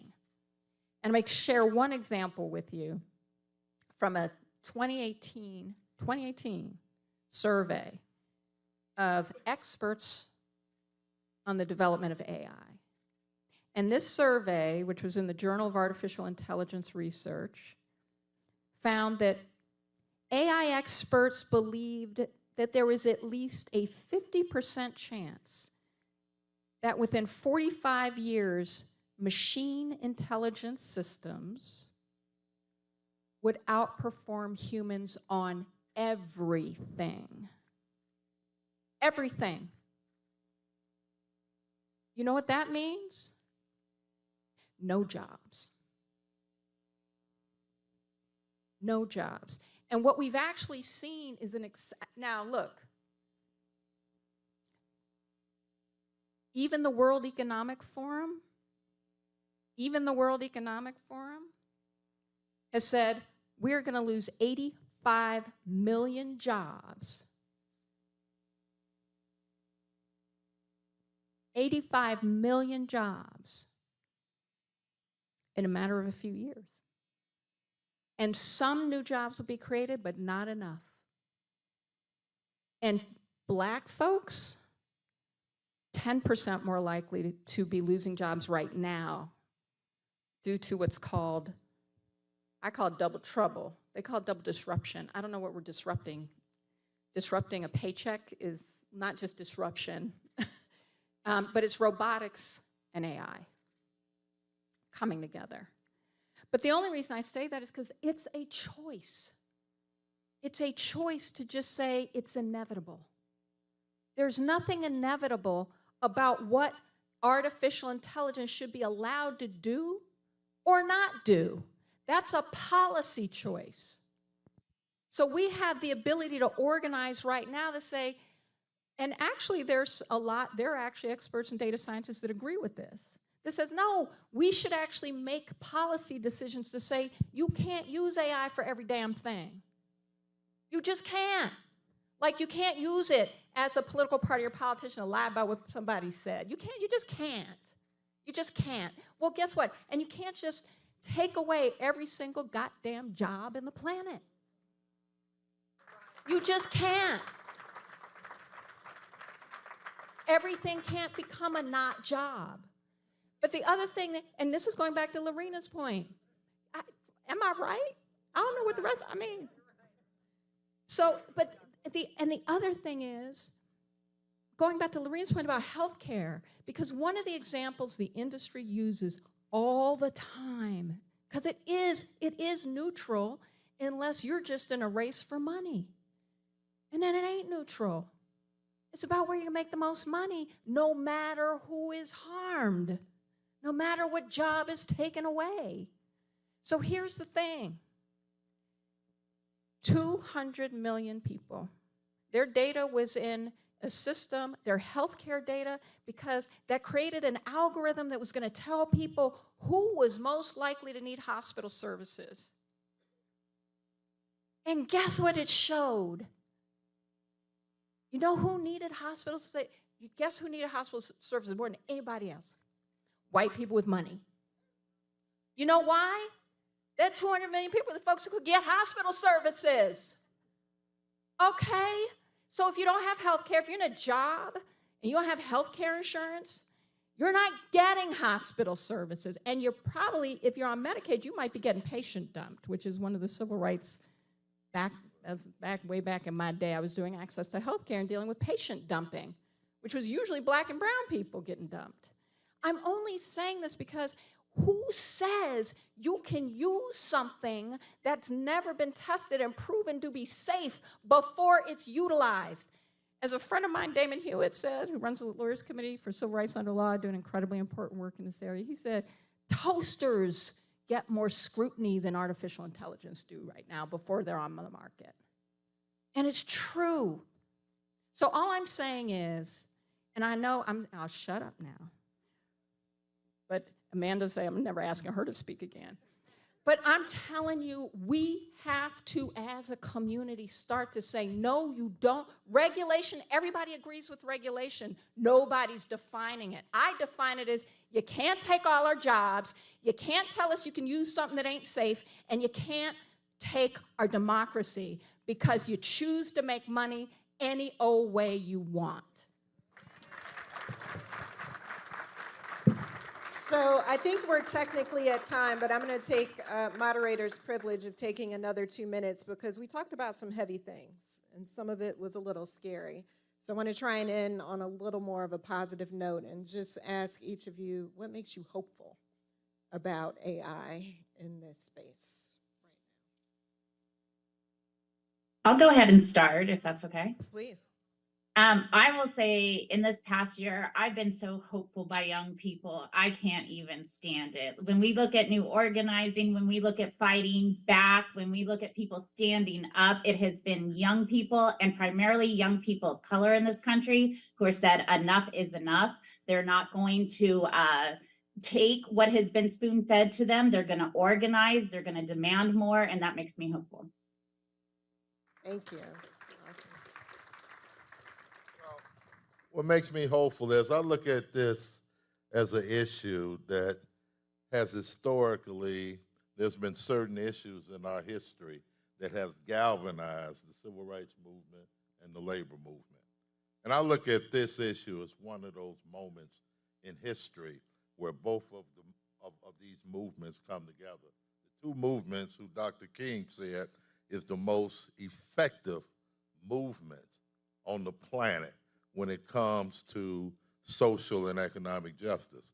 And I think this is an issue that galvanizes these two movements to come together, to do a critical analysis, to fight together, and understanding that the impact that this issue of artificial intelligence can have on our society as a whole, particularly those of the most vulnerable in our society. SAG-AFTRA gives me hope. Unite Here gives me hope. Everybody in the AFL gives me hope. But because, look, United Auto Workers gives me hope. Organizing gives me hope. Because everything we've ever done right in this country came from organizing. Everything. And we have people on our side because most Americans are terrified. They just don't know yet that they have a choice. They just don't know yet, but that's what organizing tells them. And I agree, this generation coming up behind us is on fire. It's on fire. And part of the reason folks are rigging things and stealing things and trying to take things and lying about things is because they can't win unless they do. But all that's showing us is we got so much power, they're terrified. They are terrified. So all of you give me hope, the AFL, the fact that now we've got the Institute. And look, we're rolling deep and hard now. And every last technology company has said out loud, we agree there has to be regulation. That is a huge opportunity for organizing because we can back them into the corner about what that regulation means, how it's defined, and who benefits from it. Awesome. Thank you to this panel. Thank you all so much for your expertise. Lorena, thank you for participating, even remotely, and more to come. Thanks, everyone.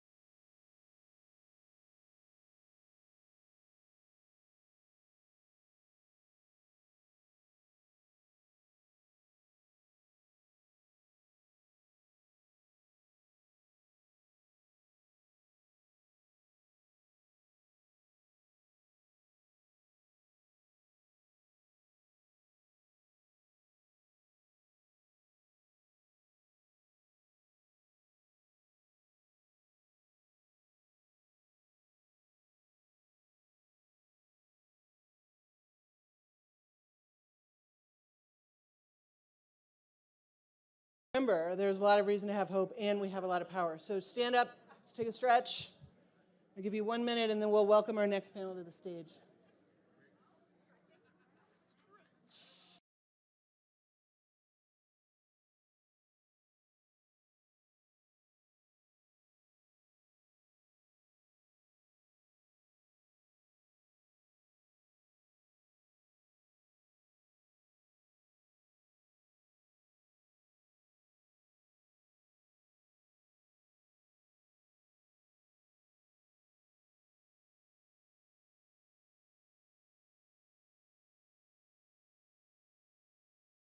Siblings, we are in the home stretch.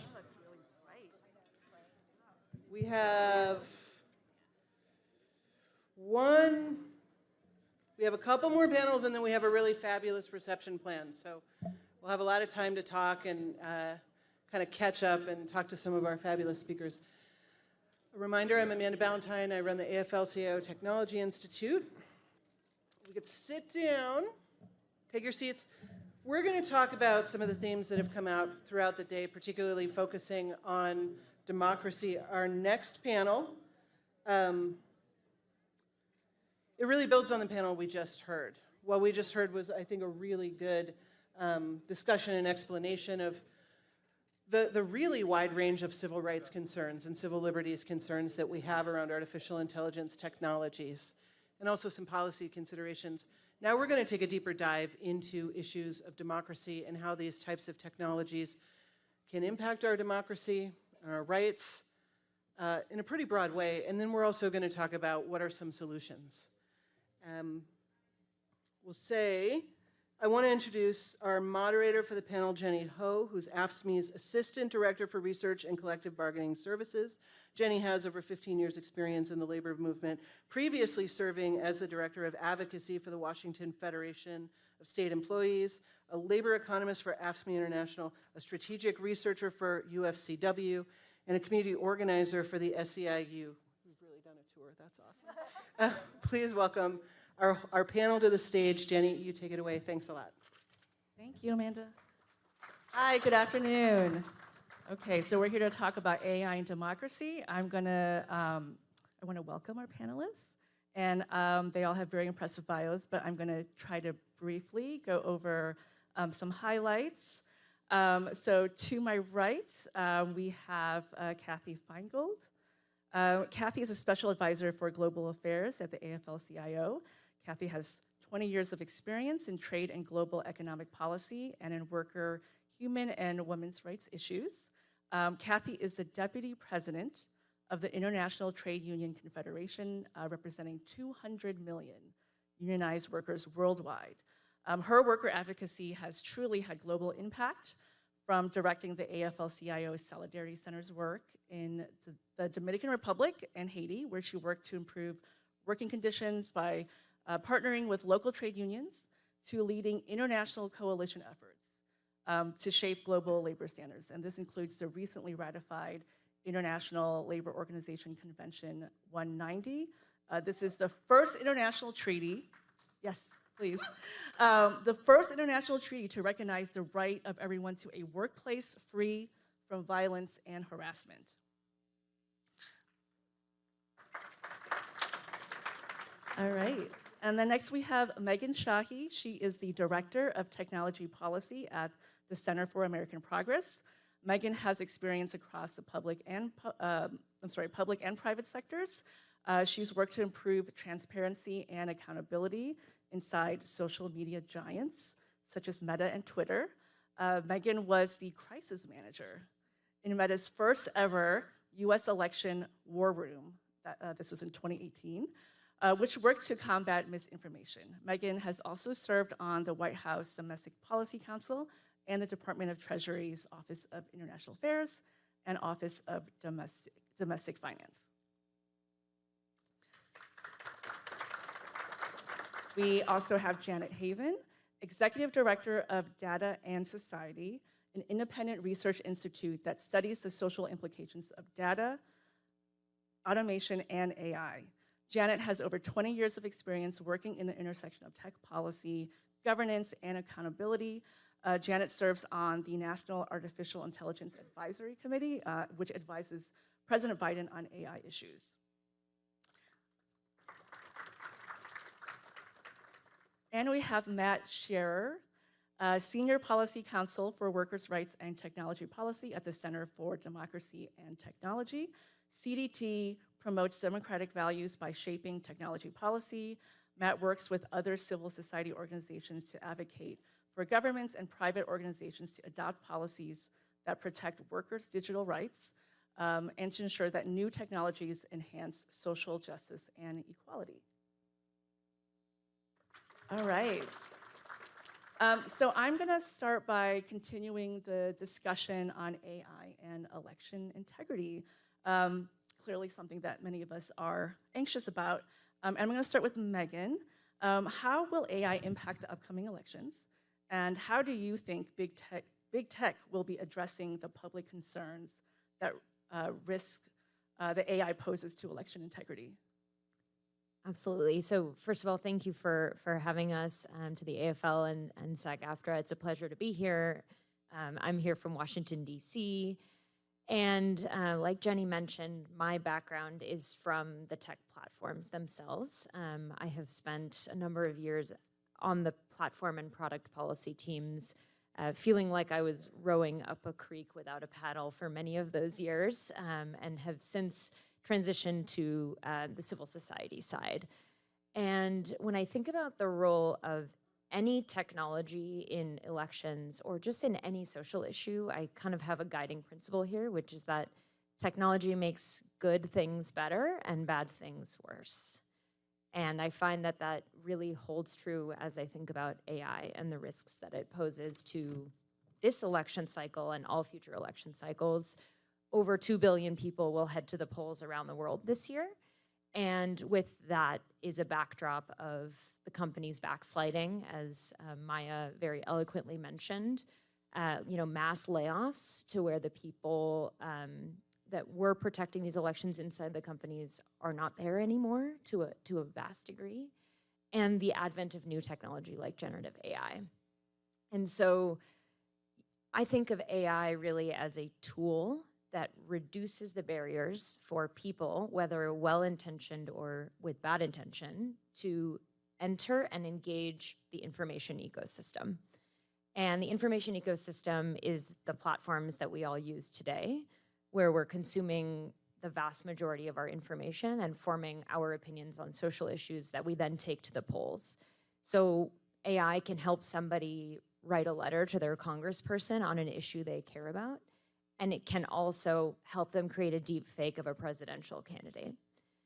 And so to appropriately balance those risks and those opportunities, of which there are many of both, it's incumbent on the platforms where that content really gets disseminated to do their jobs, to educate users, to take down misinformation, to launch public literacy campaigns, which was spoken about in the last panel as well, and really take responsibility for being the place that people are consuming vast troves of information.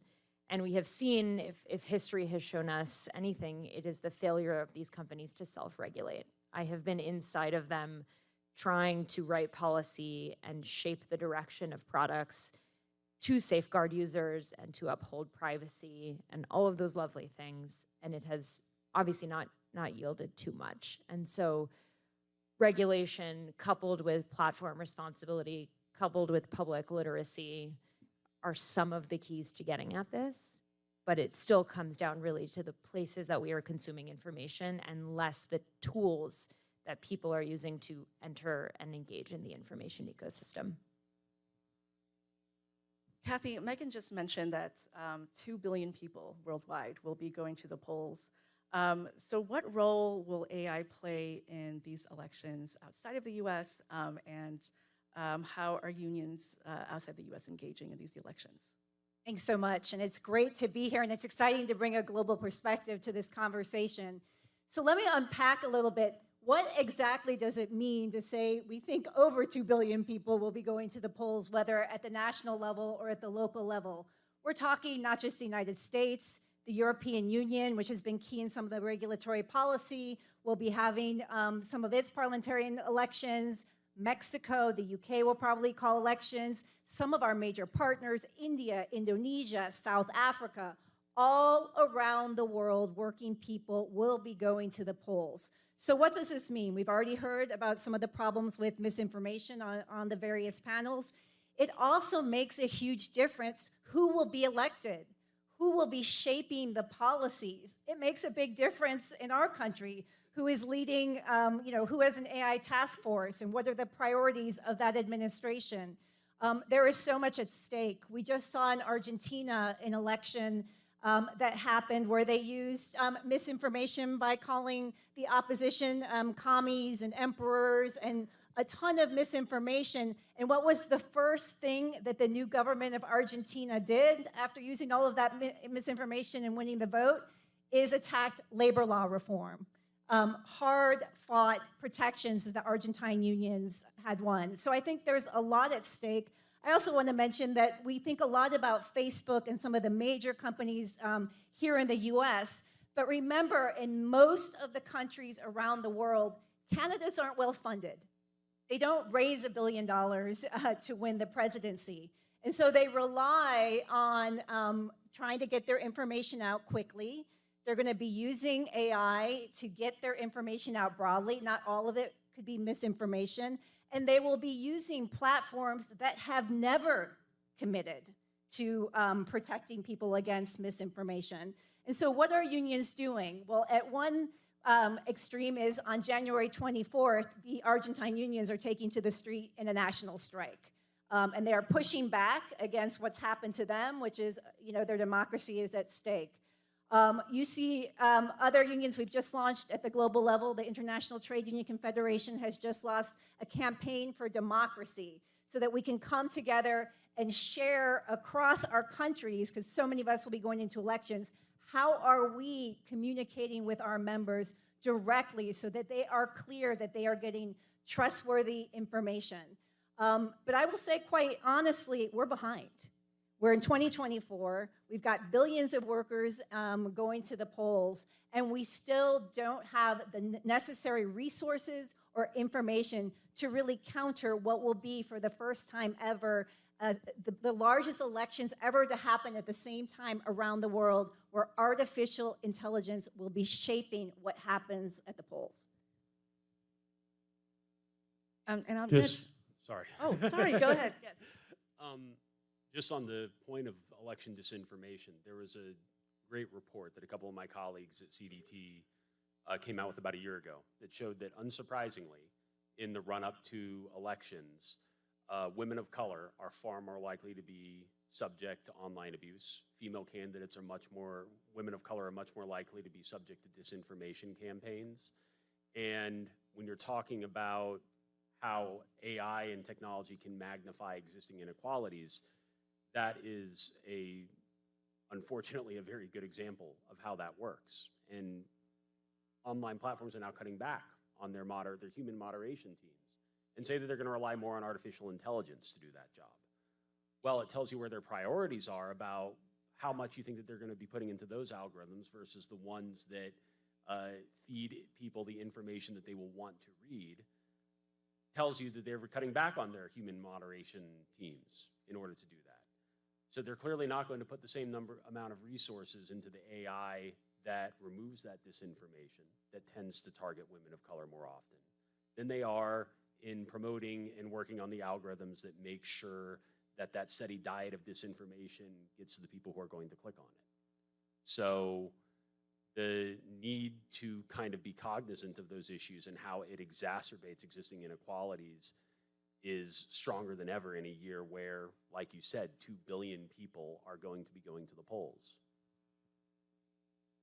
And Janet, what is the impact of AI to democracy at large and civil society? Yeah, thanks. Thank you for having me here. I'm going to turn a little bit away from the question of elections and more broadly to the question of AI and democracy. Because we do see a lot of harms and threats to democracy from AI and from automated systems that go beyond the election cycle and that even go beyond the question of trust in institutions, of trust in information and trust in information environments, which I think as our friends up here have talked about is very significant. I think it'd be remiss to not talk about the impacts of a broad surveillance environment and of unfettered data collection that is necessary to fuel an AI environment. And I think that's particularly of concern and particularly salient for workers, because what we've seen is a huge broadening of data collection on workers in workplaces. And so the harms that we see associated with that are things like an expansion of algorithmic management, an erosion of individual privacy, lack of transparency in workplace decisions that are taken through automation, sometimes arbitrary and aggressive disciplinary action that is mediated through data collection. And we also see, and I think this is truly undermining a porousness of data collection beyond workplace collection. That is, we see data that is collected by employers sometimes in ways that are expected to help workers pass into the private sector. So for instance, some employers encourage the use of pay in advance apps that then sell that info onto financial and credit services institutions without employee consent. And I think critically what we see is that kind of data collection is deepening existing power imbalances and eroding collective power. So I see that broadening collection of data across all of society, but particularly in workplaces, as a real concern for democratic practice. We also have heard from our last panel about the threats to civil rights. And particularly, I want to highlight the threat of algorithmic discrimination, which is well documented that we've seen that happen. We've seen that AI systems and algorithmic systems are biased, that they discriminate against marginalized populations. This is very clearly because the data that those systems are trained on is biased, because it reflects society. It reflects what we see across society, and it is almost never changed or cleaned. It is hoovered up from across the internet and other data sources and used to train AI models. And so it is unsurprising that those systems discriminate. And then I think the last thing that I would mention that I think is important in terms of AI and democracy is that we see a threat to human agency, that we don't always see humans in the loop in decision making. In workplace environments, we don't always see humans in decision making roles, in critical infrastructure, in military use of AI, and the choice to design systems that remove humans from critical decision-making pathways in all areas of society is, I think, a real threat to democratic practice. And then I guess just one more thing that I would add is, I run a research institute that studies the impacts of data-centric technologies on society. And I think what's really important to put out there is that we don't know all of the impacts on society. We don't know the political or cultural or or systemic impacts of these systems on society, and we need to think about those impacts in context and to be continuing to research that, to learn about that, so that we can design regulatory systems that are responsive. I'm going to move us to start chatting about solutions. And I'll start with Megan. What regulations do we need to protect our democratic processes, especially with AI that is evolving so rapidly? How much time do we have? That's a big question. I think just like 10 minutes. Okay, good to know. Total. I'll make it quick. There have been a lot of steps already kind of put in place that I think are pointing the needle of the compass in the right direction on this in the U.S. We were chatting as a panel group before this about the AI Bill of Rights that came out of the Biden administration last year, and then the subsequent executive order this year, and a series of insight forums on the Hill and other sort of interest demonstrated by leaders to get this right. And I think we are all, I hope, scarred from the lessons of social media and eager not to make those mistakes again. I will let my other panelists kind of chime in on this, but one thing I kind of want to leave you all with on the regulatory piece is that there is this chasm between what the AI developers do for things that they kind of manage that are first-party usage. So you can think of OpenAI's ChatGPT, kind of that's the best example. You can report on ChatGPT, they have a usage policy, they'll do some filtering to make sure you're not putting inputs that are leading to really violative or abusive outputs. But there's this API access component where pretty much anybody can pay to utilize that model in any facet that they want. And there is no oversight by the developers themselves, so that's Google, Meta, OpenAI, Anthropic, and the others, that really regulates or safeguards that third-party usage. And there's no responsibility scheme or model that is set up, and everyone is passing the buck right now. And so as I think about what regulation needs to look like, it's a lot of the stuff that's already been talked about in DC and elsewhere, but also this third-party component is very significant and will come rushing to the surface the moment a really, really bad application of generative AI goes viral. And I'm curious, was that addressed at all in the most recent executive order? No. Oh. Yes, That's so alarming. we're eager to see more on that. And Kathy, if you could provide a global perspective on what other unions outside the US are doing. On the regulatory front, I would say unions have been at the table for a long time. The Organization for Economic Cooperation and Development released its AI principles a while ago, and we've been trying to encourage governments to sign on. Unions in the European Union, the UK, both have new tools with the passage in 2023 of the EU's Digital Safety Act, the UK's Online Safety Act, that are really about obligations of platforms to combat hate speech and information. But at the end of the day, we can have all of this regulatory policy, but as we've heard from other panelists, it's about organizing and it's about holding our politicians accountable. So I wanted to just highlight a few things that are happening in real time. In Brazil, the labor movement finally pushed out their right-wing government and Lula is back. And yes, and I just want to underscore the role that global labor movement solidarity played in getting him out of jail and supporting him, and he is back and he's having a huge impact. And one of the things is organizing. The platform workers are organizing, and Uber is scared because you have an alignment of worker power and a government that is ready to regulate. So that's one very concrete example.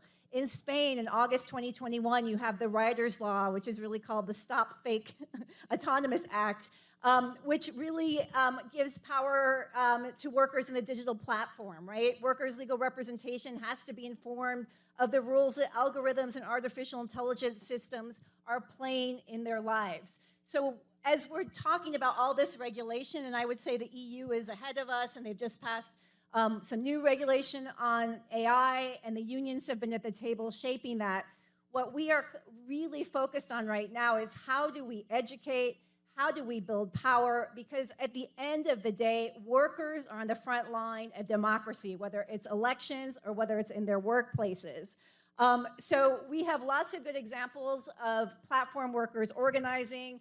I wanted to mention one, we talked about how unions can proactively use artificial intelligence. And in Australia, we have an example there where unions are turning the table on AI, and they're using it to identify wage theft in hospitality. So there's a model we might want to share here with colleagues. And so I think when I think of hope, you know, and we're talking about a lot of fear around AI, what we're seeing around the world are models of workers coming together to organize, to put in their collective bargaining agreements, really hard-fought language. And I just want to end by saying, anywhere I go, I just want to give a shout out to my siblings at SAG-AFTRA. Everyone says, but really, it's that SAG-AFTRA language. And the world was watching what the Writers Guild, what SAG-AFTRA, what the UAW is doing. I cannot tell you enough the impact you have had around the world, giving workers hope that you really can take on enormous industries and win. And everybody is asking us for your language and going online, and they are really looking at how they can take that language so that we're not reinventing the wheel country by country, but we are building frameworks of collective bargaining agreements and best practices and sharing it around the world. Matt, what are the regulations we should be prioritizing? So, speaking of Australia, the labor unions there have been very active in the workplace technology space. The Victorian Trade Halls Council had me give a presentation to occupational safety and health representatives on the impact of electronic surveillance a few months ago, so that they could create a page giving advice to all the union reps in the various, locations that they have across Victoria, to keep an eye out for this technology that was not even yet in widespread use there, but so that they knew what their options were under Australian law and what they needed to advocate for to make sure that they could protect their workers that they represent from the harms that are represented by these systems. That's easier in Australia than it is in the United States, because it's the wild, wild west here when it comes to automated surveillance systems and algorithmic management systems in the workplace.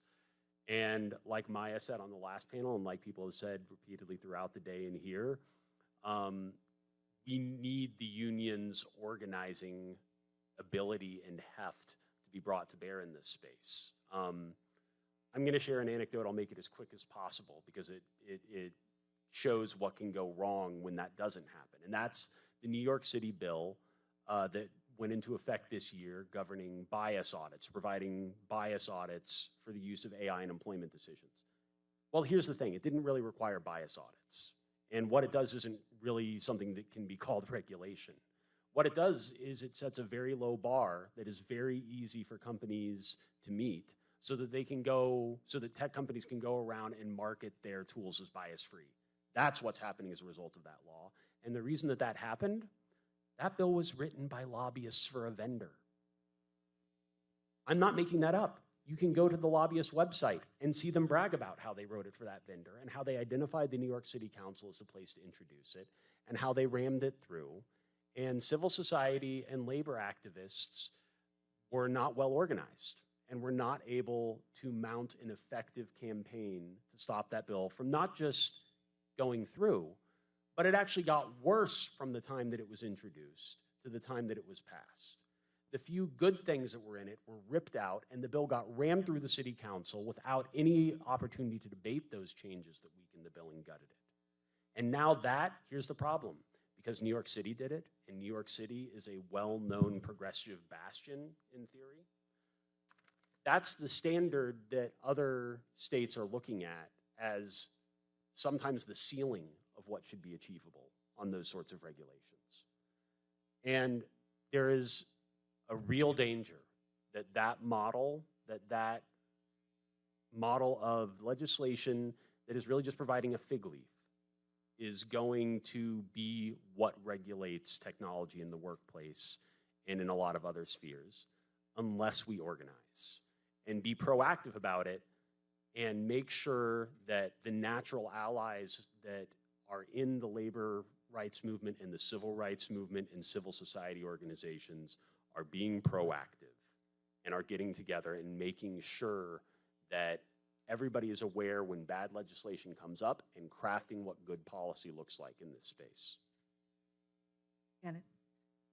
So I'm going to go out on a limb here and be slightly more optimistic, which is to put this moment that we're in terms of regulation in the broader historical context. You're absolutely right. It has been in the United States the Wild West. I think technology companies operated with essentially total impunity, and Congress occasionally sort of got themselves together and had a hearing and then did nothing. And so we have ended up with social media being essentially the dumpster fire that it is now.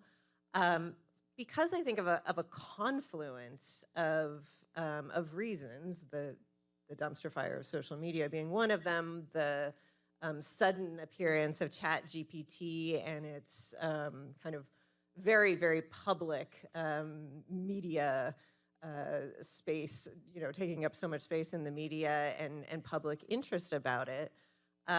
It has really put, I think, regulators in a position where they recognize that they must act.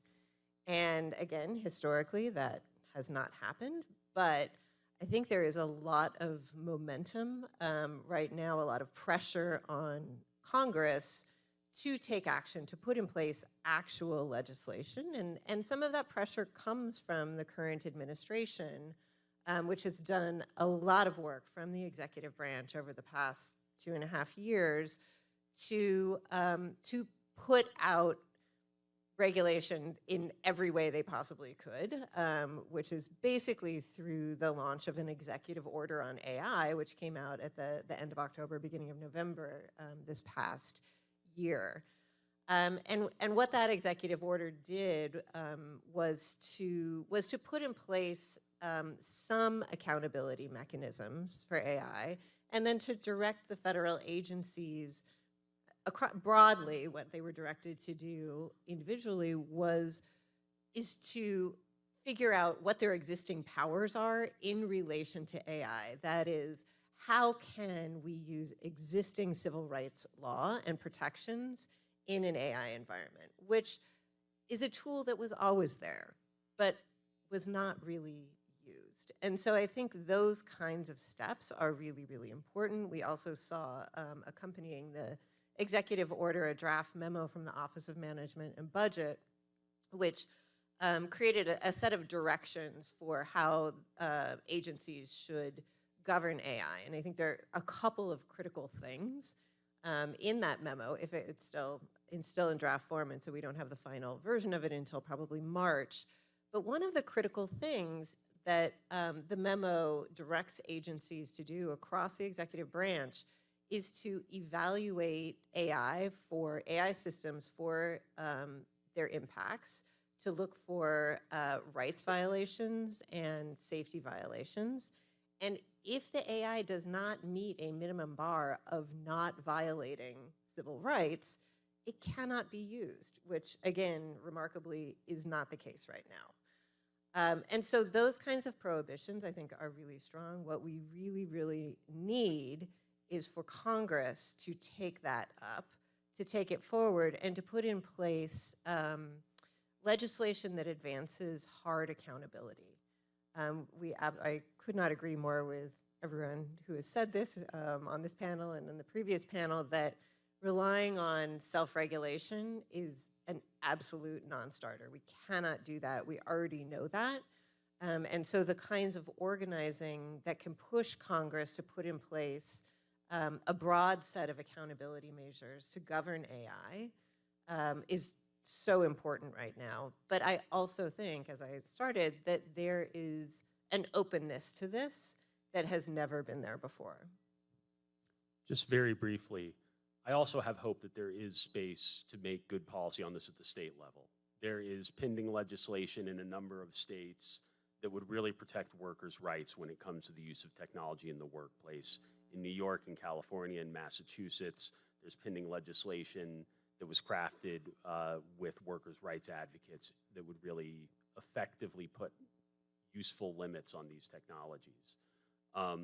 So regardless of whether or not we are able to get Congress to move, there is still a need for everybody to keep their ear to the ground and their eye on the ball across the country, because if we don't work together to make good policy in this space, then you can be sure that the companies that are making these tools and using them will be pushing to make bad policy and to see it through. So we do have a little bit of extra time to take some questions from the floor. Yeah? Any questions? Anyone want to come up and ask a question? Please. I'm curious, Illinois. So you can give your name Oh, and. I'm so sorry. Richard Your name. Shavzin with SAG-AFTRA and the Chicago local. Illinois is the only state that's passed an actual constitutional workers' rights amendment to our state constitution. Do you guys know of any similar actions going on anywhere else?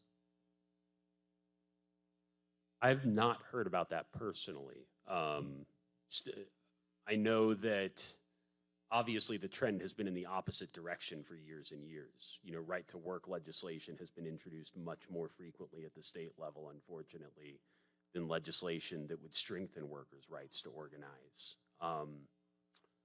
But that is something that I will definitely keep an eye on going forward, and that is something that we engage with lots of civil society and labor advocates across the country to tie the workplace technology regulation to broader labor rights under state law. Any other? Yes. The government could use tools to force companies to invest in labor augmenting technologies rather than labor automating technologies. And a reason for that is that there's not like a magic bullet for increasing productivity in the service sector to a large degree. Workers actually do the best job of delivering services, and AI is mostly a tool to squeeze workers and to increase the bottom line. So do you see any policy proposals that are creating incentives or public investments to ensure that AI technologies are developed to augment labor rather than to automate labor? Well, hi, Nell. But that's a good question, and no, I haven't seen legislation like that. The closest thing that I've seen, I have seen legislation that would make companies essentially meet certain requirements before they would automate away certain jobs. But I haven't seen the kind of the converse of it, what you were talking about, looking for ways to basically incentivize companies to use AI and automation to enhance workers' rights. So I will be pinging you afterwards to see if you have further thoughts on how to make that happen. Maybe just a couple of things to add on to that. I think that there are opportunities to create incentives towards that through two ways. One is limiting worker datafication, limiting data collection on workers. And I think there are real opportunities around that in right now. For instance, part of the executive order on AI was a directive to the Department of Labor to create guidance about data collection that would minimize harm to workers. So that's one area I think is worth looking at, and the other area is increasing worker participation in the design of AI systems that they're being asked to work alongside. And we talked about that. One of the earlier panels mentioned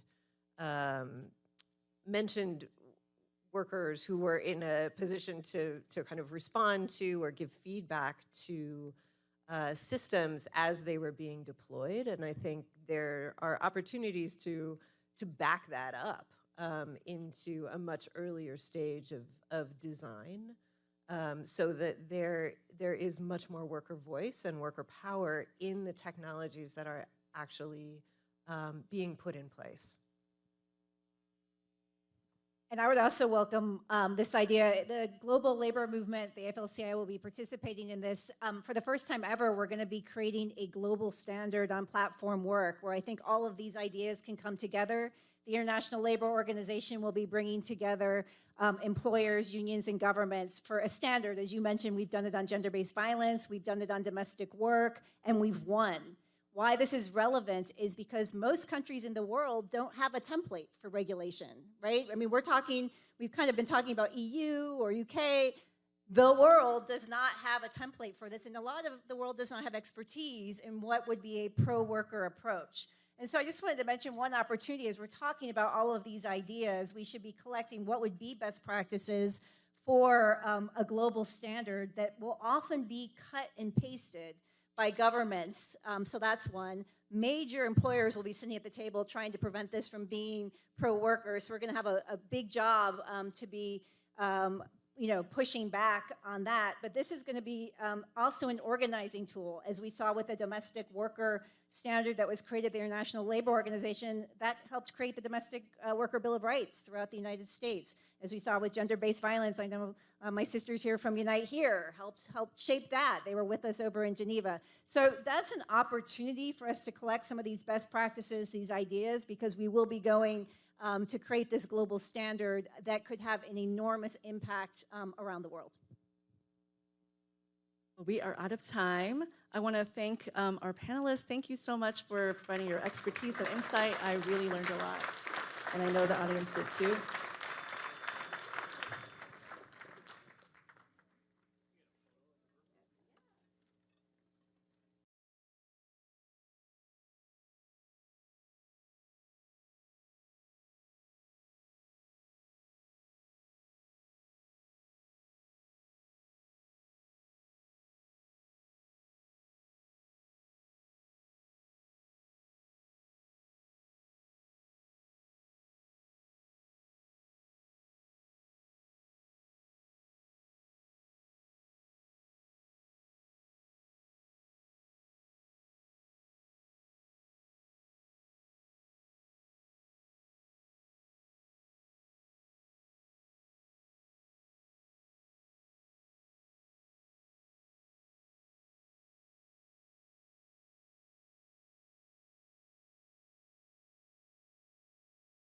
Discussion, and sort of thankfully ended on hope and pragmatism, that we actually have an enormous infrastructure of people who are very knowledgeable about work and about how technology impacts our work, and a lot can be done.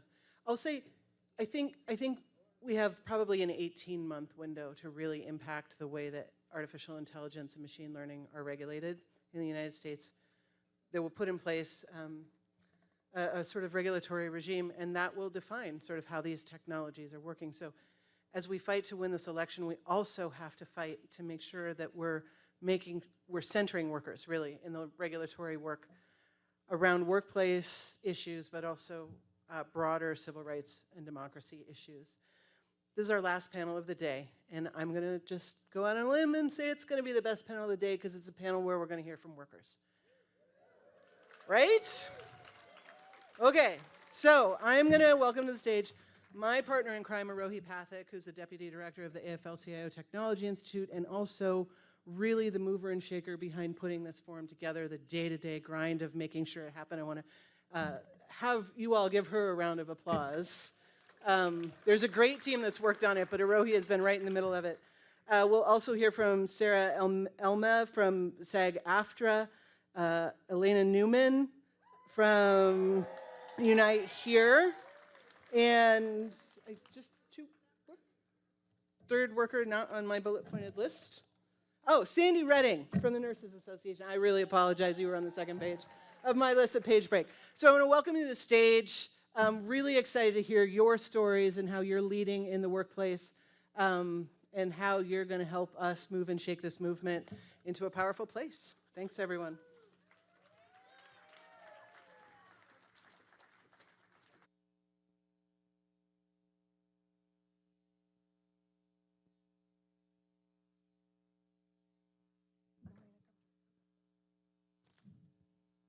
Hello, everyone. We are acutely aware that we stand between you and your drinks. But this is going to be a fun panel. So thank you, Amanda, for those kind comments. My name is Rohi Pathak. I'm the Deputy Director of the Tech Institute. And I don't have to tell anyone in this room that really members are the linchpin of our work, right? At the Tech Institute, everything that we do is in service of our members, to ensure that all working Americans have dignity, safety, and economic security in their jobs, even as tech impacts us and disrupts our work in ways we have never even imagined. Our members' fights are our fights, and when our members win, we all win. So today, it is my pleasure to share the stage with members to hear their stories and their perspectives, and to really understand what you as members go through, the challenges, the fights in your jobs, in your industries, and how you overcome them. So with that, let me introduce my fellow panelists. Sandy Redding, at the very end, is a registered nurse, also the president of California Nurses Association and National Nurses Organizing Committee, and the VP of National Nurses United. Sarah Elmaleh, who's sitting right beside me, is the Interactive Media Agreement Negotiating Committee Chair at SAG-AFTRA, and Elena Newman, in the middle, is a guest room attendant at Mandalay Bay and the executive board member of Unite Here Local 226.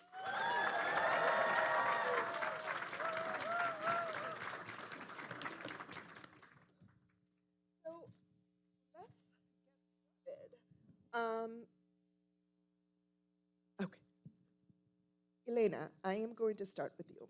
So we have all heard about how today's summit is heavily supported by Unite Here's hospitality workers. We've bumped into them at the restaurants downstairs. We bumped into them in the hotel corridors. Talk to us a little bit about the impacts of the tech industry, the impacts of workforce technology in the hospitality industry. Well, first of all, thank you, and good afternoon to all the union, especially 226 and 165. Yes, I am a guest room attendant known as a housekeeper and a culinary union member for 20 years. And I would like to take this opportunity to say that we just won a 5-year new contract, which is, I'm so proud of it.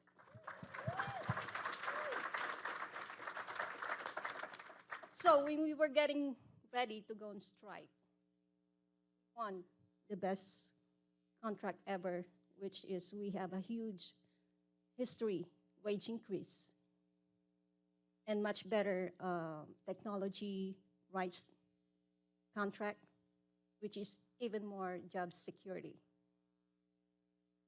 For a housekeeper, when we were trying to implement the technology, we, housekeeper, felt that we were so scared that we will lose our job. A lot of us stressing.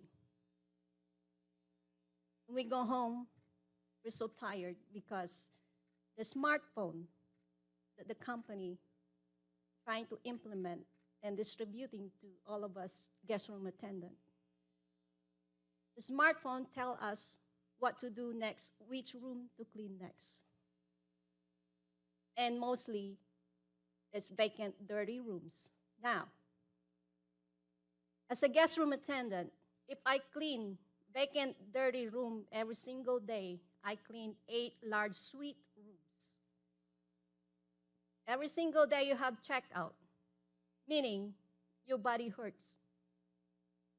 Because we are used to it when we have a paper assignment, which is way back then we have paper list of rooms that we can do our own sequence.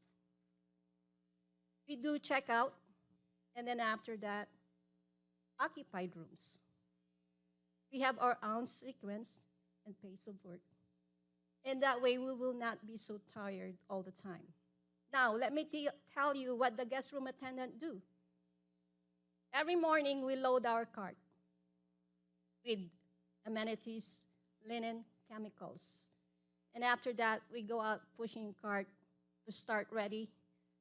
We clean bathrooms, window vent, AC vent, carpet aging, mopping the floor, just name it. They think it's an easy job. The company thinks it's an easy job. But then, we fought. All of us, guest room attendant across Las Vegas Strip, we document all the issue that we are having with the smartphone. We stood up, we stand up. When company want to train us regarding smartphone,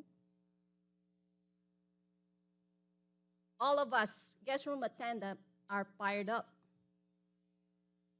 Yes, the smartphone doesn't clean rooms. We clean rooms. Where in the world they can find a smartphone that clean rooms? We clean the rooms. Okay. So when companies see that we stood up, they back up a little bit. But we have to do every morning in our employee dining room, do delegation, rally, say our voice, table hopping. Make sure we organize everyone. In that way,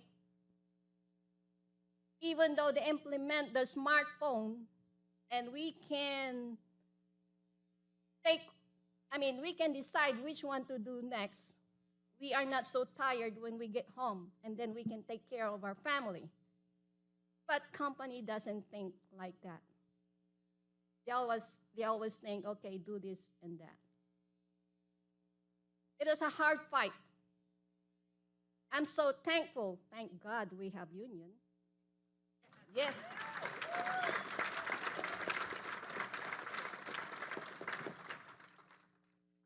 Now, when we fought for this technology, we fought hard, and we win stronger than we ever have them on year 2018.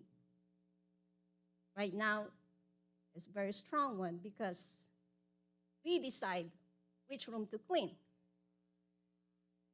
Because if the smartphone decide which one to clean, they will send us to different floor, different wing. Imagine pushing that heavy cart with full of stuff running here and there. Where are you going to get your energy to finish your credit? Does a smartphone do that? No? Now, we ask the same question to the company. If they can do better than us, it's our pleasure. They can do our rooms.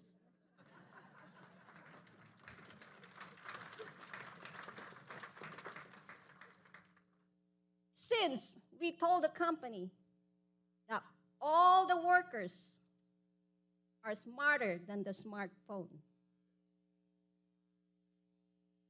I remember, I have to say this, I'm dying so hard. When technology is down, what they do? They just sit in the office and look at each other because they can't log in to see their email. So much for their technology. And we housekeeper, we know what to do without the technology. So, for this new contract that we have, new contract, and I'm so proud of it. We fought hard. It's the best thing happened to us here in Las Vegas Strip.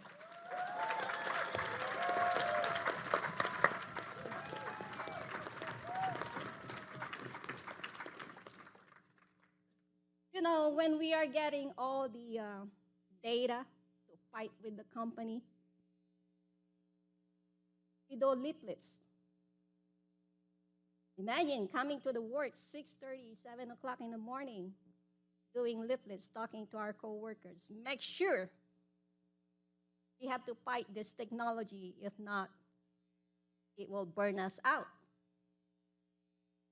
Machine burnout, it overheat. So, when we demand to the company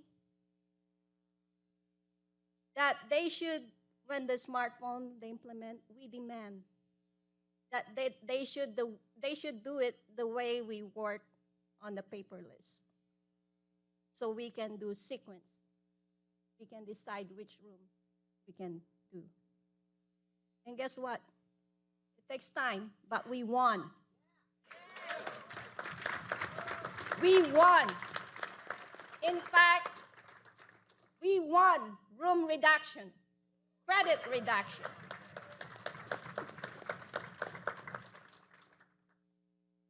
When technology control us, we, the worker, we don't feel good.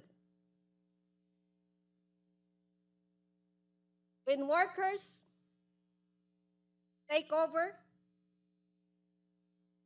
what we get? All stress. But we didn't let that happen.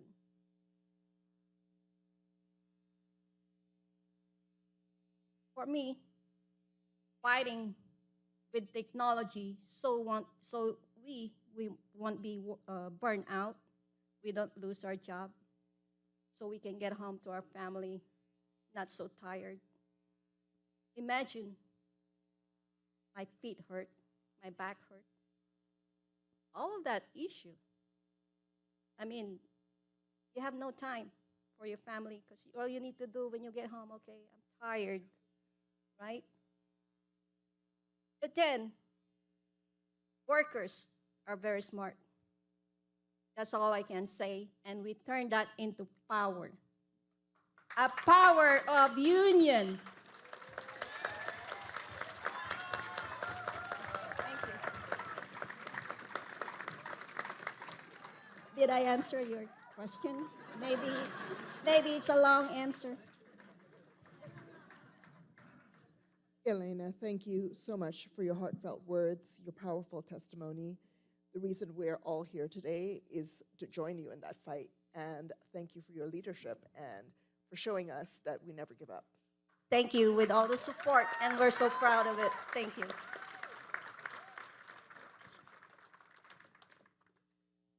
Sandy, turning to you. So quality healthcare is a critical need for all people, especially when people are sick, when they're in pain, when they don't know what's going on with themselves.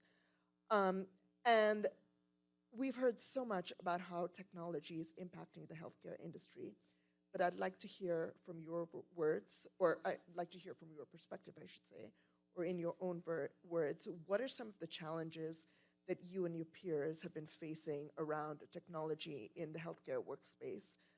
How is that impacting the quality of care and the services that you provide? Well, thank you for asking, and just let me tell everybody first, you have nurses at the bedside, so no matter what I tell you, we're gonna protect you, because you get between a nurse and her patient, and we're a force to be reckoned with, just saying.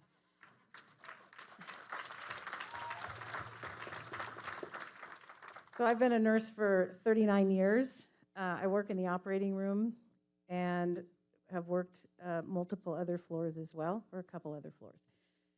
But the question was technology. And just like Maya said, technology can be good or bad, depending on who's using it, how they're using it, why they're using it, right? And we're pretty smart. We're critical thinkers too. Yes, we're caring and compassionate, and that is a critical component of our care and your healing. And everybody in this room is either going to be sick or injured or knows somebody that is. So this stuff is really important, right? We have, and thank God we have a union, yes, right? Just like all of you in this room. We had an issue, and I'm just going to give I'll give an example of what can happen with technology. And fortunately, we do have language in our contract. We continue to evolve, just like others have said today, to put that language in the contract to protect patients. And it's critical, especially for our patients, technology. I'm sure you all want a functioning heart monitor, but you also want to have a nurse to read it, right? Not just some AI thing saying, oh, they had a heart attack. We've seen that multiple times, and there is no heart attack. It takes a trained eye to see that that's not the case. So I'll give you one giant corporation that the nurses took on. And this just goes to show that we can all do this. Kaiser decided to do a program that we called Home All Alone. And yeah, it's like that. Remember that Macaulay Culkin thing with your face like that? Yeah, that's kind of how it is. So Kaiser decided that they would try a pilot. And that pilot meant that, for instance, someone would come to the emergency room. And I'm just going to simplify it. It's not really this simple, but it ends up being this way for the patient, right? Patient comes to the emergency room. The doctor wants to admit them to the hospital for 24/7 care because that's what they require. When you have 24/7 care, that means the nurse is constantly rounding. She's watching you, whether you see us or not. We want to make sure that we check any subtle changes that can lead to a decline in bad outcomes.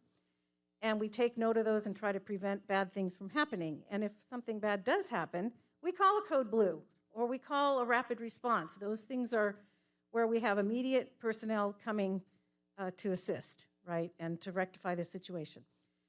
So the Home All Alone program is a premise to save money. Wow, okay, boo.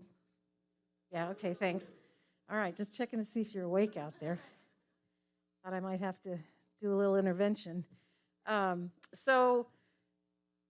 Someone comes to the emergency room. They say your doctor wants to admit you to the hospital. But we have a better idea.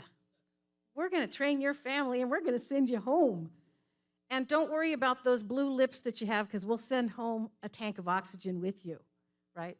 Just kidding. I mean, that was probably, sorry, dark OR humor. Can't help it. So that means sending them home, and a nurse will check on them twice a day. That's not 24-hour care. That is not decent care. That is profit-driven care. So having said that, the nurses knew, obviously, we figured out in short order, and it's not just Kaiser, it was other corporations as well, that we had to push back, we had to fight back, and we had to do it collectively. And yes, nurses can use technology. We do it all the time, and we used a QR code to circulate a petition, marched on the boss, did a couple of pickets, all of these things, collective action, to escalate and put pressure on the corporation to do the right thing and to stop that nonsense. We temporarily did stop them, but it's always going to come, right? And we want to make sure that as nurses, our profession is assisted by technology, not hampered by it, and it's not going to create worse outcomes for our patients. The studies show, actually, really any idiot can tell that through common sense, that the more nursing care you have and the more registered nurses at the bedside, the better outcomes you have. But just in case the administrators don't want to look at common sense, there are study after study. There are multiple studies that show this. So having said that, we want to make sure that, and then we did succeed, right? Because when we fight, we win. So I just wanted to say that this is just one example of all of the things that we have done with the multiple corporations taking them on. And thank you for those of you that do come to our picket lines as well. We go to yours. And we kind of do double duty sometimes when we're at your picket lines when it's 110 degrees out there. Just saying.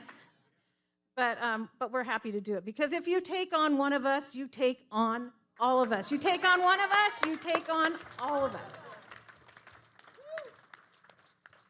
Thank you, Sandy. Nurses will never go out of style.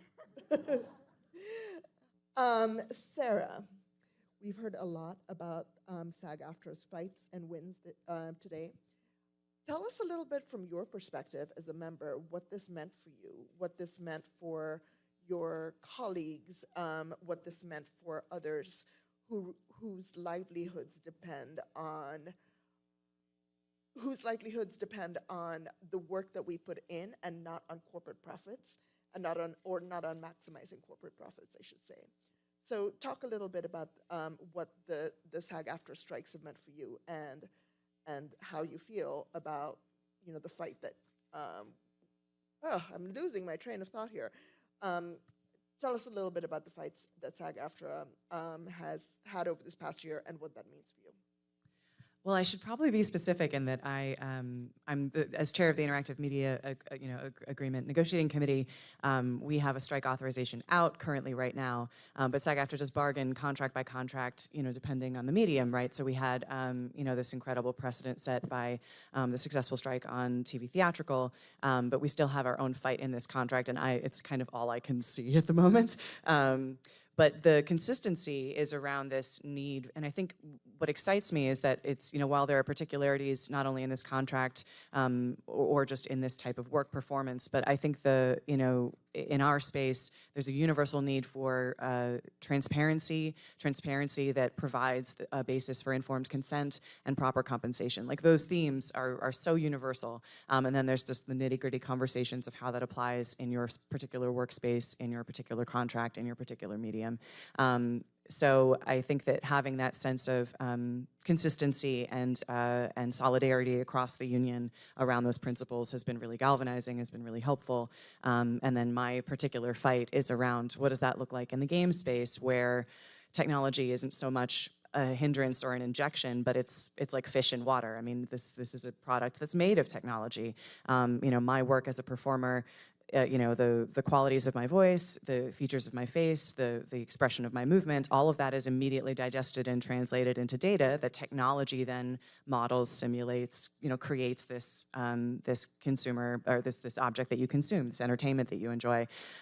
So really, our feeling isn't just like, oh, here's technology, what do we do about it? All of a sudden, it's learning, as actors, how this technology works in a way that we're not maybe native to, but we have to have, in order to have meaningful, productive conversations with developers, we have to catch up and speak their language so that we can find what's an actually practical, feasible, achievable solution that protects workers. So that's been the big fight, at least for us, and it's been a lot of learning. But I'm so proud of my committee for stepping up to that plate and being in really, really detailed talks with developers, with each other, and trying to find those solutions and apply them in bargaining.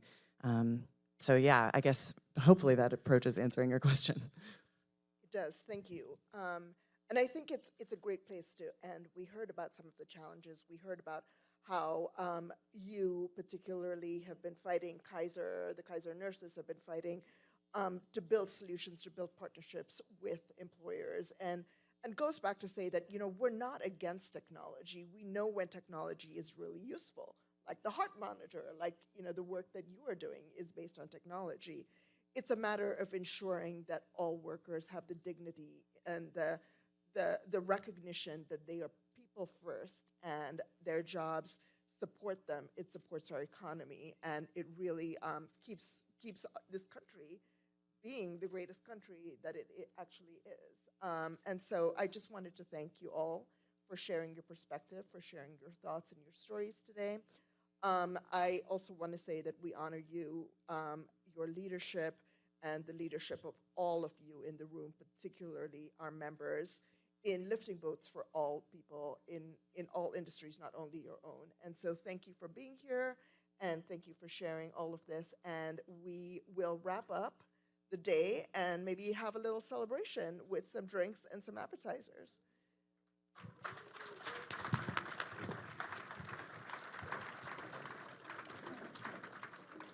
Please, if we could get you to line up for a quick photo. we're going to grab a quick photo, and then we have some closing remarks for the day. Thank you all for coming out and for staying with us and for doing the good work that you do. As soon as we conclude the photograph.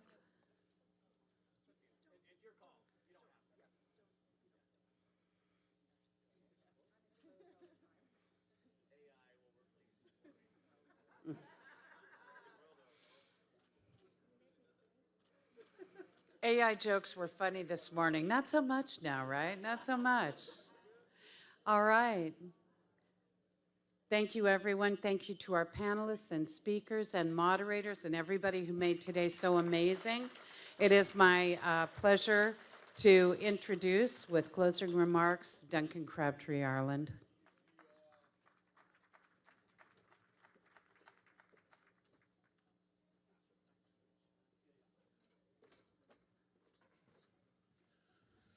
Hi again, everybody. I am very mindful that I am what's between you and that, so this will be brief. But I do want to just say that I thought this was a really powerful day of discussions, and I want to thank all of the panelists and speakers that we got to hear from today, and also everybody who's been joining us on the live stream, and of course everyone here who's in the room in person. A few things that I just noticed today that I wanted to just highlight. First of all, actually from the very last panel, Elena Newman, hopefully you're still here, from Unite Here Local 226, she said, and this was a quote, I took this quote down because it just really hit me, workers are very smart and we turn that into power, the power of the union. I think that's a message we all need to take away from today, because that's why we're here, and we're going to remind all of those tech companies down there and all around us of that fact. Number two, this really came from what Randy Weingarten had to say this morning, that humans are making these decisions, and we can and we must engage with them and hold them accountable. So we won't let CEOs or executives or anybody else try to pretend that they are not responsible and accountable for the decisions about how AI and other technology is being used, and we can stand up to them, and we will. And third, standing together is what gives us power. Knowing what's coming, which is part of being here, also gives us power. So we just have to know our own power and have the courage to actually use it.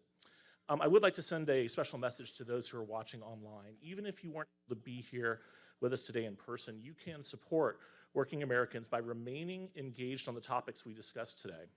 Follow unions on social media, share their posts liberally, call or email your legislators, ask them to support legislation that supports workers.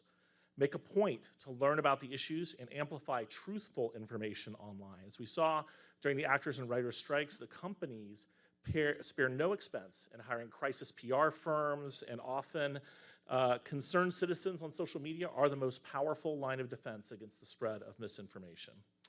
When you purchase goods and services from unionized stores and unionized manufacturers, you help support improved pay, safety, and working conditions. So labor411.org is an easy resource for finding unionized shops. And when you travel or are holding an event, check out fairhotel.org to make sure you're booking at a property that treats its workers well and offers a fair union contract. Yes. And should you see a picket line, don't just honor it, join it. I can tell you from experience, yeah, that's right, that the energy and solidarity that our allies, union and non-union alike, brought to the picket lines that we had this past year for SAG-AFTRA and the Writers Guild, it was invaluable in bolstering our members' spirits when the strike dragged on longer than expected. So for those at home, tomorrow's sessions won't be live streamed, so we'll say goodbye to our online audience, but we just want to say thank you so much again for joining us on the live stream.